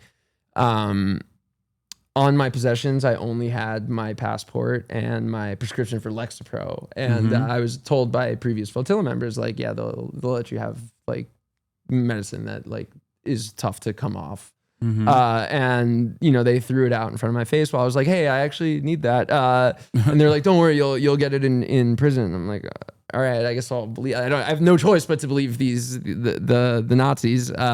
But we get to the camp. We're put in a cage, all of us, and then slowly like stripped and put into our little outfits with little sandals that were half the size of my feet, and thrown into very overcrowded cells with very unsanitary drinking water situation, and we're starved. I actually wasn't planning to hunger strike, and I ended up hunger striking because they starved us. Well, to be fair, you would have had the Israeli food.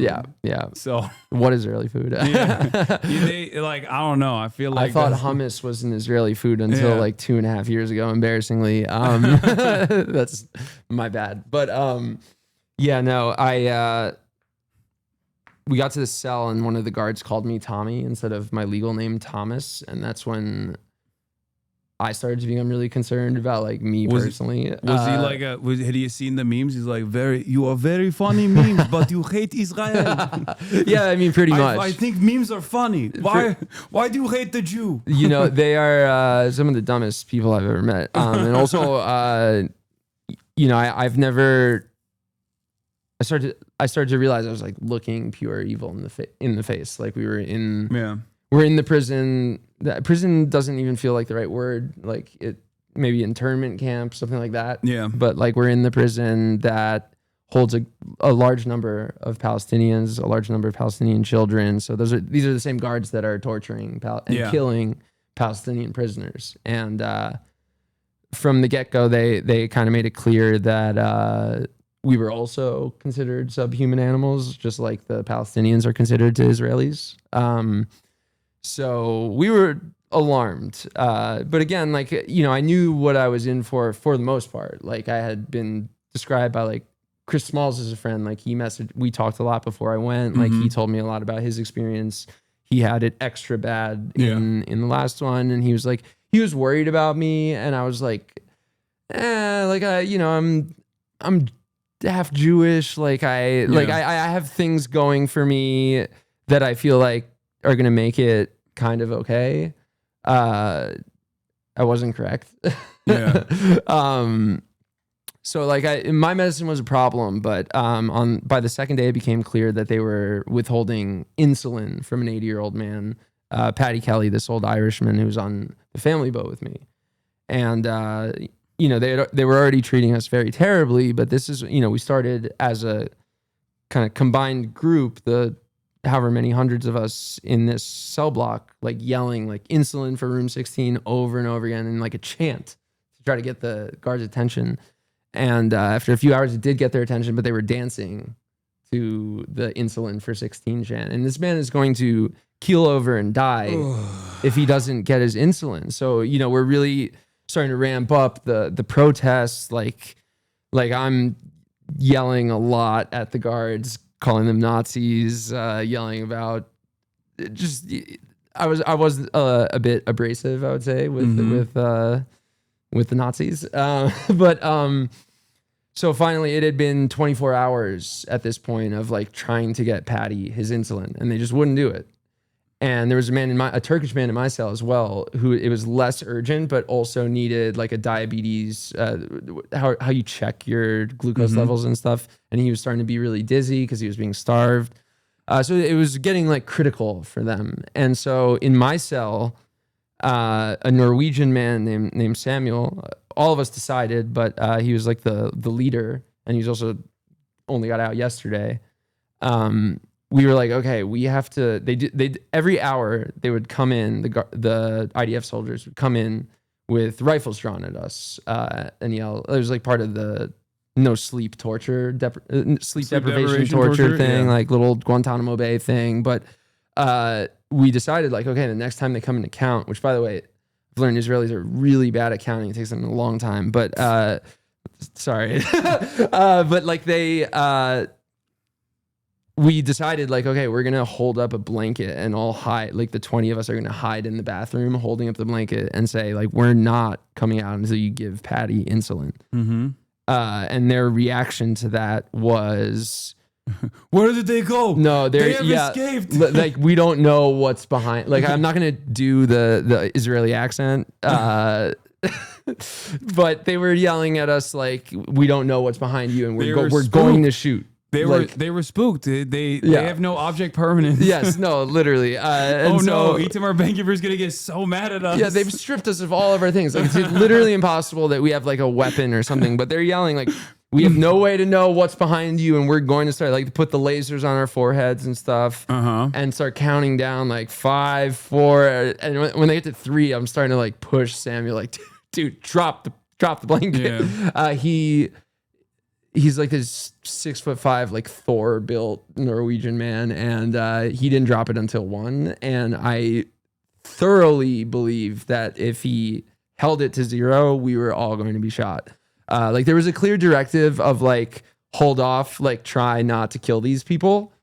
There was a line that we were able to see that Palestinians don't get to see in that prison. Yeah. But at the same time, like that little window of, oh, we don't know what's behind the blanket, you know, and you can draw comparisons to the way they just, you know, annihilate civilians in Gaza, you know, on a much larger scale. But, you know, they were ready to kill us. And from there, it got, that was when like fear started. And I was also like separated from all the Americans on purpose and kind of in like the bad boy cell. I would come to learn after like meeting some of the people I was sharing the cell with. And by bad boy, I mean like incredibly sweet Arab men who had been called horrible things by Israel and are just like nice people and nonviolent people.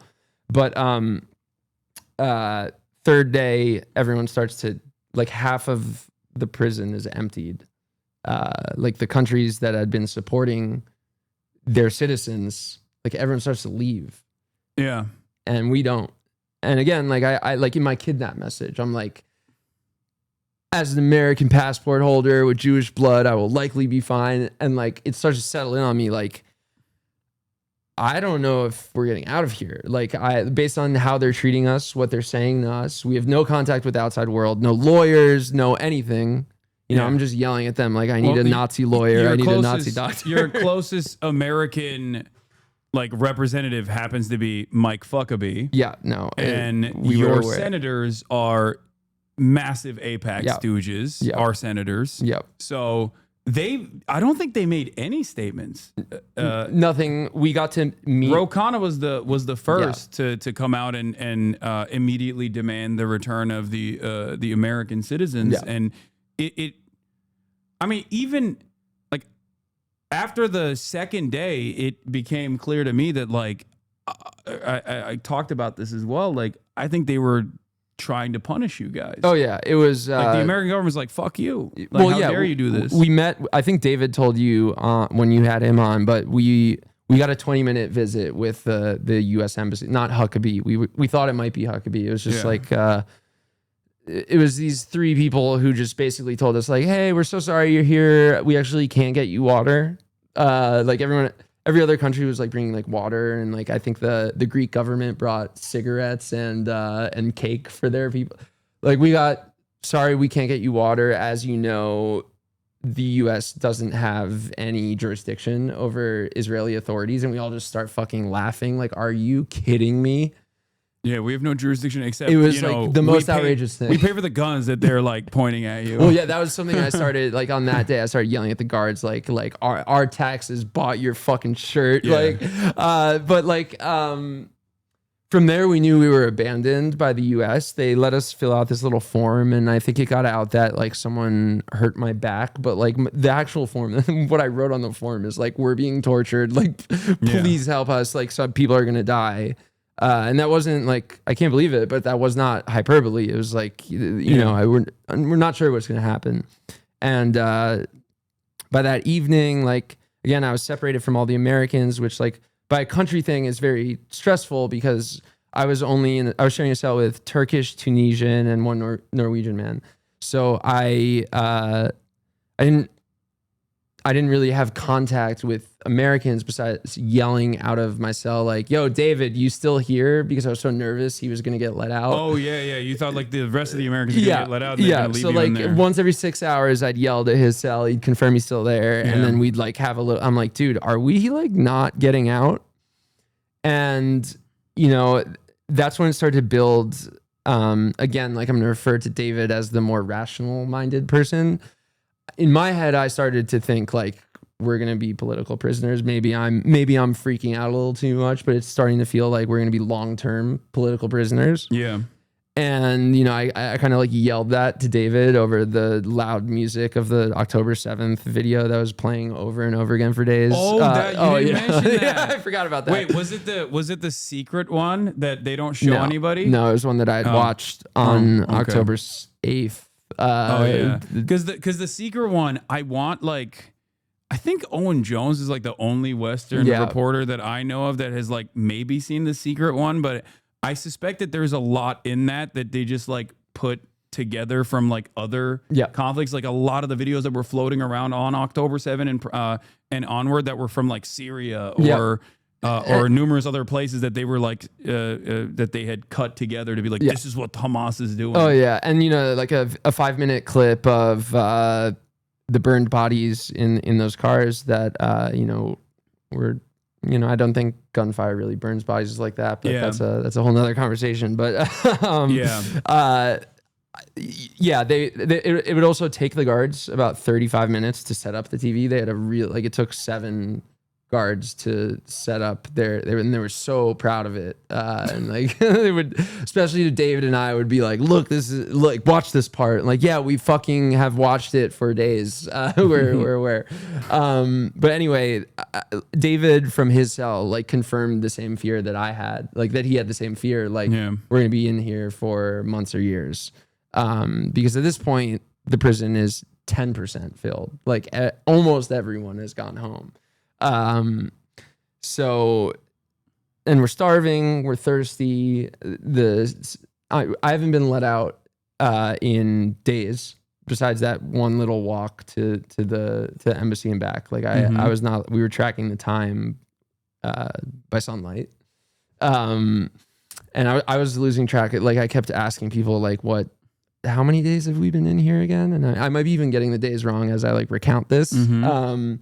But like I'm also like, Lexapro is not very fun to like cold turkey quit. And I later found out that every other man who was prescribed a medicine like that, whether it be Lexapro or some other like SSRI, they were all getting it except me. I found that out on the last day. Oh, so they were just like not giving you the specifically medicine. Me. Like you're the bad boy. Yeah. My videos got like 125 million views over the month, and I was really taunting Israel publicly. I was really taunting Ben-Gvir publicly, and I don't regret any of that for a second. I'm actually quite happy that I did all of that, but like they did give me a different treatment. I want to be clear, like some of the men from North African and Arab nations were physically tortured more than me.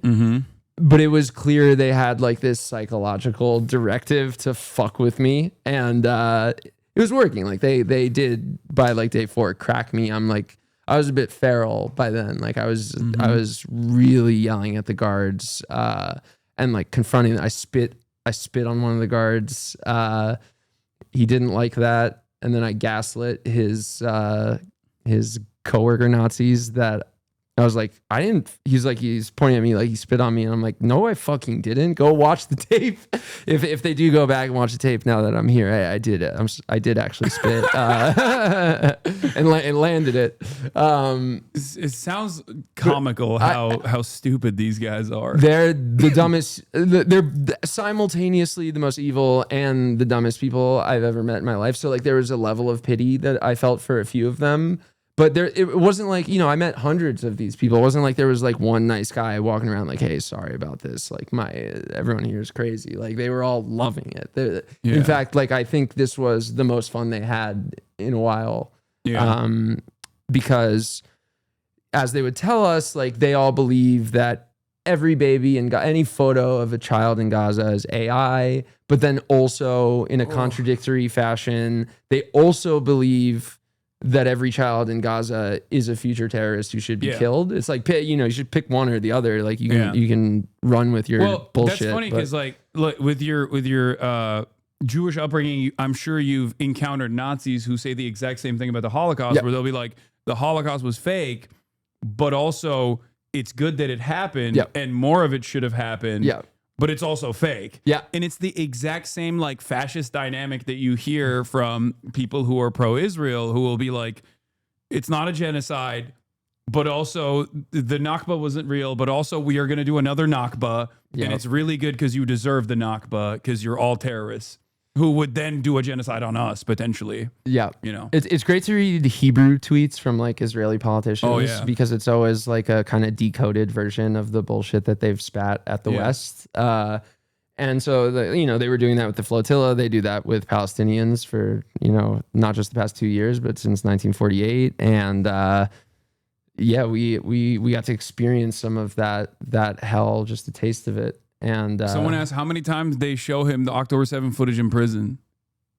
it was just it was playing on. I couldn't even count, but I remember it was definitely like AI generated drivel classical music that was playing over it. So like I think that's gonna be they were in respecting copyright. Yeah. But like I'm definitely gonna have that in my dreams going forward. So good job, Israel. You did do. You gave me some shit song to be stuck in my head, and my back hurts. But besides that, I think they really fucked up with the way they treated us. Like if I was a genocidal Nazi and was given the opportunity to have Ben Gvir's powers over like how the flotilla members were treated, given the amount of attention it was given, I would have done the exact opposite. I would have given the North Korea experience. I would have like I would have put us up in like a hotel, given us like I wouldn't say amazing food because we're in Israel, but like put on camera like look at these dumbass activists who thought they were doing something and now they're just like sitting in. No, they put us in a fucking internment camp and quite literally tortured all of us. Yeah, which is so fucking stupid. It's so dumb. Again, just so bad. They're so horny for more violence. Yep.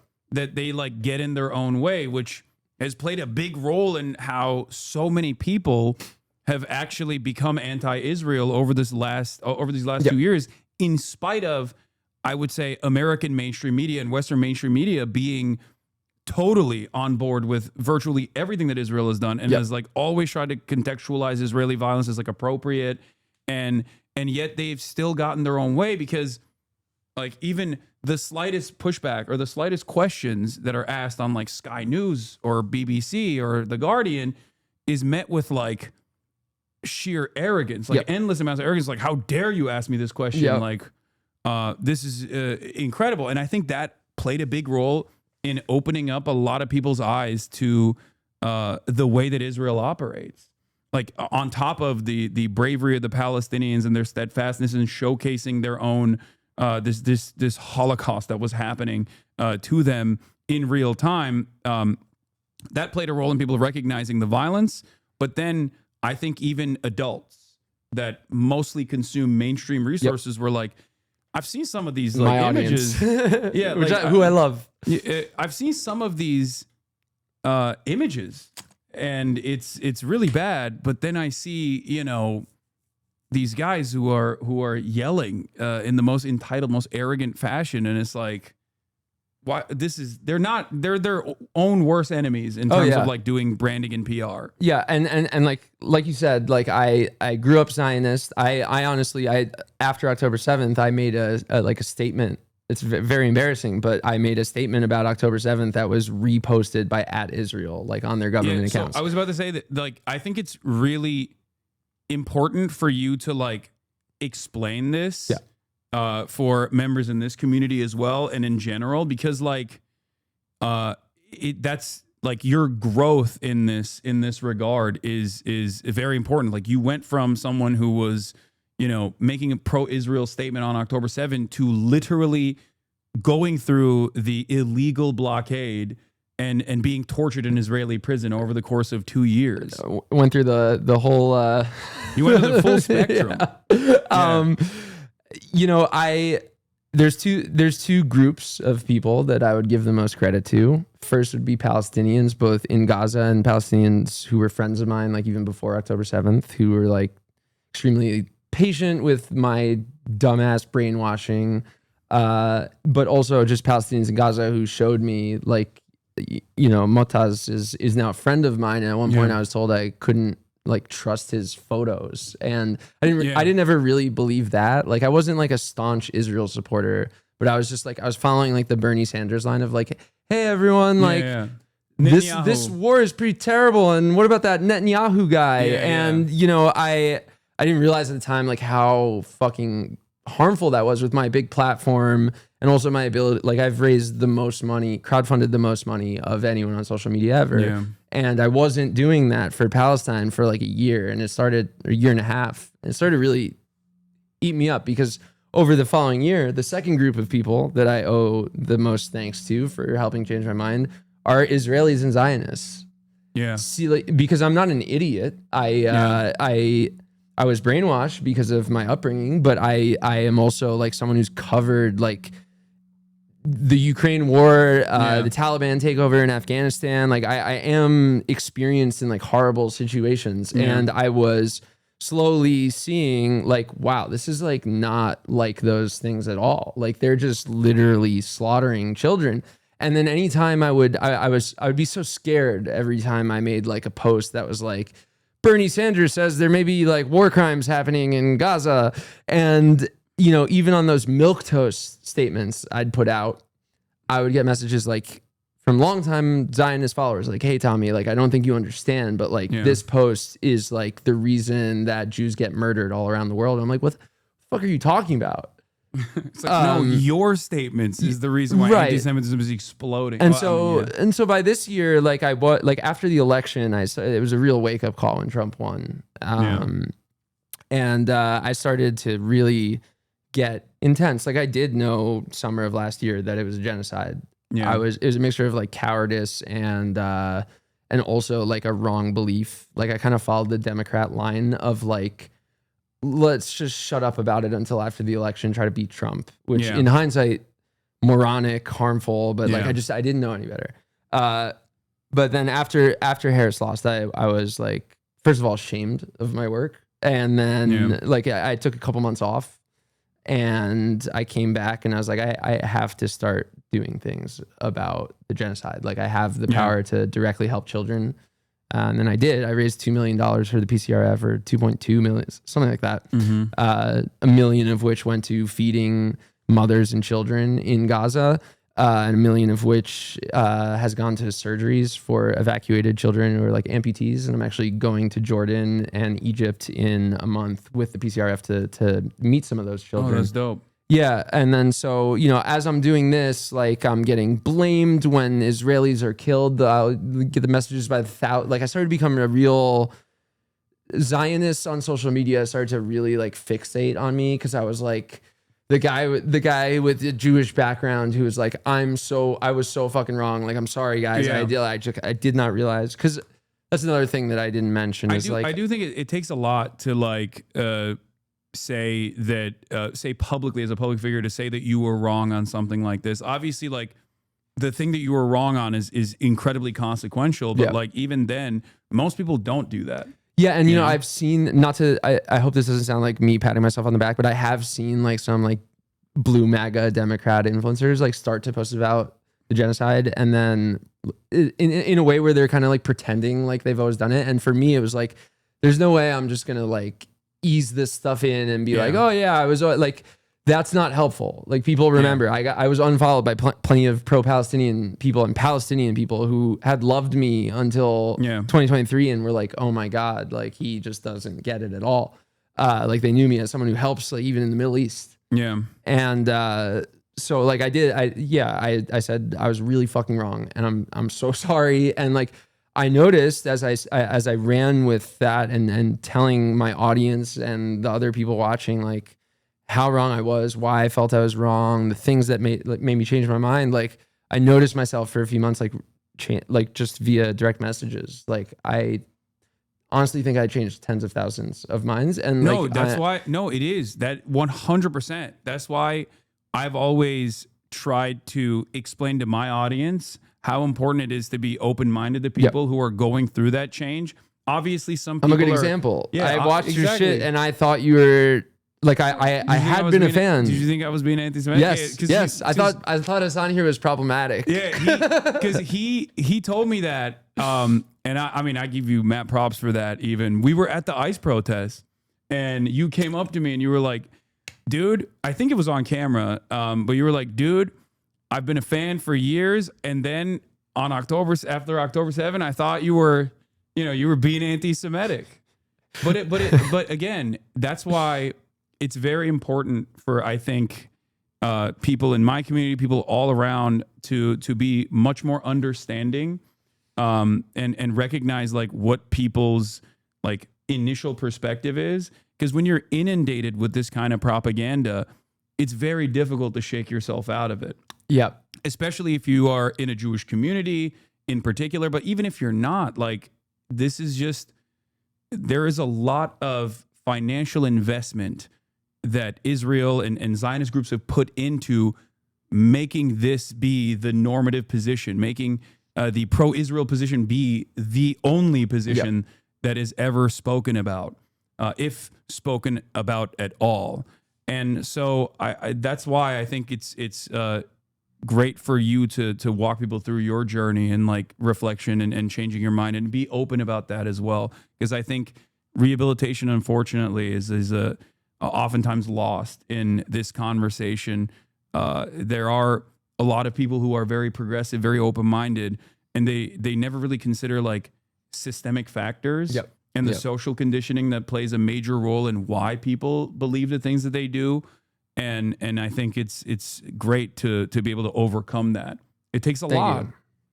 Thank you. Props to you for that. I appreciate it. It wasn't easy, but also like it's the bare minimum that I could have done after accidentally like running an apology tour for a fascistic genocidal war machine that is, I think most importantly, just like it's not a country that is based on religion. It's based on murder. And that's something I really didn't understand until this year.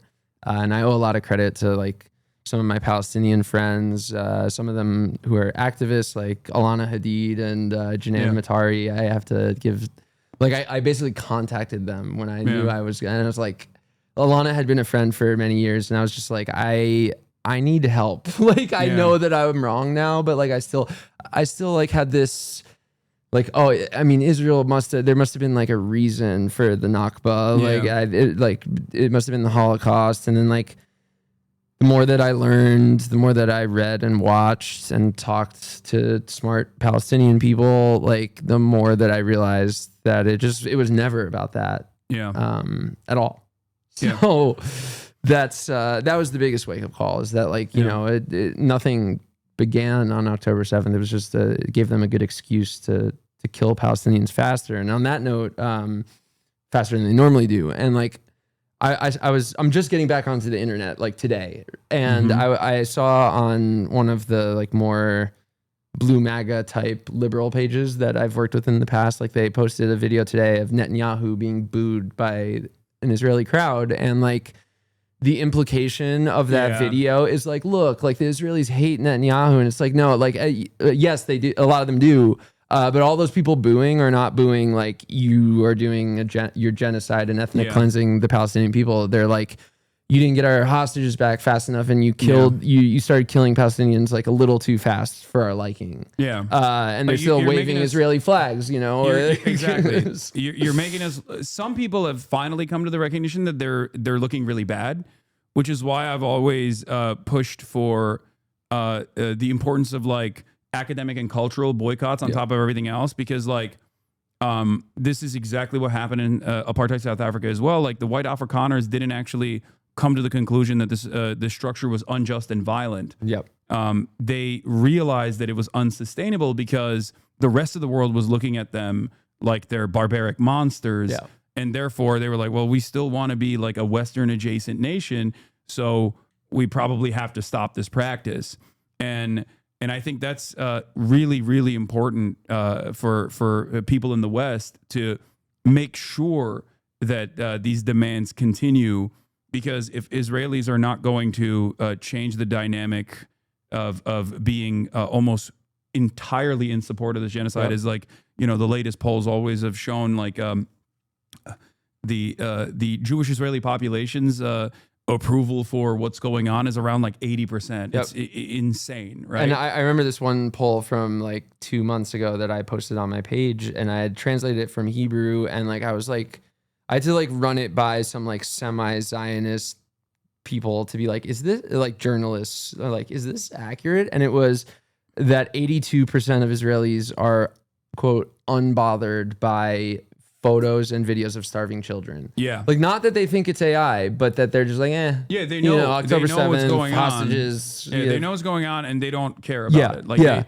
so that is the reason why Jewish Israelis, to be Jewish clear. Israelis, which is, there was a stark contrast in the poll with other Israelis, which is always interesting to me, because like when it's their demographic categorization, which I always try to like explain to Americans when saying this, because Americans will be like, what do you mean? Oh, Jews in Israel. Like, what are you trying to say? And it's like, no, it's their demographic categorization. That was a poll conducted by Israel. Yeah, you only have Jew or Arab. Yeah. So if you're non-Jewish, you are categorized as Arab. Yep. And it's like that to me is perhaps one of the best examples of the ethno-state project to the uninitiated, to be like, they categorize themselves as Jewish or Arab, and even if you are Jewish of Arab background, as you know, Itamar Ben-Gvir is, his family's from fucking Iraq, you know, he's Kurdish, he's Arab, then you are placed in a different category, and you're you know, more of a person in the eyes of the Israeli state than the Palestinian citizens of Israel are. But yeah, here's the video. When Steve Witkoff mentioned Israeli Prime Minister Netanyahu in his speech to the hostages at the Hostages Square in Tel Aviv, the crowd started booing.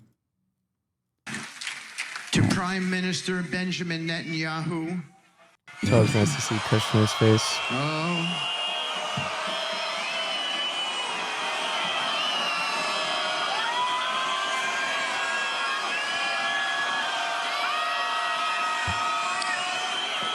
Okay. To Prime Minister Benjamin Netanyahu. Like, those posters in the background are notably not starving or exploded children in Palestine. They are they're the hostages. They're the occupation soldiers. Well, yeah, they're not even at this point. They're prisoners of war. Yeah. The ones that remain. It is pretty remarkable how much of a fucking clown show this administration is too. Like Steve Witkoff is in this position because he's Trump's golfing buddy. Yep. Like, there is no other reason why he played this formative role in the negotiations process, which is mind-boggling. But then also, when I talk to people like Jeremy Scahill and we go back and forth on this stuff, it's like, I guess in some weird way, it's better that it's someone like him than it is a fucking Brett McGurk, for example, who is just like a rabid ultra-Zionist and has his own like personal investment in his mind to the cause of maintaining this ethno state and maintaining the dominance of this ethno state. So like, I think he gives less of a shit about Israel and more about like what kind of building developments that he can have in the Gaza Riviera project, which might play a role in a weird way, might play a role in like ending the genocide faster. It's so fucked up, but that incompetence might have played a role in like, you know, changing the way that Israel was operating. Yeah, it's fun to watch fun is probably the wrong word, but some sort of dark, amusing character of watching Trump's buddies like try to excuse the genocide. And again, it's like both parties, but you know, Trump's buddies who don't really have anything to do with Israel, but know how bad that this administration is looking, because even Republicans are starting to be like, okay, in a less altruistic or morally correct way, but still being like, all right, why are our tax dollars being spent? Like, we hate Arabs, but stop spending all of our tax dollars on it, or maybe take away their healthcare for all from the Israelis. It's also, it goes back to the like the networks of influence and lobbying. I think that like really pisses off Republicans, because in my experience, when I try to like deprogram people away from, you know, having Zionist beliefs, like one thing that I've found with Republicans that to be incredibly successful is like talking about anti-BDS measures in like 38 different states in America, where they're like, what do you mean in the state of Texas, a public school teacher has to sign a loyalty pledge to the state of Israel that they will never boycott or divest or demand sanctions from the state of like a foreign nation state? Like, that doesn't make any sense. That usually is what pisses off a lot of Americans who otherwise, especially Republicans, who otherwise do not give a shit about, you know, dead Muslims. Like they think like, no, that's great. Who cares? You know, they deserve it probably. They're scary. So that has also, I think, been another way that like Israel has like overplayed its hand and has for many, many decades I think, grown very comfortable with how little propaganda they have to do, because like the base level of propaganda and influence peddling has been a prominent fixture of American politics. Yeah, and it's all also built into the things that come back home to the U.S. So like when one of the first things that we saw when we got to Jordan, we got to a hotel after the U.S. embassy in Jordan, and it also told us they're not our babysitters. I know David went through this, but like the U.S. embassy in Jordan told us they're not our babysitters and left us with our passports and no money and no phones. And we just happened to be put up in a Jordanian hotel by Palestinians who were happy to help us. But we got upstairs and there was a TV playing, and I saw the like National Guard sent to Chicago and Portland, and like really struck me about how the militarized state all the way out there is kind of almost it makes people be ready, or I guess like it sterilizes, it normalizes, minds. It normalizes and desensitizes that level of like militant escalation.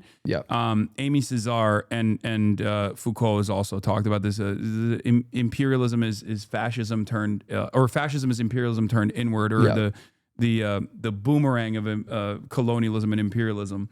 And what's really interesting, specifically in the case of Israel, is that I think with the monoculture that is liberalism, where like Republicans also embody a lot of those qualities, where they'll do like standpoint theory every now and then. One of the funniest moments was when J.D. Vance came out on television and said, calling our ICE agents Gestapo is blood libel.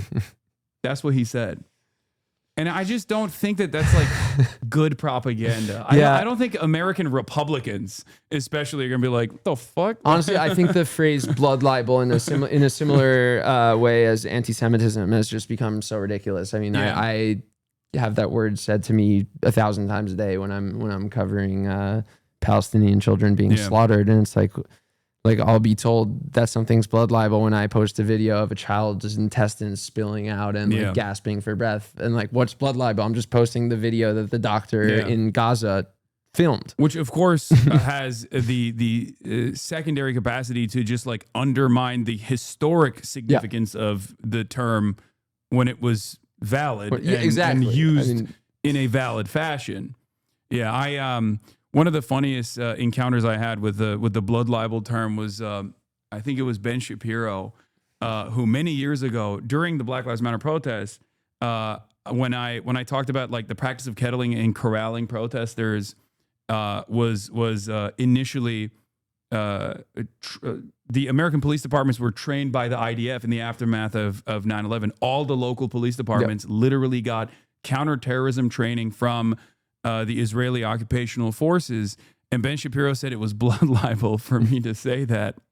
I also thought that was a lie 2 years ago. I don't like. I never looked it up, and I was told by smart people who I trust, like, no, that's like some anti-Semitic bullshit. Yeah, it's like, no, they literally trained the police. Like it's a thing that happened. Just one of many examples of like the Hasbara, even on people like myself who who have progressive values. I was always I don't want to say always. Growing up, I was a Republican. When I was like 12, I was a Republican. But like Bernie got me like when I was going into college. And I'm 30 now, so like for most of my life, I've been progressive, and still I fell for the Zionist propaganda bullshit. No, but see, that's what I mean. It's like it's very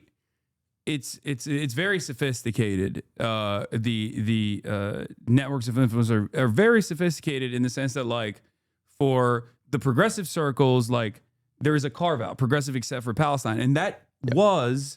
It sounds crazy to say now, given like how many more people are totally tuned into what Israel is doing and are like no longer oblivious to it.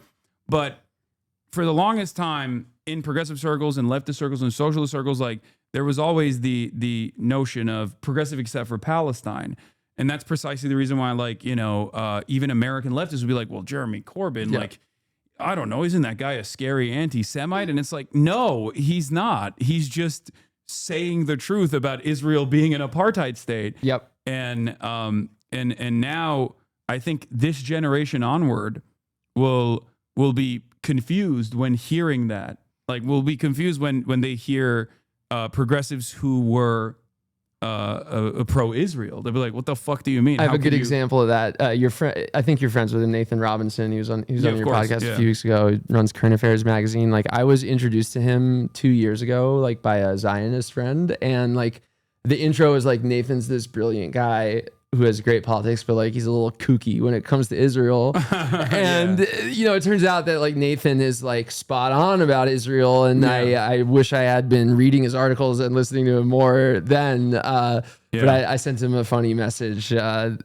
few months ago telling him about that, and we Nathan Robinson, friends. who was the truth teller of John Fetterman, for the record. He was the standalone figure who was like, John Fetterman's statements on Israel, even before his like brain hemorrhaging, before the lobotomy, before the lobotomy that turned him conservative, like fully conservative, he was one of the few people that was like, no, I think it's really fucked up that John Fetterman weirdly is like signaling that he's pro-Israel when this like block of the squad +4 or whatever at the time was like definitely more anti-Israel than like the average American politician, average American Democrat. He was the Fetterman truther. And I totally at the time was like, oh, he just doesn't want like the Democratic majority for Israel to come after him. I was in the same boat. That's the reason why he's just like, because I was obviously anti-Israel then as well, but I was looking at it and being like, you just kind of have to play ball, right? Like you just have to kind of play ball to not draw too much ire from these like pro-Israel lobbying groups and advocacy groups. Nope. He was, I don't know, maybe it was a Harvard education. I don't know what the fuck happened, but he was with it. I knew I was doing something right when my longtime follower, Giselle Fetterman, his wife, unfollowed me. No. That was like a real honor for me because I had been checking, and I really was hoping to clear my following of any Fettermans, because I did help his campaign a little bit. Like, I wasn't paid or anything, but I was just wanted him to win. She was an undocumented immigrant. Yeah. Which is why this new version of Fetterman is extra crazy. Like, I don't know. It just kind of feels like she's doing this like for medical reasons, I feel like, where she's like, I have to take care of my ogre. He can't, otherwise he just reboots and starts walking in circles or tries to walk into traffic, you know? Yeah, That's I'd feel bad is. for him, but he's a genocidal monster. So he is. It's crazy that like he sounds like Randy Fine when he talks about Israel. It's like, bro, you're from fucking Pennsylvania. Like you're like, it doesn't make sense. Anyway, of everyone, he makes me like the most ashamed to be an American, because it's like, you know, he's a Democrat. Yeah. And he is so fucking, he eats off the floor. It makes me question what the fuck I'm doing with politics. Like, I'm very disillusioned with politics. I think you are as well. But just on a level, like, I don't know what I'm going to do in 2028, which I never thought I'd say. But if they run out like another blue MAGA type, which I think they will probably do. Like, I'm Gavin not, Newsom. I'm not, like, Gavin Newsom was on a podcast like a couple weeks ago, one of those bro podcasts, just talking about like, yeah, man, like what's going on in Gaza is horrible, but like, of course I love Israel. And, you know, I see so many people, even people who follow me and like what I'm doing for Palestine, being like, oh, Tommy, did you see like the Gavin Newsom clip or like the tweet that he did to Trump? And it's like, yeah, good. He has a good social media team. He still is a Zionist who supports genocide. So there's also a lot of other, I think even on the domestic front, he has a lot of issues as well in domestic policy, like as the governor. I'm a new Californian, so I'm just kind of getting introduced to some of his domestic fuck ups as well. Yeah, it's just it's pretty bleak. It's pretty dire. Someone said 5-second rule. Come on, bro. You know that thing has been on the ground the entire time. He's actually eating it directly off the ground. He is such a goddamn ogre. Yeah. Well, Gavin Newsom recently said that he he really liked my work. So I'm now I have to be pro Gav. No. My bad. We love no. No. I mean, I will be interviewing him in the future, but it'll probably be a little contentious, I think. Nobody saw my previous side note. Yeah. But what were we talking about? Oh, we were talking about how you feel disillusioned with the way American politics works. Like, I mean, yeah, you just gotta focus on you just gotta focus on allegiances that you can create. Yep. And creating networks of pressure and be a voice that will pressure the Democrats to do the right thing. Yeah. When they are showcasing their inability to ever entertain doing the right thing. Like even when I think about like the shutdown, like I hate Hakeem Jeffries. I hate Chuck Schumer. Why? Yeah, because he's too hot. They're too charismatic, and I'm jealous, right? But like what they're doing with the government shutdown, like it's valid. It's the right approach. It's the appropriate thing that they're doing. Right. So it's important not to be like super single-minded in any capacity, and remember that like harm reduction is still very important. And I know there's fights to fight Yeah. here, just like, you know, we were both on the front lines of the ICE protests together. Yeah. You know, like I fully acknowledge that. Yeah. So it's a tough mental balance of like, okay, I need to use my platform to fight Trump, but Yeah. also the way I see it is that I But combat. also- I am an anti-fascist. Yeah. I will combat fascism wherever You know it it's is. illegal. Yeah, I know. Oh, I know. Trust me. Also, Jordan Ewell asks, really chill guy. What's up, Jordan? He said, "Does Tommy have any comments on the Mets collapse?" We can't. You know, I'm willing to go really far on Israel, but I can't do baseball. It's too hurtful to a lot of people, and the struggle of Mets fans is just not something that I can.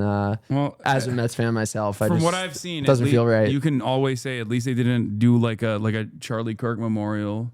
Yep. The Yankees, unlike the fucking Yankees did. So you know, there's a reason to be a proud Mets fan, Yeah. even through the struggle. Yeah. So thank you. I won't say that big of a thank you because their owner is not a great guy. But what to sport? put it- There's no sports team Yeah, that yeah. has, It's just like, a like that's good like the owner. one. Like he spends a lot on my favorite baseball team, so it's Yeah. like, you know, I know he's a bad guy, but there is no. he's my one evil billionaire pass. Yeah, at least not fucking Miriam Adelson. Like, imagine being a fucking Mavericks fan. You know what I mean? Like that's gotta suck. That's gotta hurt so bad. Yeah, she single-handedly made people anti-Zionist, I think, in the entire Dallas metropolitan area with the crazy trade decisions that they made. I saw someone write something about Fiji water. Like I'm entitled to drink Fiji water after drinking toilet water for a week. In my opinion, I don't even know my opinion. what's the problem with Fiji water. I don't know. I mean, I'm sure there's. I mean, I don't like the taste of it. That's my only frustration with it. But there was another thing I wanted to talk to you about. It wasn't about disillusionment or discontent, but fascism, anti-fascism. Okay, I can't remember anymore. I'm losing my train of thought here. But were you sleep deprived in the past week of by soldiers? Yeah, no, I was up all night worrying about you guys. No, I was just I don't know. Well, I mean, thanks for actually covering the flotilla properly. As I saw, like one of the things that was really shocking when we got out, like David and I got access to an iPhone through a friend in Jordan, and it was just like kind of like a Safari browser, but we got to like read some article. We were like people who just got out of a cave, and we got to read some articles about the flotilla. And it was like, there was this New York Times article that had 3 writers. It covered the flotilla well, covered the interception well. But then there was just like no follow-up. Like there wasn't like these guys like just fucking disappeared and there's like no one knows exactly what's happening to them. Like it just, the coverage ended. So, you know, that's why you were one of the people that I hit up, because I don't. Yeah, especially when it was like obvious that the American government was like actively trying to punish you guys. Yeah. I was like shocked. But I guess like there is no end to the well of depravity in mainstream news. It has been pretty ridiculous. And we'll see where it goes, because like everyone I've talked to both in Gaza and Palestinians have been able to escape. Including Motaz, like everyone seems to think that this time it's different, like that this ceasefire will hold in the sense that, they'll go back to the previous formation of the slow burn of ethnic cleansing that Israel is committed to. Yeah. We'll see. I mean, we'll have a clearer picture of what will happen by the end of this weekend, because that is the technically, I guess, like the end of the first phase. But there's still a lot of variables that haven't been. Yeah. To my knowledge, I'm still very news starved right now. Yeah. No, there is a lot of stuff. Obviously, like the real meat of the argument is going to be in the second phase. But I think it's a joyous moment for the Palestinians. Yeah. They are obviously, understandably, getting a moment of respite here. What I'm interested in is to find out how Israel tries to deploy a Western propaganda apparatus now to try to clean up its image. And I suspect that a big part of that will be to not allow anyone, humanitarian rights organizations or third-party investigators, to enter the Gaza Strip to begin to figure out what the true calculation, the magnitude of violence looks like. And then outside of that, I mean, Trump straight up said it. He was like, I'm going to fix Israel's PR. Yeah. Yeah. He just keeps saying our hostages too. I don't know what the fuck. That's the result of a president who's just concerned with what's being said on the cable news. And, even the cable news in the past couple months has kind of gotten a little bit truthful about because it's impossible to hide at this point. People have social media and are, the ones who aren't just completely falling into the trap of AI, Pallywood, whatever. Oh my God, I know. The Pallywood, even that word triggers me because of how many times it's been sent to me. But, I think this summer has been a huge wake up call for a lot of people. Just seeing the evil completely unveiled in a way that any objective person can't really deny. And so I don't, I'm really happy. I talk to so many journalists in Gaza who I platform, and even children that I have, I talk to their parents and collaborate with them. And it's the saddest concept ever, but they make very effective content to show I'm just a little girl in Gaza, and this is my destroyed house type of content. And I'm seeing them all celebrate, and I'm really happy for them. And I just, but I do, also at the same time, have a hard time trusting this plan, and then also, knowing that even with a ceasefire now, with what I know, that just at best it's going back to a apartheid state that kills a ton of Palestinian children, just not as fast and not as not as transparently, and deprives them, starves them, starves them, manages their food, everything. So, what can you elaborate on as far as your personal experiences with your friends from your upbringing?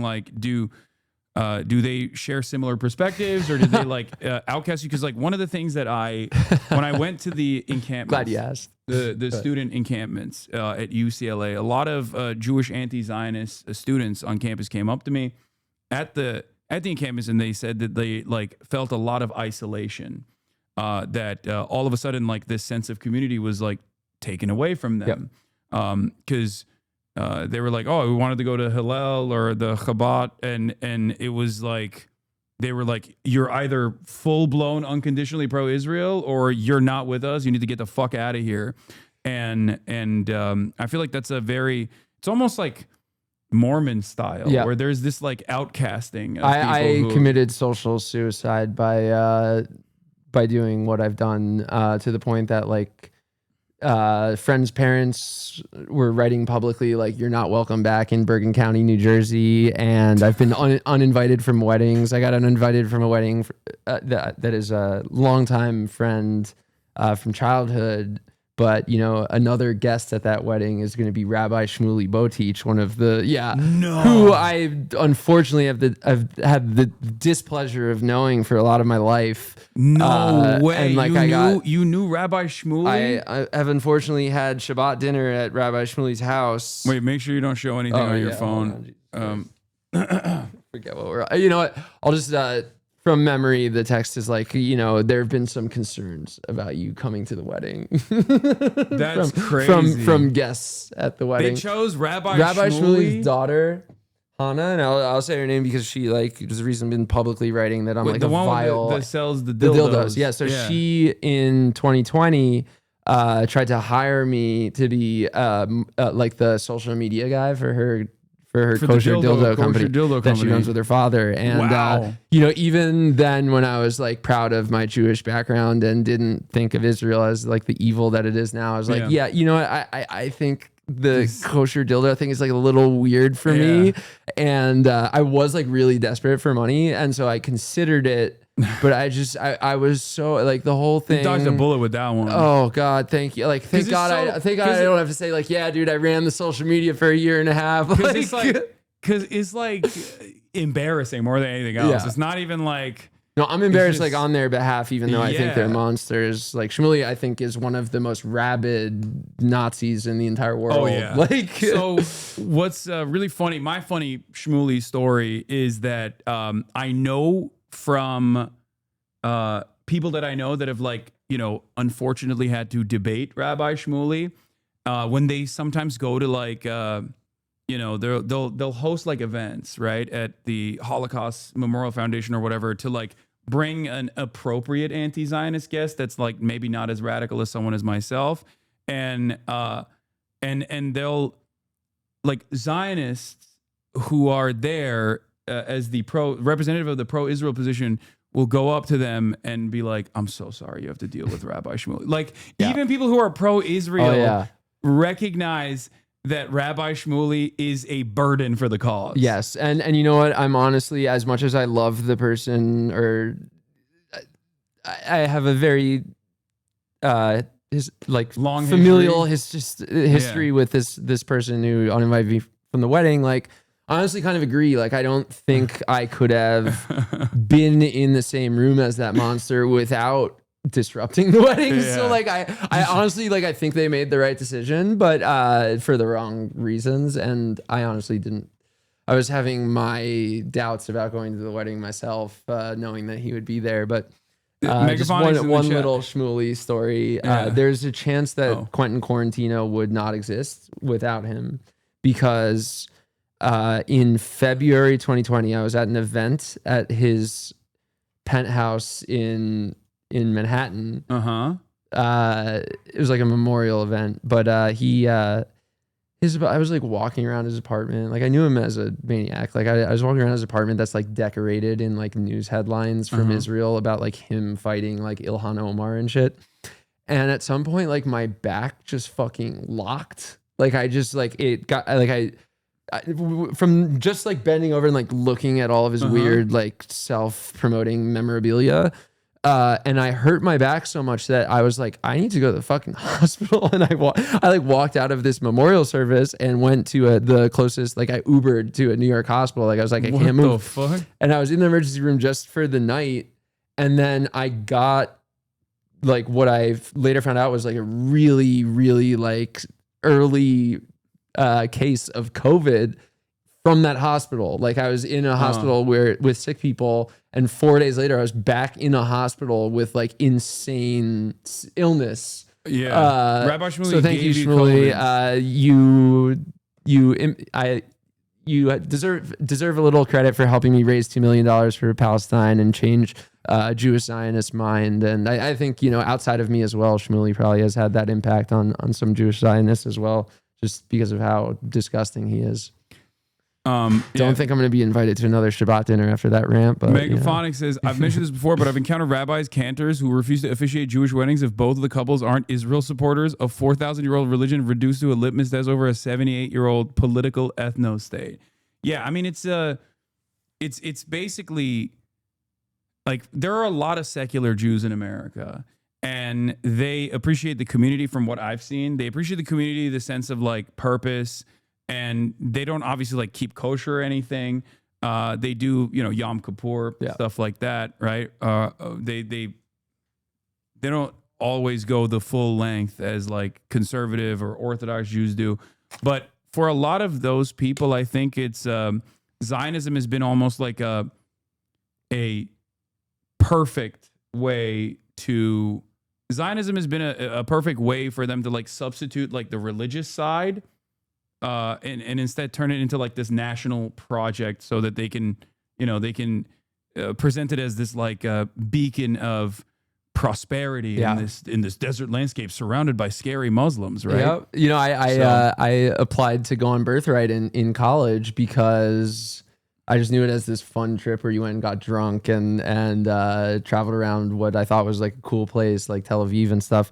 And I convinced my Chinese roommate in college to apply with me, and like helped him like construct like a very transparently bullshit story about like, but like we were both accepted, and then I was really poor, and I just like, even with the free trip, I just didn't have like, thank God, I just didn't have enough money in my checking account to be like, okay, like I'm down to go on this free trip across the world. Damn, you could have had a very different. You could have had a very different. For life. all I know, if I went on that trip, I would have been brainwashed so much that I wouldn't be sitting here. Yeah, so you know, would be living with your IDF wife. Yeah, right now in Tel Aviv. Just like my non-friend Quentin Tarantino, who he did once say I have a license that other people don't have on a podcast, but at the same time I did have to like change my avatar and stuff because Israelis specifically were mistaking my account this year as being him, and it caused, without going too much into detail, it caused some issues. That's so funny. Yeah, dude. and like I am He's at the point where like you stopped him from sucking toes. Yeah. He was like, "Come on, man! I'm in Tel Aviv. I'm sucking IDF toes out here, and you're fucking the bag up for me." To his credit, not that he deserves really any, but you know, I've been allowed to keep the username, and I love the username, and at the same time, like I pulled up your stream like 5 hours ago when you said my name. Everyone's like, "Don't you know that Tarantino's a Zion?" Yeah. And I'm like, "Fuck, man, I should like change it to QQ." I think that at was some literally point. the first thing I told you at the ICE protest, where I was like, "Did you know?" Like when you told me, you're like, "Oh, I became an anti-Zionist." I was like, "Do you know how fucking like I didn't know it either." I was a huge fan of Quentin Tarantino. Like I have a Once Upon a Time in Hollywood poster on my wall. Like I was like I knew he was a weirdo, right? But I always, but in like an said, admirable way. He's a weirdo. He's a director. That's how directors are. That's how good directors are. You know, like that's the way I thought about it. But then I found out he just like straight up lives in Israel. Is he? He's not Jew. Is he Jewish? I know his wife is Israeli. I don't remember 100%, so I don't want to. I don't want to answer falsely. I don't think he is. I'm already in hot water with him, you know. Yeah, let me see. Quentin Tarantino. My guess was no. Yeah, I don't think he is. Someone said he's Italian 100%. I feel like that's true. Also, Inglourious Basterds was awesome. Oh yeah, such a objectively fucking sick movie. Such a good movie. What is this? Naz Hashem. Quentin Tarantino, though not Jewish himself, has developed significant connections to Judaism through his marriage to Israeli singer and actress Daniela Pick. The couple married in 2018 in a Reform Jewish ceremony, which included traditional elements such as chuppah, is that how you say it? I don't know. And was officiated by a Reform rabbi living part-time in Tel Aviv. Tarantino has embraced various aspects of Jewish culture and traditions. Said he likes Shabbat dinner. Yeah, I like. Well, that's. I mean, I do. I had some good dinners at Shmuli's house. You know, it's also still a Nazi. It's like, it's like, come on, Shabbat is awesome. That's like, okay, who doesn't like a Friday dinner? Yeah. You know what I mean? And you get together with your family and have dinner. Tarantino's also learning Hebrew. Oh my God, he's learning. He's learning Hebrew.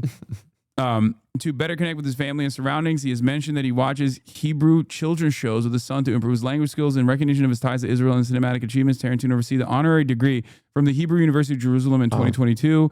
While Tarantino has adopted certain Jewish customs and actively engaged with Israeli culture. He has stated that he has not converted to Judaism. He identifies as an atheist, but participates in Jewish traditions to honor his family heritage. You know, listening to him those aren't say like that my he likes actual like DM Hebrew children's shows, like it reminds me. My friend Janan Matari wrote. She's a Palestinian and wrote this very sweet children's book about Palestine. Sent it to me and I read it, and even for children, it was moving, and it's not like. There's nothing that should be controversial about it. And it's being banned all over and people, causing parent teacher outrage type of things. Yeah. And the contrast is pretty stark. Yeah. Yeah. It is what it is. Well, Tommy, thank you so much for coming on. This was a remarkable experience, and I admire your bravery. You've done a fantastic job. And I look forward to seeing you at the next protest. Yeah, I'll be there. And thanks for having me. Thanks for having me chat. Yeah. How long are we on? I've lost track of all time counting in the past week. You came at 3:15, so we did an hour and 20. Awesome. Hour and 30. On, bro. Of course. All right. See you later, everyone. Hold on. I'll walk you out. All right, that was Quentin Quarantino in the building. I'm going to play this Zoran video right now, and I'll be back in a second. Fraud. He went on the attack against President Trump, a role that he believes is critical to being the next leader of New York City. And joining me now is the Democratic New York City mayoral candidate, Zoran Mamdani. And thank you so much for being here. Obviously, following the news of the indictment of the Attorney General here, Letitia James, last night, I know you said you actually got a chance to speak with her after she was indicted. What did she have to say to you? She told me, don't worry about me. And I think that's just indicative of what she means to so many New Yorkers. She's somebody who has put this city, this state, the people of it first. And frankly, that's why Donald Trump is persecuting her. It's because of the fact that she looks at everyone in this state, everyone in this country, as being held to the same standards of the law. And she held Donald Trump to that same law. And he couldn't take the audacity that he would have that applied to him. And so what we're seeing is the weaponization of justice, and it's one that's looking to make an example of the Attorney General, but it's one where we will have her back through every step of the way. Well, and Trump has always pointed to what she said on the campaign trail, that she would go after Trump, that he would not be above the law if she won. Obviously, she did prosecute him. He's gone after you multiple times as well. He's called you many things, including, quote, a communist lunatic, which I'm sure you're well aware of. Yeah. Do you worry that he might try to come after you as well? Look, I think we've seen, whether it be with James Comey, whether it be with Attorney General James, that this is not something that Donald Trump is going to stop at any one individual. It's a feature of his political agenda, and it is the only thing that he can quite deliver on in this moment. And so I know that when he makes these threats of denaturalizing me, deporting me, arresting me, these are ones that he may intend to deliver on. And yet it is also the price of standing up to that administration that many of us are willing to pay if it means actually standing up for New Yorkers. Do you prepare for something like that if he does try to come after you in terms of that? Well, I mean, when I was speaking to Attorney General James, she said, I have the best legal team around me. And that gave her confidence. And I think many of us will have to take those same precautions. But what is so alarming is that in this moment, when we are seeing authoritarianism plain and simple, the weaponization of the Department of Justice, we have other candidates running for the same seat that I am, the mayor of New York City, like Andrew Cuomo, who can't even bring themselves to issue a statement with the names Tish James or Donald Trump. And just this morning, while I was standing alongside people who've been on the front lines of this fight, be it Congressman Nydia Velázquez or Maya Wiley or the Speaker of the City Council, Adrian Adams, Andrew Cuomo was on TV refusing to denounce Donald Trump's persecution of Attorney General James and refusing to describe that as political when it's clear for all of us to see. And he put out a statement last night, obviously on her indictment. Cuomo did not mention Letitia James by name in that statement. What did that say to you? I think it just shows how unwilling he is to actually name what it is that we are seeing or who it's even impacting. And the only thing that I can give him the benefit of the doubt for is that he's at least showing New Yorkers a glimpse of what his capitulation will look like if he were to be the mayor of the city. It would be one that would continue the era we've seen from Mayor Adams, where there are oftentimes press conferences where he will refuse to even say the president's name or acknowledge the crisis that president is bringing to the city. Yeah, he argues that because he battled Trump before, that he could do so again. Obviously, Mayor Adams is now out of this race. We've seen your polling remain pretty steady. You're about 13 points ahead of him, but he is 10 points higher than where he was previously, according to the latest Quinnipiac poll. One question about that is something that's been brought up on Capitol Hill multiple times this week is why the Democratic leaders there have not endorsed you. Have they told you why they haven't endorsed you yet? The conversations that we've had have always been focused on the necessity of an affordability agenda. And I have to say that in this moment especially, I'm appreciative of the fact that we have Democrats in Washington holding the line, making sure that we protect the health care of millions of Americans across this country. And what I will see, and I'm seeing right now across the city, is that New Yorkers are desperate for a mayor who can stand up to Donald Trump. And in these next 3.5 weeks, we have the opportunity to let New Yorkers know that part of the reason that Andrew Cuomo won't say his name is that Andrew Cuomo is funded by the same billionaires who gave us Donald Trump's second term. Trump has argued that Democrats don't really have real leadership in this moment, that they're kind of lost at sea, essentially. Is that how you see it, or do you think that Chuck Schumer and Hakeem Jeffries are doing a good job in Washington? You know, I think holding the line right. Did Zoran ever come on the stream? I missed a bunch of days in a row. What do you mean? Like recently? No. I mean, unless you're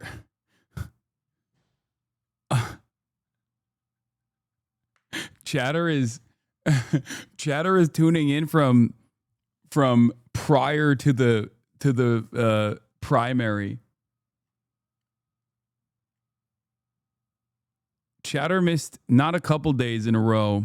Politics chatters don't watch IRLs. Oh my God, it's true. These guys probably were like, oh God, I never watched that because it's a fucking IRL stream and it's not like him sitting in his goddamn studio. He wasn't sitting in his goddamn studio reacting to the news. So of course I didn't watch it.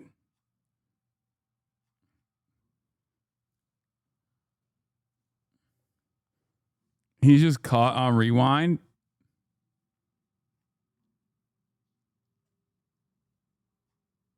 Yeah. Now for healthcare for millions of Americans, that is exactly what we need. But I understand what Donald Trump is saying if he's referring to Andrew Cuomo, because Andrew Cuomo is what used to pass for a leader in the Democratic Party, and now he refers to Democrats in the third person. He refers to them as something he doesn't belong to, and that's indicative. This is what I was saying is like this is such a good cook, because like Andrew Cuomo, anytime Donald Trump does some fuck shit, Andrew Cuomo has to stay silent. And New Yorkers will be reminded that he is not going to put up any opposition to Donald Trump because he is in the pocket of Donald Trump. So things like this are a reminder of said reality. The debate is next week. I know. We will be watching the debate, and I will be around New York City during the election, most likely. Saw this tweet from reliable source. China seeks to remain focused 100% on open source, open weights, open data models, and 90% adoption of AI agents and work roles by 2030. Thoughts on Mamdani doing a 100%, 180 on arresting Bibi? I think that's, did he do that? I'm surprised. Or is that like a squirrel post or something?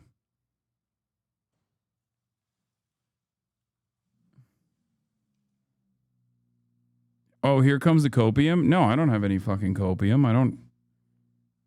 If he 180'd, he 180'd, and that's fucked up. I think this is something that I have. Look, overall, I've said this already. I think like there is. He said he would stand by it the other day.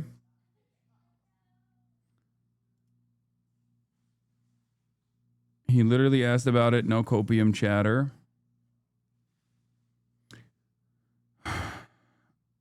Was that Kai's treat? Yes. My mom was complaining earlier saying, I can't believe the things people say online about the most spoiled dog of all time.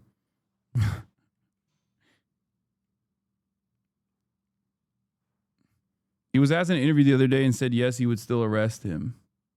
The fact that he's only out there for himself. That's the only constant in his own politics is his ambition. If you were mayor today and Trump pulled the infrastructure funding as he did for major projects here in New York, something that Republicans have been trying to convince them to reverse, what would you do specifically to try to stop it? I think there are a number of things. The first is you utilize every legal tool at your disposal. You sue Donald Trump because too often what we find is we're treating his pronouncements as if they are legal just by virtue of them coming from his mouth. And we've seen in California when you have Governor Newsom and Mayor Bass and the Attorney General of the state coming together to file a lawsuit, a federal judge found in their favor the deployment of the National Guard was illegal.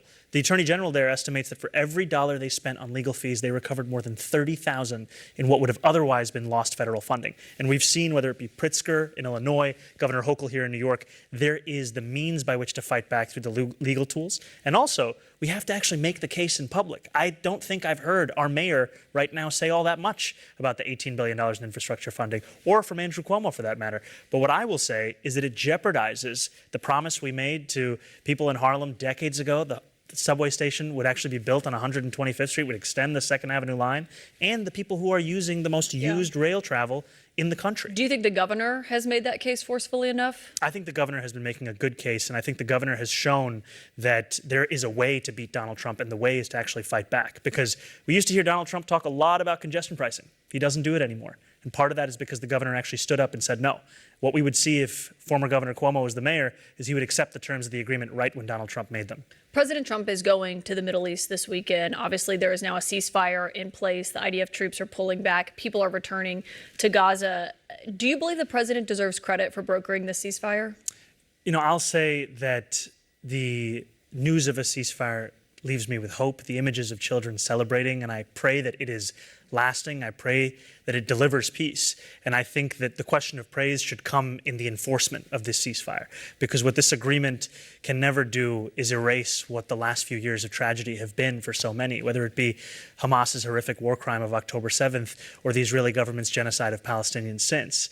And what we are talking about is no agreement can bring back the rubble or make it whole. It can bring back entire bloodlines that have been erased. It can bring back hostages that died in captivity.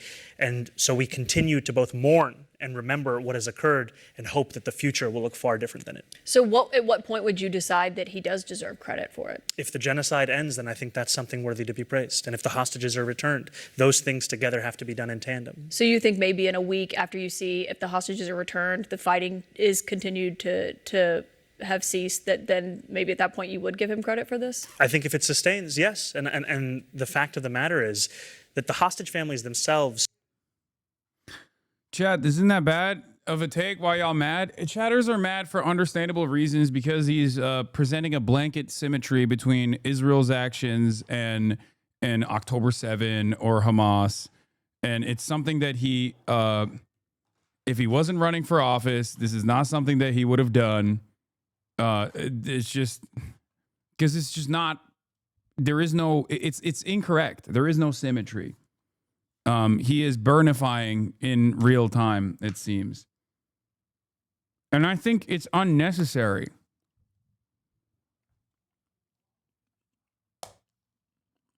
That's what's so crazy about it, is that this is so unnecessary. The reality of the matter is, if Zoran's starting point was like this kind of position on this issue, I'd probably be less critical. I'd be like, yeah, great. He's bold. He's brave. He's speaking to the truth about the genocide. And of course he's doing the, he's paying the piper, right? As far as like the reflection on Jewish pain, Israeli pain, right? It's not even Jewish pain. It's just Israeli pain, really. Because at least he's not doing the other side, where he's not like going into it by being like, oh, well, the anti-Semitism is completely out of control. We got to dial it back. That type of thing. He's not doing that. But the reason why I'm more critical, I think, is because like two reasons. Okay, number one, that's not his starting position.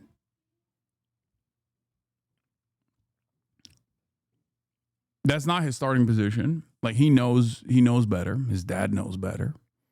But also, right now, this very moment is perhaps the worst moment to do this. You are in an incredibly unique position to push the boundaries, to push and expand the permission structure and hopefully bring it closer to the truth, because you have maximum leverage. And it's not something that I think people would punish you over, but I will say it is clear to me from everything that I have seen, regardless of the expansion of the Overton window, regardless of the Overton window shifting closer and closer to the reality and the recognition of the reality that Israel has done a genocide and this is completely unsustainable and there must be some kind of decoupling from Israel, regardless of the reality that most Americans are so much more open to that position. And Zoran himself, with his platform of national prominence during the fucking primary debates, actually helped prove that the time for politicians to make bold statements about the true nature of Israel's conduct. I think the faucet of anti-Semitism allegations have given him a bit of cold feet. I think he's playing this as secure as he possibly can. That's it. I am become Hasanabi, destroyer of dogs. How many months of a subscriber is that? That's crazy. This motherfucker's been in here for 12 months. Don't ban that chatter. He's just fucking memeing. That's crazy. There is 0% chance that chatter. Yeah. There's 0% chat. There's 0% chance that chatter unironically thinks that I'm like fucking a dog abuser. Okay? He's just fucking memeing. Most of the people who do sincerely believe that or just like want to use this as an opportunity to be like, Hasan, you're a bad guy. They don't come in here and make funny jokes. They don't say, why did you fire your dog out of a cannon point blank at a brick wall? They don't say stuff like that. They say, Kaya abuse, or not Kaya. They don't even know Kaya's name. They'll be like, dog abuse. Your dog is abusing you. Shock collar. You've shocked you. Your dog has shocked you. You are killer of dog.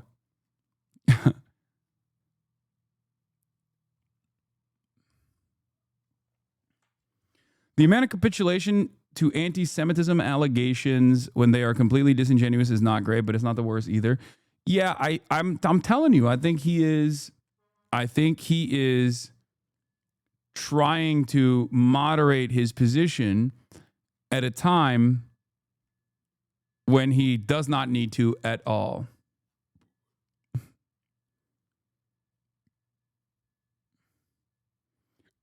Yeah, or they'll say they hear you with the, I came in here to watch you abuse your dog. Or my favorite this morning was, how much do I have to pay you to watch you abuse your dog? It's like, dude, you're an insane person.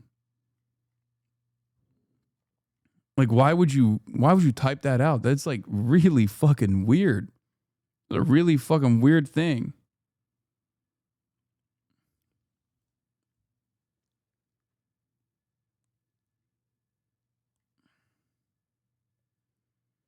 I think he has to do all that so we can govern because New York City politics is very, very Zionist. No. No, it's not.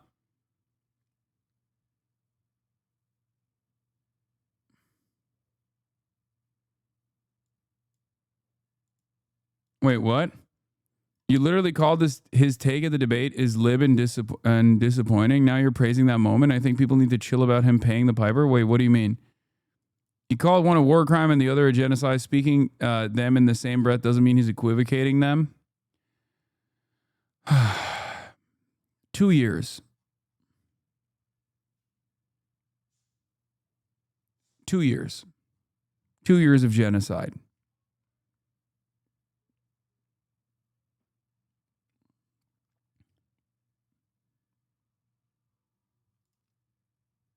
And the equivocation wasn't like Hamas's war crimes or anything like that. It was more so about the hostages and the genocide, the victims of the genocide.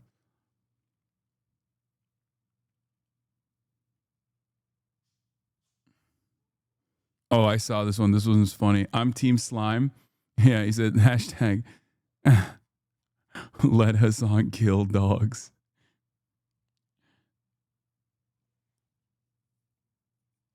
No, New York City in general is not pro-Israel any longer.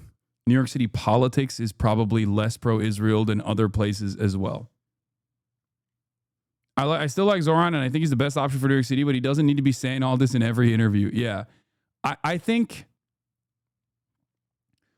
I will go so far as to say, due to his own expansion of the permission structure, when he was bold and was courageous, he literally does not need to have a level of restraint in these conversations now.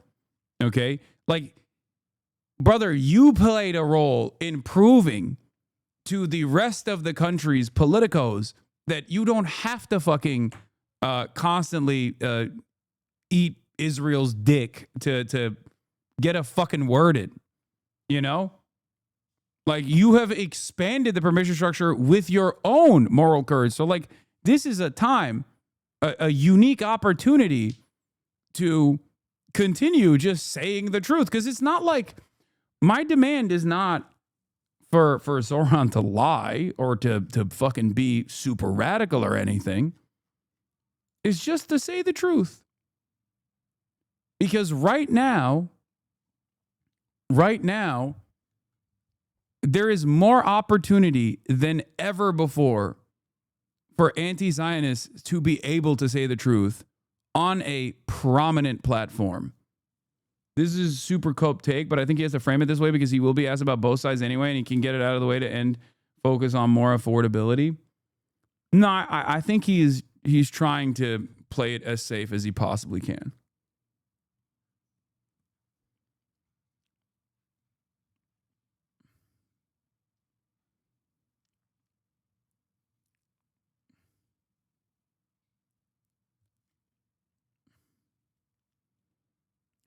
I don't think he needs to be playing it safe either, for the record. But even more, to be fair, guys, it's not playing it unsafe if he's like 2 years of genocide, Donald Trump is responsible for it. I think, if a final cessation of hostilities actually takes place, we must examine how we got there and why previous administrations failed to do so. Having said that, this is not, it's just, you don't have to constantly do the whole, oh yeah, we really have to make sure that the hostages are safe and secure. Like that stuff is not, like, you don't have to do that at all. It's not even unsafe to just be like, no, my focus is on re-examining our relationship with this country that has done untold amounts of pain with our tax dollars and demands more every step of the way. That's something you can say right now. And not only is it something you can say right now, you can literally say that and see benefits from it, which is something that I never thought I would see in my lifetime. Do you understand?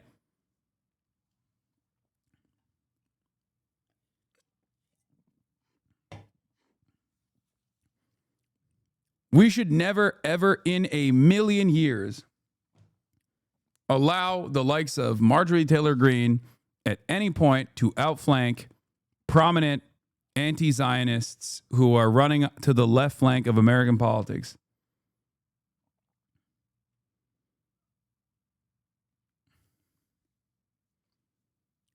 Like, think about it. We are watching Marjorie Taylor Greene become like a prominent voice. That's unacceptable, I think. That is so unacceptable. Like, Democrats need to wake the fuck up, dude. Tucker Carlson and Marjorie Taylor Greene and Candace Owens cannot be the ones who drive the conversation of anti-Zionism in this country, especially because they are, in many instances, failing to explain the complex relationship with America and Israel. And maybe if I'm even a little bit more cynical, I would go so far as to say that they are driving the conversation and steering it in a way that is more so to beef up their own personal benefits and also to steer the conversation in an anti-Semitic direction rather than a real steadfast approach to decoupling from Israel, to push for to push for BDS, for example.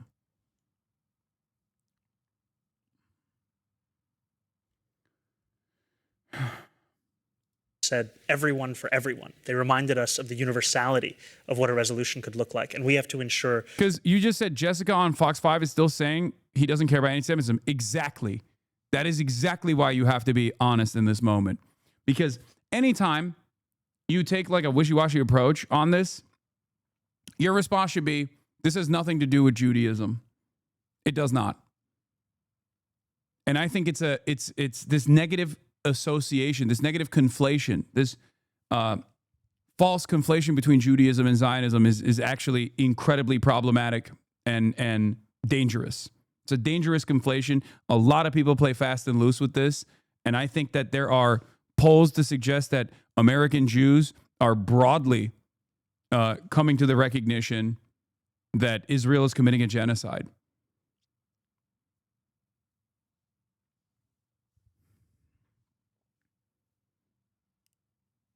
Also, on top of that, even if that wasn't the case, it still doesn't change the reality.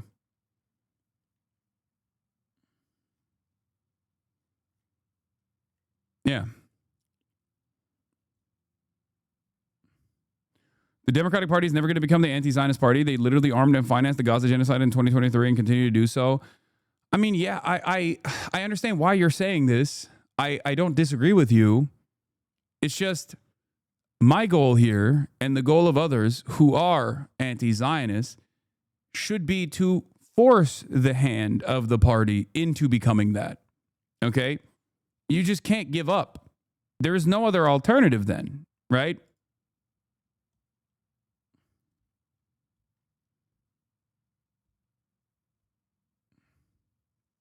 That there's a universality in the delivery and the enforcement of a ceasefire so that we can actually build a peaceful future as opposed to one that elides over the injustice that's become a constant. I ask because I spoke to a Palestinian American. We just talked to Tommy Quentin Quarantino, man.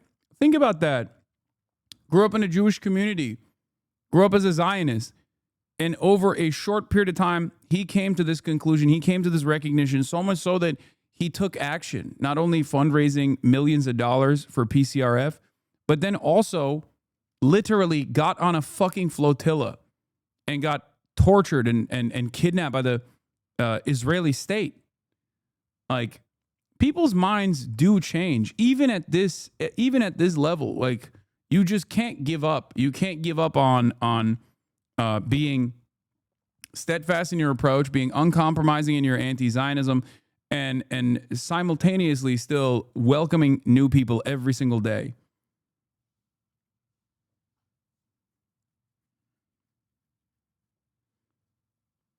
He also said he committed social suicide, so he's obviously not in the majority. No need to pretend otherwise. Wait, what? No, the polls that I'm referencing is 39% of American Jews, not New York Jews, 39, or is it New York Jews? No, I think it was American Jews. 39% of American Jews believe that Israel is committing a genocide, and I think it's like 61% of American Jews that believe Israel is doing war crimes in Gaza.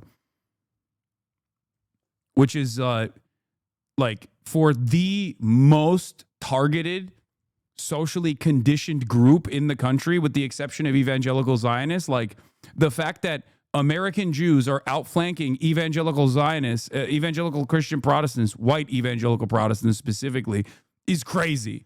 Okay? They're literally Jewish. This is baked into every fucking social function. Like, support for Israel is quite literally, from birth, baked into every social aspect of their existence.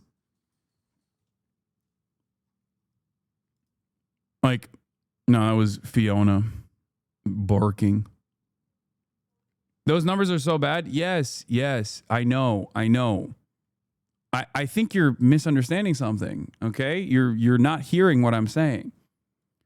White evangelical Protestants, I haven't seen the latest numbers, but I suspect white evangelical Protestants have a more pro-Israel stance than the American Jews that were polled.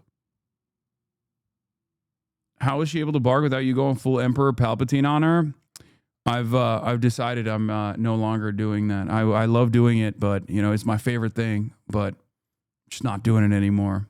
One of my hobbies.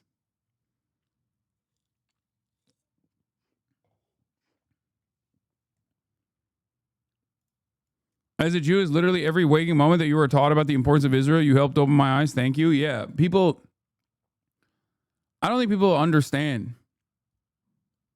Why do you keep infantilizing Jewish people? Like, why the fuck are you doing Jewish exceptionalism in Big 2025? It's not the first time. Oh, my Lord. It is not Jewish exceptionalism. I don't give a fuck if 100% of Jews were pro-Israel. How many times do I have to fucking explain this, dumbass? Please, please, please stop with this fucking dumb shit, okay? It's not. Jesus Christ. It's not. This is not Jewish exceptionalism. This is an understanding of how people get fucking propagandized. If you want to change people's minds, you have to fucking be nicer, okay? You have to come to the conversation. You have to come to the fucking recognition of social conditioning.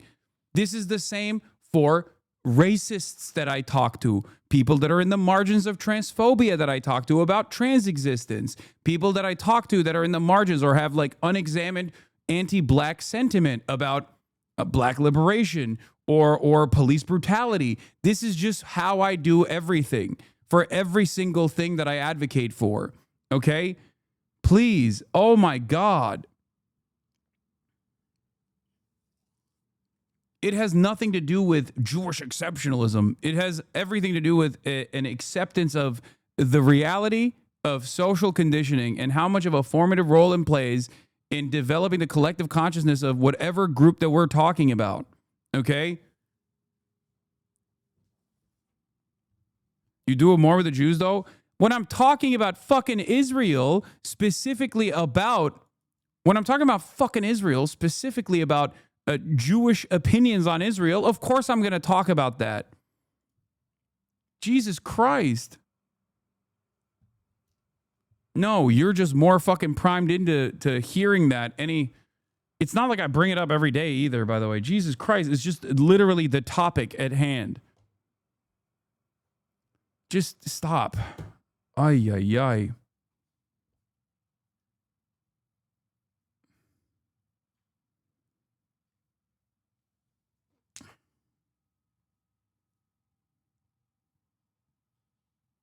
It's just so funny because half of the chatters that chirp at me like this did not know what the fuck Palestine was before October 7 and might not have even actually been on board with what I was saying during the first couple of months of Israel's fucking incursion. If I had this exact same fucking attitude that you have currently with your moral posture, I would not have been able to convert many fucking people into a recognition of reality, okay? Can you imagine every day I just sit here and talk about how I'm so much smarter than you. I know so much more than you do. Like every day. over and over again and be like, oh, it took you months. It took you years. The apartheid was for 75 years, 77 now. And only now you realize that it was an apartheid. Like, can you imagine if I just did that all the time? That's not productive. My job is, my goal here is to change people's minds. Okay, to help them come to the recognition, to lead them to the fucking water, okay, to help them come to the goddamn recognition of the reality. Oh my God.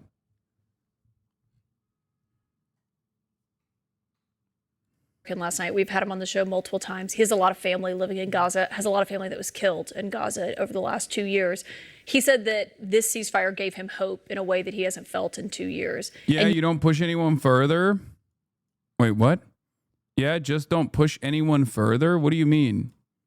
Further to what? Further than what? Anti-Zionism? Anti-fascism? Just bring them to the water?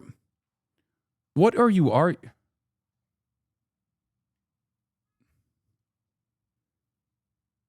What is further than anti-Zionism and anti-fascism? What are you trying to say? Is there like a secret third position that I'm unaware of?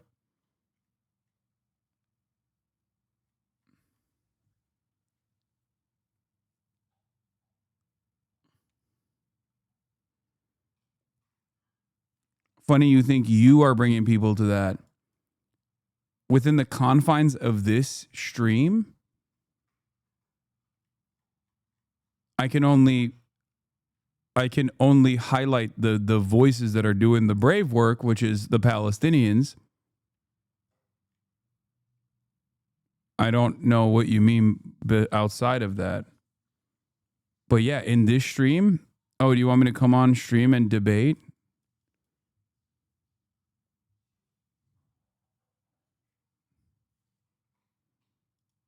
Are you all right, dude? What the fuck's going on?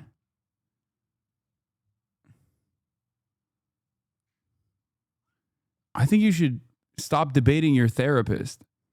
That's what you should stop doing.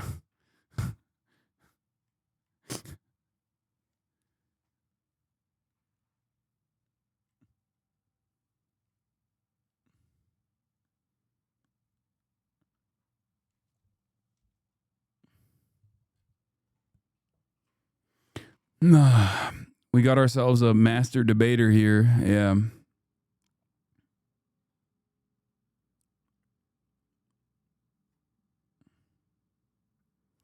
If you don't take a more tempered and more open-minded approach to people's past positions, coming at it with the recognition that they are still always going to fall victim to their social conditioning, you are not going to do a very good job of changing people's minds. That's all I'm saying. This is not like something. This is not like anything crazy that I'm bringing up here. It's just something that I've always believed and always abided by in my commentary. And it's something that I will always, is a charitability that I will always apply to every single thing that I talk about in my advocacy.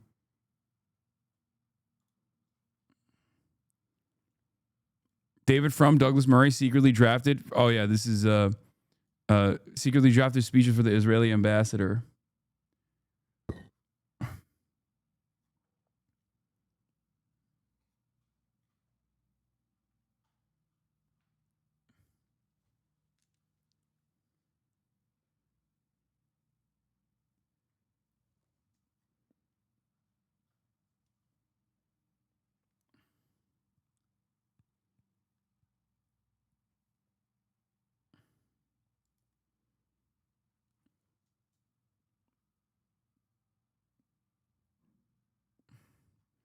They have fired the staff of the CDC's Morbidity and Mortality Weekly Report and 70 epidemic intelligence service officers who are disease detectives that respond to outbreaks. I cannot emphasize enough how dangerous it is to dismantle our disease surveillance infrastructure. Fucking awesome.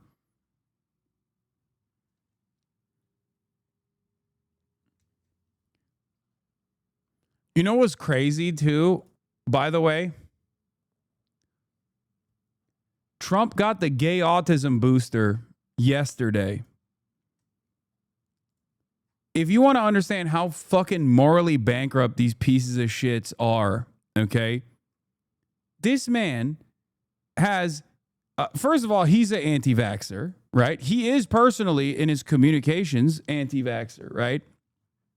And he has RFK's brainworms running the show and presenting like unlimited anti-vaxxer positions. And not only that, but also, hold on. Like, he is literally taking away people's opportunities to get vaxxed. Okay, making it more difficult for people to get vaxxed. Meanwhile, this piece of shit is going to Walter Reed and getting boosted up.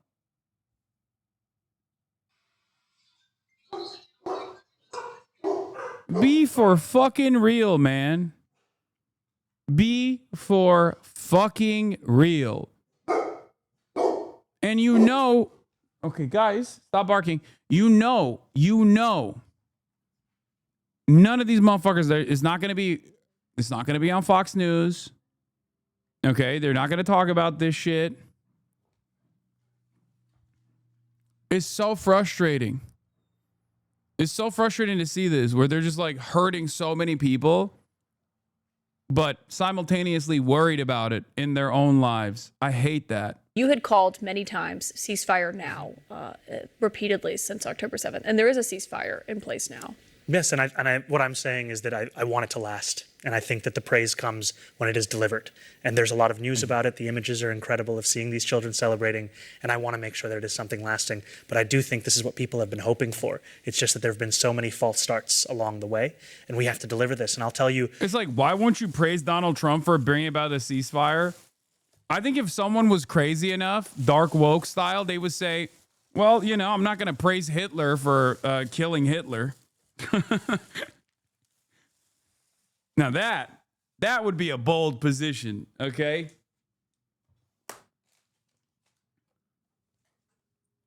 Like, who do we think did the genocide?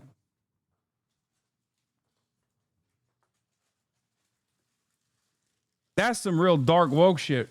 Except a lot of dark woke people, I feel like, are the Barbaras and Debras, who do also happen to sometimes be pro-Israel as well, but I don't know.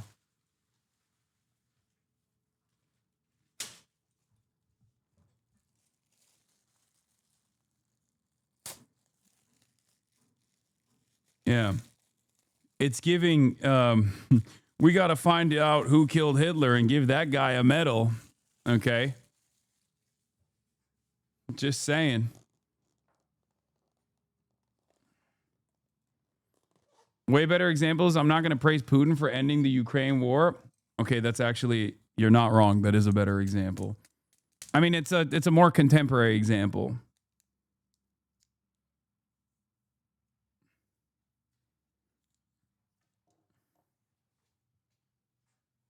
One that probably would limit the ire and scrutiny you would get from Hitler comparisons, but I like to make it on purpose because I think it's apt.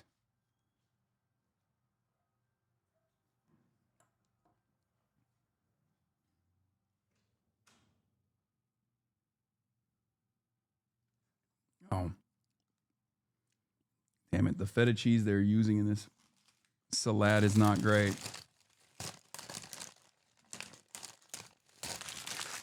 Y'all don't want gaming if you're trying to annoy him before he can eat his fucking food? Exactly. I haven't eaten yet today, so.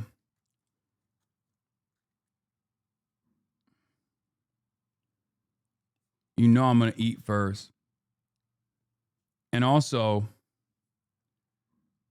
maybe I could, while I'm eating, play the Mussolini movie. Not the movie, but because I really want to do that. Should we do movie night? Should we do Moby night? Movie night?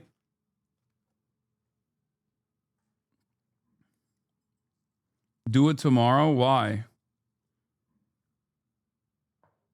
Play the Onion documentary too? as someone who's looking to be the mayor of the city, to represent this city, my responsibility is to this city. And recently I was speaking with a Palestinian New Yorker who told me how he'd spent decades saving up to build a house in Gaza and how it was destroyed by the Israeli military in just one drop of a bomb, and how his son and his daughter-in-law live in Gaza today with their grandchildren, and how his son called him the other week and said, he gave the phone to his grandkid, and the grandkid said, "I'm hungry." And this man told me I couldn't do anything for him. I couldn't send him anything. And so the news at the prospect of that child being able to eat, that family being able to live a life of safety, that is news that fills me with hope. I just want to make sure that it's real. Zohran Mamdani, thank you for joining us tonight. Thank you so much for having me. Really appreciate it. These are the visions of an apocalypse.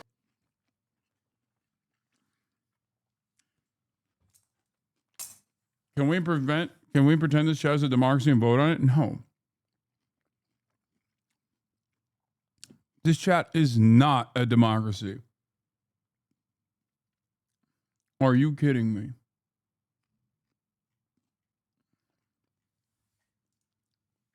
Hold on, let me see.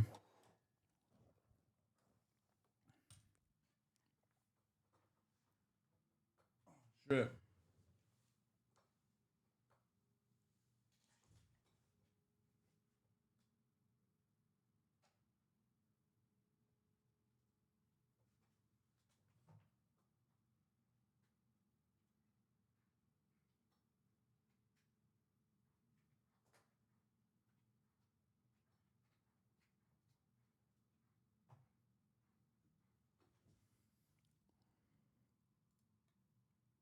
Did it work? I plugged in a USB that's supposed to have the nope, it did not work. Huh. Fuck, maybe we can, I don't know if we can watch the movie now, because I plugged in the USB that has the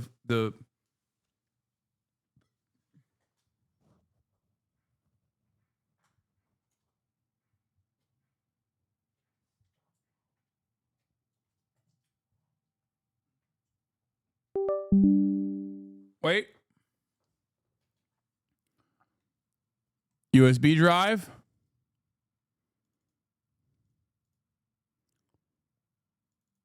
Hold on.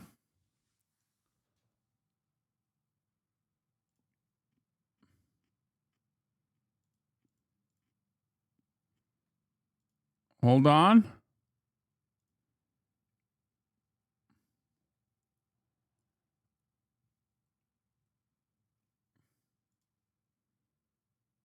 Where's the audio?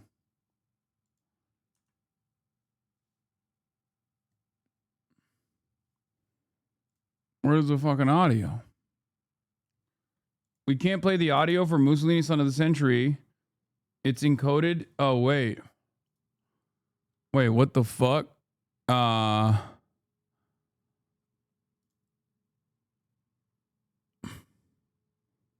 not have VLC? Oh my God. I don't have VLC. I did not download VLC Media Player on this.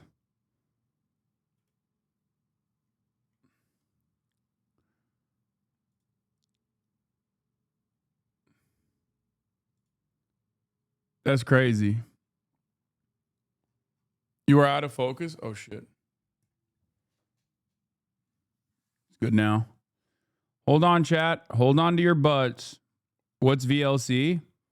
VLC is a media player that's really good. It's just like the best media player of all time.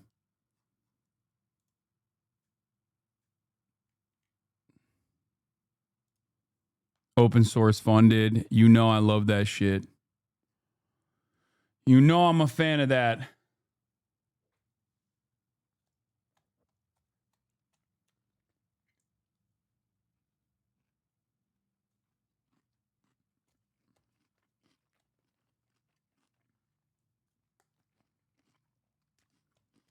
Do you still have a Linus computer? No. I mean, I have a Steam Deck.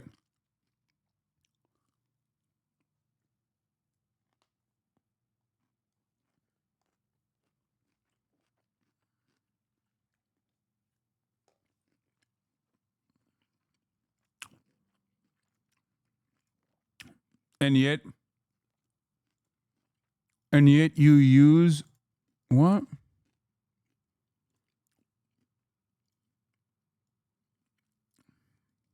This contains scenes of strong violence, distressing scenes, and flashing images. Boom.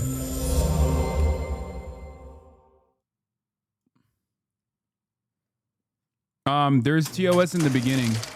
I don't know exactly when, but it briefly shows like the actual. Wait, hold on. Let me browse through this real quick. Yeah, in the beginning.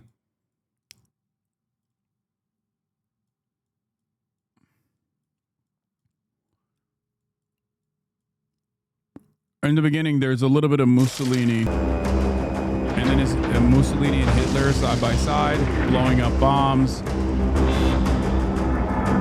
Images of death and destruction. It's such a good intro, but it's now showing the dead body, so I can't show you. Yeah, it literally. Then you madly hated me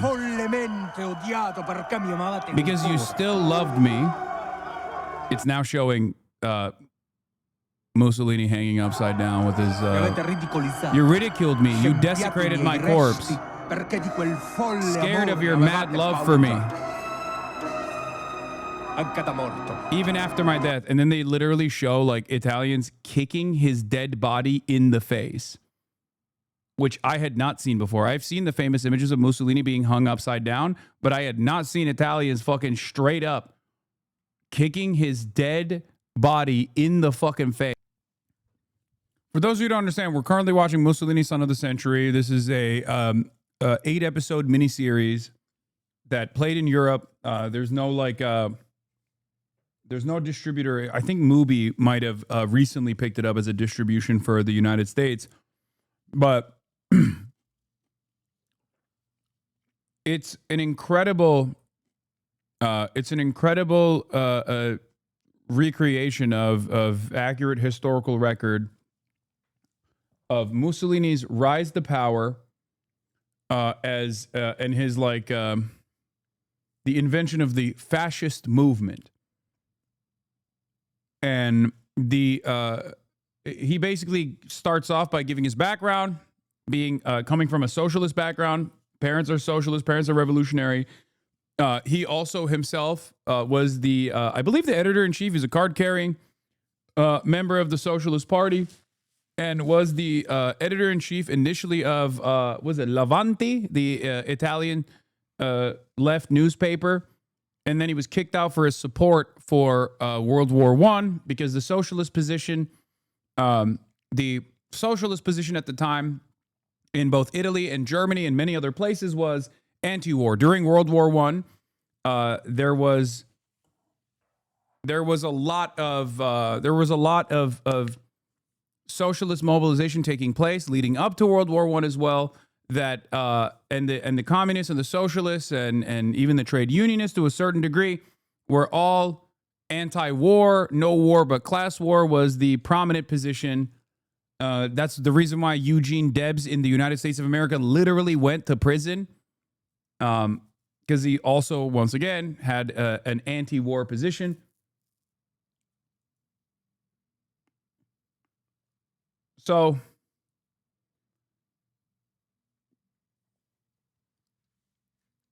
anyway, I'm sure it's going to explain all that stuff. But this is an introduction to the movement that he is building, the movement of fascism. Cast the freaks. I will do revolution with them. Important to understand the modern day parallels and how a lot of fascists have this false notion of a higher self, a higher being that they mythologize, because in their real day-to-day existence, in the real world, the experiences they have do not reflect the entitlement that is baked in to their consciousness, where they think like, I deserve so much more and I'm not getting it. Why am I not getting it? Why am I a fucking loser? It is inherently the unfuckable loser ideology. And I think I think the show presents it perfectly well. This is not ICE. This is not SS. These are the fucking black shirt fascists, but this is a formation that is minuscule at this point. Okay? You have to understand, this is the inception. Like, this is the inception. They are barely an ideological movement at this point.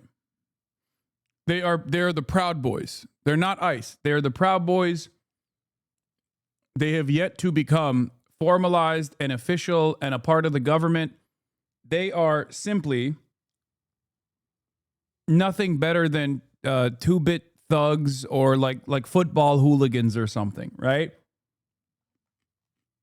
And of course, even in its early days, due to the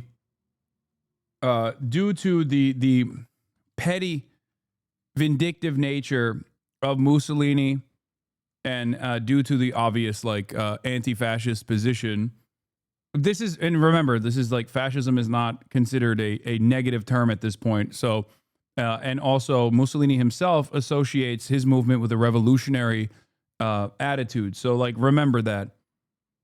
And this is socialism and early fascist movements are just doing this. Socialism is a fully fleshed out movement, has a lot more support, a lot broader support. Fascism is basically like a organized crime group.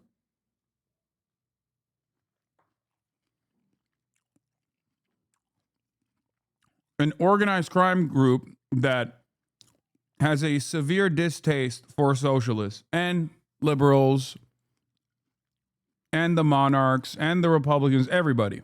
He explained it, but I will once again, the initial reason for why he was removed from the Socialist Party was because he was pro-war during World War I. The socialist position at the time was that World War I was a war waged by the bourgeois, the capital owners that were waging an unjustifiable war, as opposed to the real revolutionary war that must be waged in these countries, class war. That these were workers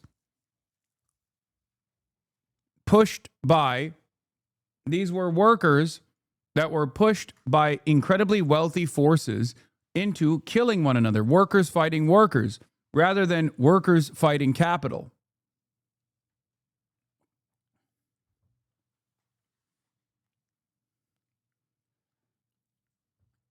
Mussolini, on the other hand, already had a nationalist interest at this point, and wanted to conquer and supported World War I, supported the Great War, and that was the reason why they pushed him out of the party at the time.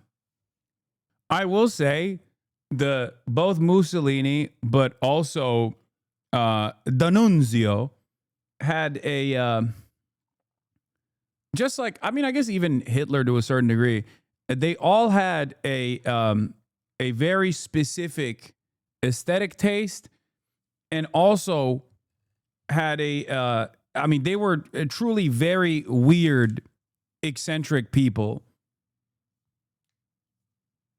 maybe even autistic.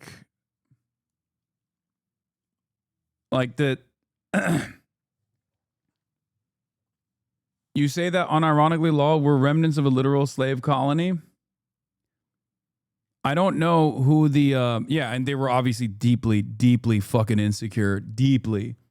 Fascism is an insanely insecure ideology. It is so good at capturing the attention of fucking losers. I don't know how else to describe it. I'm not just saying that because I'm not saying that to put people down. It genuinely appeals to someone who is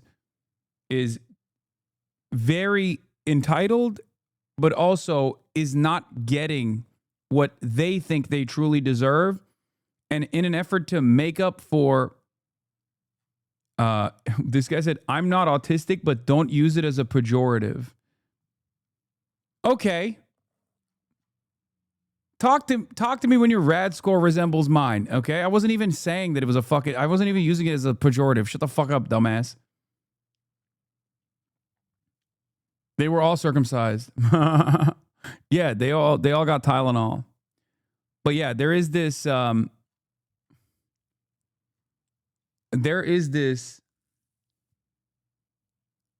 like expectations not matching up reality and a deep-seated insecurity that comes from that. And in an effort to make up for that insecurity, you have to like have this grand vision of what you represent, what your movement represents, what your people represents. This shame that you're supposed to be,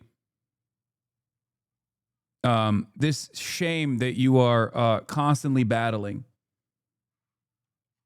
Bro, all of the fascists of that era were weird as fuck.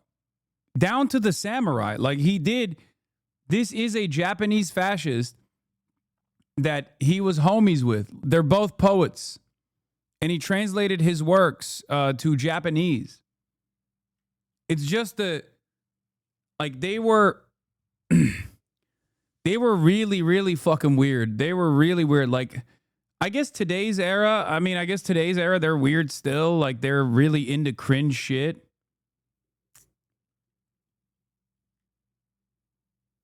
But they had a lot of fucking eccentric, they exhibited a lot of eccentric behavior. They were self-proclaimed fascists then? No, this is like, he is self-proclaimed fascist.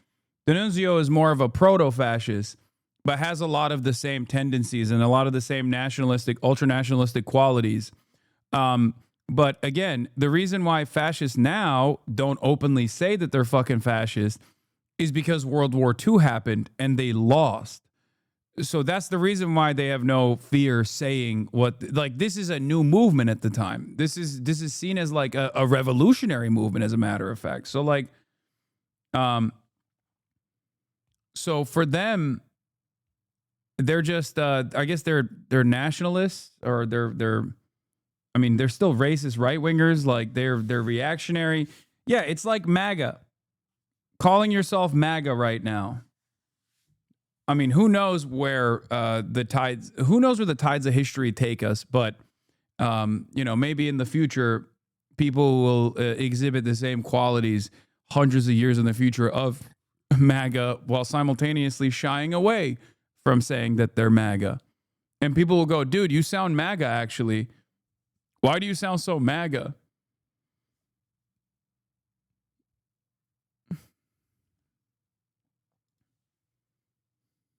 Minute, these guys are tankies, I think. I didn't put two and two together until now. But is that a hammer and sickle that they were sporting? Are these guys tankies, dude? Wait a minute. Bruh, the women were involved in the communist movement? Yeah, I know. That's the point I'm making, which is that like communists were much more representative and had a much broader movement as opposed to the fucking fascist losers. Yes. Like they were the OG wokes, OG feminist wokes. Okay. I just wanted to give you guys a taste of it, okay? I wanted to give you guys a taste of it. That's all you're going to get today. But wow, what a taste it was. Yes. Benito Mussolini, also according to Aiden Ross, Benito Mussolini is the father of fascism. He was like the Italian Hitler.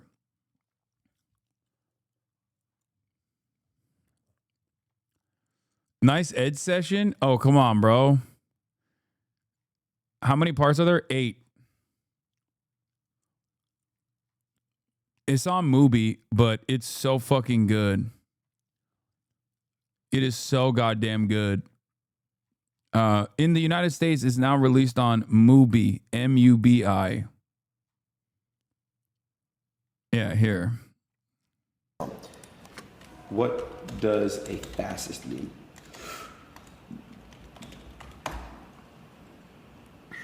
It means you are a far right authorization on ultra-analytic. Oh my God, analyst, political ideology movement characterized by dictator leadership, centralized autocracy, militarism, forcible suppression of opposition. So I don't know what that means, bro. I swear to God, I don't know what the fuck a fascism is. I don't know what the fuck that is. Benito Mussolini and Giviano. Benito Mussolini. Fuck a fascism is. I don't know what the fuck that is. Fascism. Benito Mussolini. Oh my God. This is still, to this day, this is one of my favorite clips of all time, bro. This was so good. God damn, dude. He really fucking cooked on this shit. This is back when we were on decent terms as well.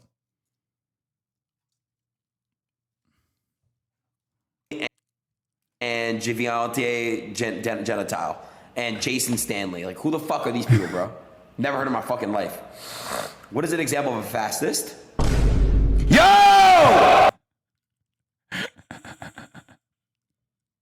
Adolf Hitler. Yo! This is so good. No child left behind except this guy. He's been left behind.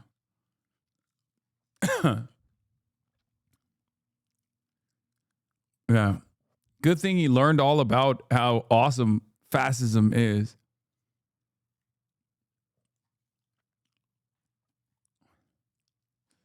Benito Mussolini.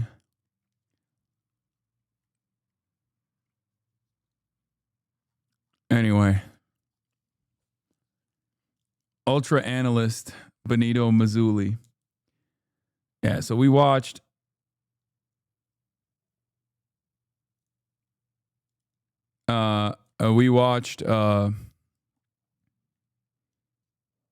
is the VOD staying up? The usual losers are crying to mommy again. Oh, cool. Well, I'll be I'm setting up an interview with Joe Wright, potentially the person who made the show.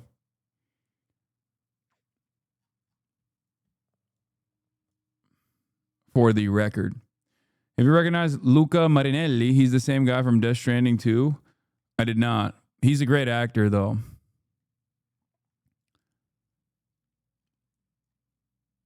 But that'll be all for today.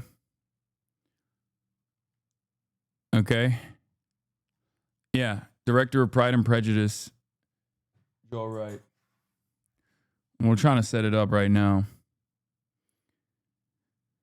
So we shall see. But like I said, it's available on Mubi if you want to watch it in America. It wasn't until recently. It wasn't even available at all.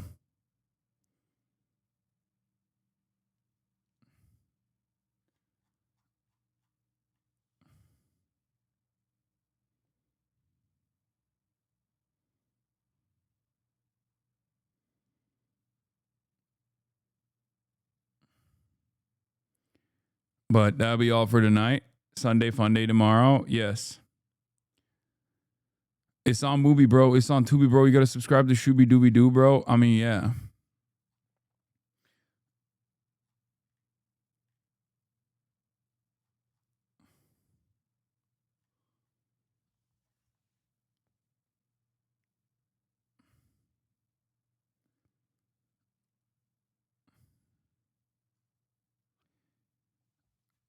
Happy Canadian Thanksgiving. Oh, damn. Nice.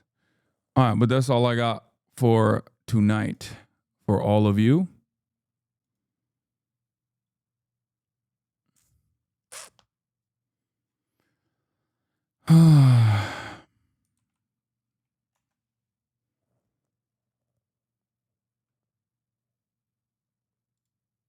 And I'll see you tomorrow. Hey. For some I'm just Sunday doing fun this day to sound like Bo greatness. Burnham in the beginning, but I'm chillaxing in the All right. chat. So Peace, everybody. Love you. Bye bye.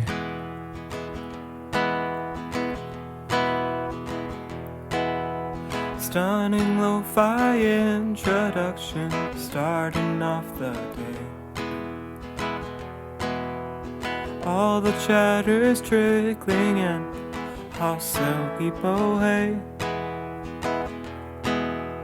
Sunny Los Angeles, California, says Hasan. The stun lock to the stun lock to the topic that's just begun. There he is again, Hasan is streaming. Hasan is streaming. There he is again, Hasan is streaming. Hasan is streaming. Reviewing the P.O. box, Uncle Uger's face.